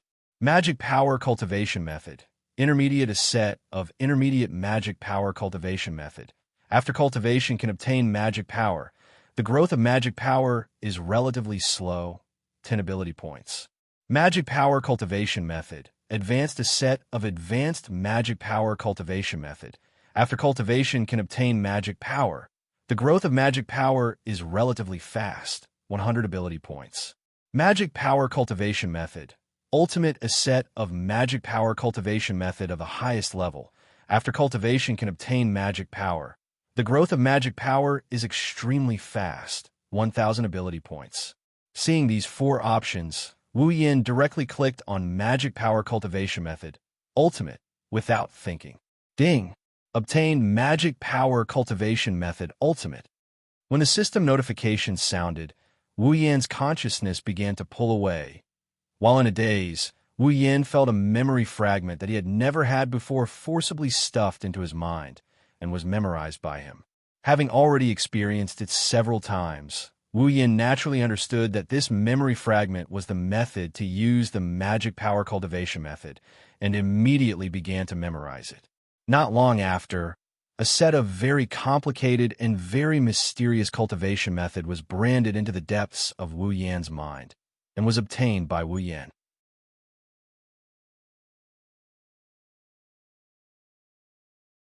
His consciousness swept over this set of magic power cultivation method. Wu Yan held his breath and gently closed his eyes, according to the cultivation method in his memory, began to extract magic power.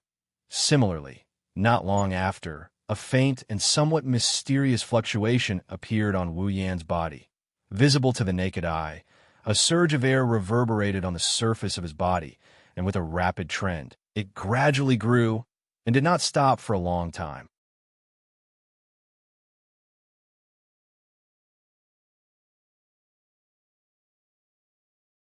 Chapter 8:11. It has to be said that a primogenitor's mana cultivation has a huge advantage. In just an hour, Wu Yan's mana surged like a tidal wave. It even spread outwards, causing the atmosphere around him to swirl slowly. The effects of true ancestors cultivating mana were exceptionally good. Compared to other life forms, every true ancestor's mana could be said to be very powerful. It was no exaggeration to say that the effects of vampires cultivating mana were definitely at the forefront of all life forms. As the true ancestor of vampires, she was naturally the strongest among the vampires when it came to cultivating magic power. Additionally, Wu Yan's mana cultivation is at the highest level. In just an hour of cultivation, his mana is much greater than Sylph, Kaya, and other magicians who have been cultivating for decades. It's even comparable to a Tier 9 magician who has been cultivating for decades. If Wu Yan continues to cultivate, it's only a matter of time before he becomes the person with the most mana in the Spalier world. It's not just the amount of mana, the quality of mana is also great. For energy systems like impetus and mana, the amount and quality of the energy is directly linked to the cultivation method. If the cultivation method is of a lower level, not only will the amount of mana increase be slow, the quality of the mana won't be good either. It requires time to refine and purify the mana. If the cultivation method is of a higher level, it will save a lot of time and there's no need to refine the quality of the mana. With the highest level of mana cultivation method, the quality of the mana extracted by Wu Yan is of the highest quality. He didn't need to divert his attention to purification. He only needed to concentrate on increasing the amount of mana. This is why the highest level of mana cultivation method requires 1,000 ability points. If converted to the previous value, 1,000 ability points would be equivalent to 100,000 ability points. As time passed, Wu Yan's mana grew larger and larger. A small storm started to form around the room due to the mana fluctuations. It didn't take long for the utensils in the room to be blown all over the place. It's a mess, and it's getting bigger and bigger. If this continues, this room will be destroyed sooner or later. He was merely cultivating magic power, yet he could produce such a scene. Of course, it was partly because it was a magic power training method of the highest level, but more importantly, it was practiced by a true ancestor of vampires.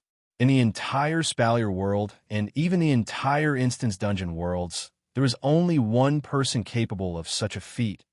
Fortunately, just as the wind was about to evolve into a tornado, the mana fluctuations on Wu Yan's body suddenly slowed down, and the flow of mana gradually shrank into Wu Yan's body. The surrounding wind and waves also weakened. By the time Wu Yan's mana was completely withdrawn into his body, the surroundings had completely calmed down, leaving behind a room as messy as a garbage dump. Utensils were scattered all over the floor, creating a very messy scene. On the bed, Wu Yan gently opened his eyes. In an instant, the pair of wine-red pupils seemed to be suffused with a golden light, accompanied by an indescribable flash of light. The flash was like an illusion. However, the luster in his eyes became even deeper, like a ferocious beast hiding in the abyss. Wu Yan stretched lazily and exhaled in satisfaction as he sensed the tremendous amount of mana flowing through his body. As expected of the energy system most compatible with a true ancestor of vampires. If it were another energy system, I'm afraid that no matter how talented I am, it would take me a year or so to achieve the same effect. Now, Wu Yan only felt one thing, and that was fullness.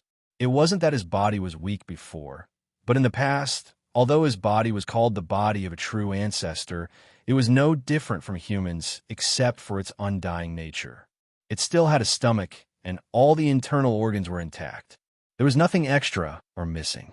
Now, with the addition of mana, which was something the human body didn't originally have, it could also enhance his body in various aspects, such as stamina, endurance, and so on. Wu Yan felt a sense of fullness, and it wasn't an illusion. After taking a closer look at the benefits of magic power and the novelty of it, Wu Yan diverted his attention away from it. He looked at the system tab that was still open, and he started checking it again. With mana, how could not use it? Mana had endless uses in various aspects, but could only be used to enhance and strengthen the body. To truly show the value of mana, one needed to know how to use it. For example, Magic and magic. The magic in the system was different from the magic in the Spalier world. The so-called magic was to use a mysterious method not known to ordinary people to reproduce the things that could be done through human technology with the power of an individual. For example, magicians only needed to use magic to build a tall building. It could be done in just a few seconds, but human technology would take days or even years. This was the power of magic. Another example would be humans making fire. Magicians could also use magic to make fire. The difference was that humans used fire, while magicians could manipulate fire. Usually, humans could also do this. Magicians used magic to construct power to use this mysterious method, which was called magic. In the Spalier world, the ice magic used by Sylph and Lulu, the wind magic used by Kaya, and other types of magic are all magic in the system. Magic, on the other hand, can create miracles that even magic and human technology can't do. For example, it can interfere with time, or it can bring the dead back to life. These are things that humans can't do no matter how much time and resources they have. But magic can. This is also the main difference between magic and magic in the system. To put it simply, what humans can do with technology can be done with mana. This is magic, something that humans couldn't achieve with their own technology, but with the use of magic, they could achieve a miracle. That was magic. Of course, there are many ways to use mana. It can only be used for magic or magic. However, these two are the most obvious ways to use mana. That's why Wu Yin chose to use these two mysterious powers. There's so many magic tricks in the system that it's a headache. Wu Yin can't exchange them all at once. The best way is to exchange them all at once. Coincidentally, there's a very subtle ability in the skills category that can do this. 103,000 grimoires, originally from the Magic Manual. It is a medium of knowledge that contains all sorts of magic tricks, spells, and mystical techniques from all over the world. It can be used as a pure form of knowledge. The user can directly access all the relevant knowledge. However, the source of a knowledge has the side effect of corrupting the user's mind. If used as an ability, the user will be immune to this side effect and gain access to all the information recorded in the 103,000 grimoires. Cost: 15,000 ability points. When Wu Yin saw this ability, he had two feelings. One is that it's strange, and the other is that it's expensive. Strange, of course. 103,000 grimoires. Since it's a grimoire, it should be a physical object. It should be more suitable to be categorized as a tool or equipment. As for how expensive it was, he had reduced his remaining 16,000 ability points to 1,000 ability points. How could that not be expensive? Of course, it's expensive, but he won't have to worry about not having any magic tricks to use. 103,000 grimoires contain all the techniques recorded in the Magic Manual. It's not that Wu Yin can use it, it's just that he can't use it. The introduction also says that 103,000 grimoires are pure knowledge. It's understandable that they can be converted into memories and be used by the user. It's that 15,000 ability points that makes Wu Yan's heart throb. If it hurts, then so be it. It's worth it to be able to get the knowledge inside. Pursing his lips, Wu Yin made up his mind and clicked on the exchange. In the next moment, his mind was suddenly filled with fragments of memories.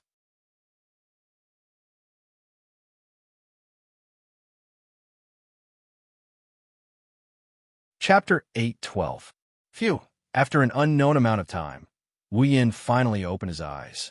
While digesting the memories he received, his eyes were filled with unconcealable exhaustion. It wasn't a pleasant feeling to have an imaginary memory forcibly stuffed into one's head, not to mention that it was 103,000 grimoires. Even if the side effect of polluting one's mind was eliminated because it was a skill ability, the amount of knowledge in it was enough to wrap the entire earth into a rice dumpling if one were to put every single word together. With so many memories in his head, it's already good that he didn't go insane, but exhaustion is inevitable. While he's tired, Wu Yin is also excited. His head is filled with all kinds of magic techniques. His body has magical power, And with the support of the infinite martial arts, Wu Yin doesn't even need to practice. He can just use the magic techniques recorded in the 103,000 grimoires. Other people can't learn such a huge amount of magic in their lifetime. Wu Yin can learn it all just by clicking on the system list a few times. This is the advantage of the system. Now, Wu Yin can rely on everything he learned. He doesn't need any superpowers. He doesn't need any other mystical abilities. The current him, even without the system, still has the capital to become strong. 16,000 ability points, it's worth it. Rubbing his forehead, his face, tired and excited at the same time, Wu Yin's expression is very contradictory, but it's the best way to express his mood. After calming down, Wu Yin forced himself to focus. He reached out and clicked on the system list in front of him. Then, next is equipment. Wu Yin has a lot of equipment. Gate of Babylon, Meteor Shower, Fraxinus, Iron Sand, gold armaments, Iron Sand, and gold armaments. In terms of equipment, he doesn't lack any. He wanted to be able to directly increase his strength like an ability. There was no point in simply increasing the number of equipment he had, unless he exchanged them for A-grade equipment, which was a legendary armament.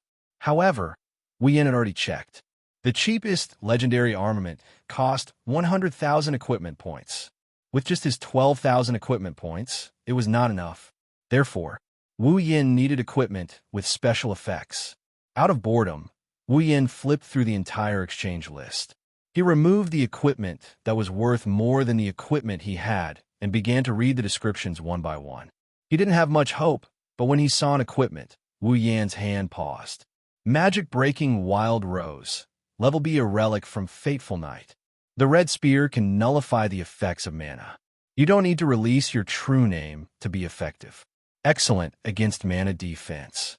All mana enhancement, defense, and additional abilities will be nullified when they come into contact with the spear. Cost: 3,000 equipment points. Magic nullification.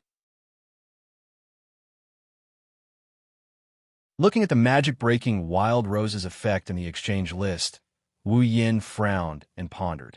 The magic-breaking Wild Rose's ability to nullify mana nullification was indeed attractive to Wu Yin. If he had it, then when he encountered an opponent who used mana as an energy system, his opponent would definitely be very tragic. But it was limited to this. Wu Yin didn't live in a world that only used mana nullification as an energy system. He had traveled to many worlds. Among them, there were all kinds of unique mysteries unique to each world, such as combat energy, mana nullification, and super abilities. If it only nullified mana nullification, it would be a little too limited. If, in his heart, an idea kept growing like bamboo shoots after a rain, and it was getting more and more uncontrollable. After repeatedly verifying this sudden idea, Wu Yin raised his head and spoke. System, is there a way to make the magic-breaking Wild Rose's target transition from mana nullification to all super abilities? His voice echoed in the messy room and even reached Wu Yin's ears. Hearing this sentence, even Wu Yin was a little surprised. Did he really come up with such an idea? It seemed that even the system didn't expect Wu Yin to suddenly ask such a question. For a moment, it didn't answer Wu Yin's question. Only when the echo-like voice faded away, the system's voice sounded in Wu Yin's mind. According to the system's judgment, the user's proposal is feasible. Wu Yin was stunned, but when he came back to his senses, he couldn't help but be ecstatic. Really? Tell me what to do. The system slowly said in a cold voice, if you want to change the special effect of the equipment, you will also need to modify the equipment itself. The system can help the user modify the equipment, and, according to the requirements, a certain amount of points will be charged. Modify? Wu Yin lowered his head, hesitated for a moment, and then directly said, then modify it. Change the anti-magic effect of magic-breaking Wild Rose to an ability that can break all abilities. Beep. Modify magic-breaking Wild Rose. According to the user's requirements, user will need to pay an additional 7,000 equipment points and 10,000 item points. Do you want to modify it? 7,000 equipment points, 10,000 item points. Wu Yin nodded. Modify it. Beep. Modifying in progress. After the notification, a flashing red spear suddenly appeared in front of Wu Yin, floating in the air. A strange light enveloped the entire spear, as if a large hand was squeezing something, constantly wriggling. As the strange light gradually wriggled, strands of golden lines crawled up from the end of the red spear, like a vine wrapping around the entire spear, until finally the tip of the spear was contained within, then suddenly trembled and disappeared into the spear under Wu Yan's gaze. Ding! Modification complete. Wu Yan's lips curled into an excited grin as he stared at the dark red spear floating in front of him. He extended his hand and grabbed it with one hand. Magic-breaking Wild Rose. Modified, B-grade a red spear that can erase all abilities that do not exist in common sense. After special modification, cannot be exchanged. Looking at the feedback from the system, Wu Yan's smile grew wider and wider, and finally he couldn't help but laugh. Perhaps because extreme joy begets sorrow, his body that was sitting steadily on the bed suddenly tilted to one side and fell off the bed. Bang! Ouch! Wu Yin cried out in pain, but before he could recover, an unknown hard object suddenly fell from the sky, like a urinal, and smashed into his head, making him dizzy. F***CK. Wu Yin cursed, throwing away the urinal on his face. The urinal hit the wall not far away, but bounced back and smashed into Wu Yan's face again. Wu Yin was shocked and quickly ducked to avoid it. So unlucky. Wu Yin recalled this scene with lingering fear, looking at the red spear in his hand. Is it because of this? Wu Yin knew that Shangju was so unlucky because he had a phantom killer that could erase all abilities, even his luck. His modification of the magic-breaking Wild Rose was also inspired by the phantom killer. Now, whoever takes you will have ease luck. Wu Yin didn't know whether to laugh or cry. Fortunately, he didn't need to throw the spear in the gate of Babylon, or else he would be in big trouble. Since you have the exact same effect, then you should be called the Phantom Killer. Character, Wu Yin equipment points, 2170 item points, 126000 ability points, 1000 summoning points, 2300 level, 79.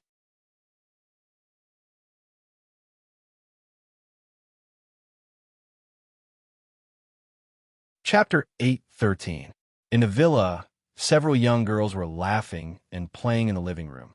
Their pleasant laughter spread everywhere, and it sounded very happy. Even Kurumi, who usually only likes to quietly drink black tea, was playing with Flandrechan and Yoshino for a while. The joyful atmosphere was obvious.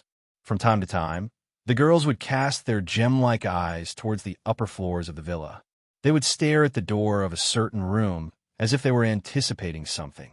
They seemed to be enjoying it. It had only been less than half an hour since the girls woke up.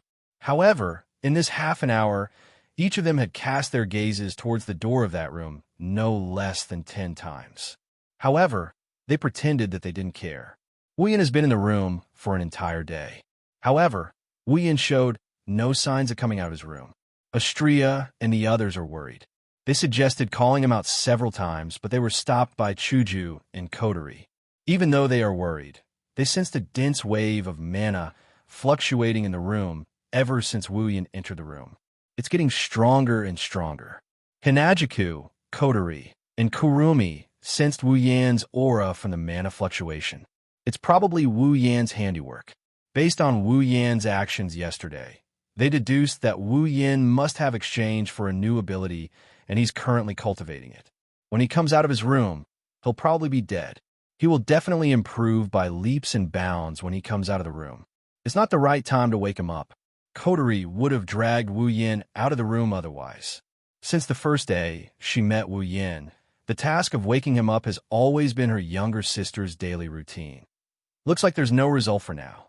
After waiting in the hall for a while, Kotori let out a sigh of relief when she saw that there were no other movements apart from the fluctuating mana waves in the upper level of the mansion.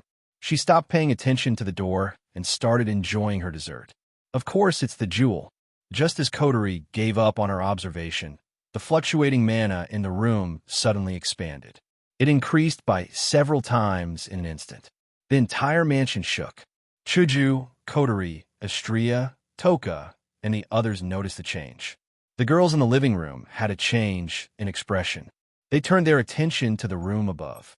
Along with the spread of this fluctuation, Ikaros's eyes quickly turned and shrunk. In an instant, they turned a deep crimson red. Behind her, a pair of pink wings flapped, and she flew towards the direction of the room. The other girls came to their senses and rushed towards Wu Yan's room. Under Ikaros's lead, they barged into the room and looked at the direction of Wu Yan's bed. Wu Yan's eyes were closed. Instead of reacting to the invasion of the girls, a surge of magical energy slowly surged in his body and continued to rise. In a very short period of time, it surpassed the previous peak level and continued to rise. They felt Wu Yan's rapidly increasing mana fluctuation. The girls are nervous because they can't tell if this is a good thing or a bad thing. They didn't dare to act rashly. They huddled together as they stared at Wu Yan's figure on the bed. Their bodies tensed up as they stared at Wu Yan's figure. If anything happens, they will rush to Wu Yan's side at the first sign of trouble. The stalemate continued. Wu Yan's mana surged for about 10 minutes. Towards the end, the rate of increase slowed down until it reached a certain peak. Another minute later, the mana stopped expanding and it shrunk back into Wu Yan's body as if it had reached its limit. The mana flow slowly receded back into his body as if it was being sucked in by a ventilator. As the mana flow receded back into his body, Wu Yan's face became redder and redder. By the time the mana flow receded back into his body, Wu Yan's face was as red as if he just soaked in a hot spring. Then, his face returned to normal. His closed eyes trembled. Finally, under the girls' joyful gazes, Wu Yan's eyes slowly opened. Phew! Exhaling, Wu Yan's face glowed red. He could feel the mana in his body growing several times stronger than before. He couldn't hide the joy on his face. He couldn't help but be overjoyed. It doesn't seem like a bad thing. Kurumi pursed her lips and smiled at Wu Yan's joyful face. At this moment, Wu Yan noticed the girls in his room. He was startled. Blinking his eyes, Wu Yan was surprised. "Why are you all here?" Hearing this, the girls were all annoyed. "You made such a big ruckus, and you still have the nerve to ask." Hinajiku rolled her eyes playfully. "You really can't stand being lonely." Commotion. Wu Yan scratched his cheek. When he noticed the messy room around him, he roughly understood what happened. He smiled bitterly, making the girls even more annoyed. Kotori looked at Wu Yan and bit the pearl in her mouth. "Quite the harvest?" Wu Yan curled his lips and nodded. Anyone could tell what he's feeling right now from that look. For an entire day, Wu Yan immersed himself in mana cultivation. He didn't rest for even a second. Naturally, his harvest was great. If at the beginning, Wu Yan's mana was a stream, then now, the mana that filled his entire body could be described as an ocean. Under the effects of the highest level of mana cultivation and the body of a true ancestor, Wu Yan's talent was fully displayed. At this time, he could clearly feel that every corner of his body, every cell, every drop of blood, was transmitting excitement and joy. It was like a glutton who had been starving for a long time suddenly ate a few days' worth of food to fill his stomach. He was satisfied. Now, Wu Yan finally understood how much he wasted this body in the past. That's why when he started cultivating his mana, his body seems to have accumulated a lot of power, squeezing out all the time he wasted in the past. In just one day, Wu Yan's gains are unimaginable. But this is a good thing. He can only do it once he unlocked the potential of the true ancestor body. From now on, he'll have to take it one step at a time. He won't be able to reach the heavens in a single bound. But even so, Wu Yan is very satisfied. Just the amount of mana in his body alone is unimaginably powerful. In terms of quantity, even some demigod mages can't compare to him. As expected of a true ancestor called a mobile mana furnace by the system. Rolling off the bed, Wu Yan contentedly wriggled his body that had been sitting for an entire day. A burst of crackling, sounds like beans being crushed, rang out. The girls almost thought that Wu Yan's body was made of iron and rusted. Sir, seeing Wu Yan get off the bed, Ikaros immediately stepped forward and handed him a loaf of bread. Thank you. Wu Yan seemed to be hungry as well. He took the bread with a smile and took a bite. He then patted Ikaros on the head. Ikaros revealed a look of enjoyment and rubbed her head against Wu Yan's palm. A happy blush appeared on her face. Swallowing all the bread in his hand into his stomach, he licked his fingers as if he still hasn't had enough. He glanced at the girls who were watching him, and after pondering for a bit, he lifted his head. Since everyone is here, it just so happens that I also have something to discuss with all of you. Hearing this, the girls quickly became serious. Wu Yan couldn't help but nod. I think it's time for us to leave this place, that you're tuning in to the Romance Rendezvous YouTube channel. We're so grateful for your support, and don't forget to subscribe to join us on this incredible journey through captivating stories. Your generosity through donations truly makes a world of difference, as it's the primary source of revenue that allows me to expand and enhance this channel for you. Thank you from the bottom of my heart for being a part of this adventure.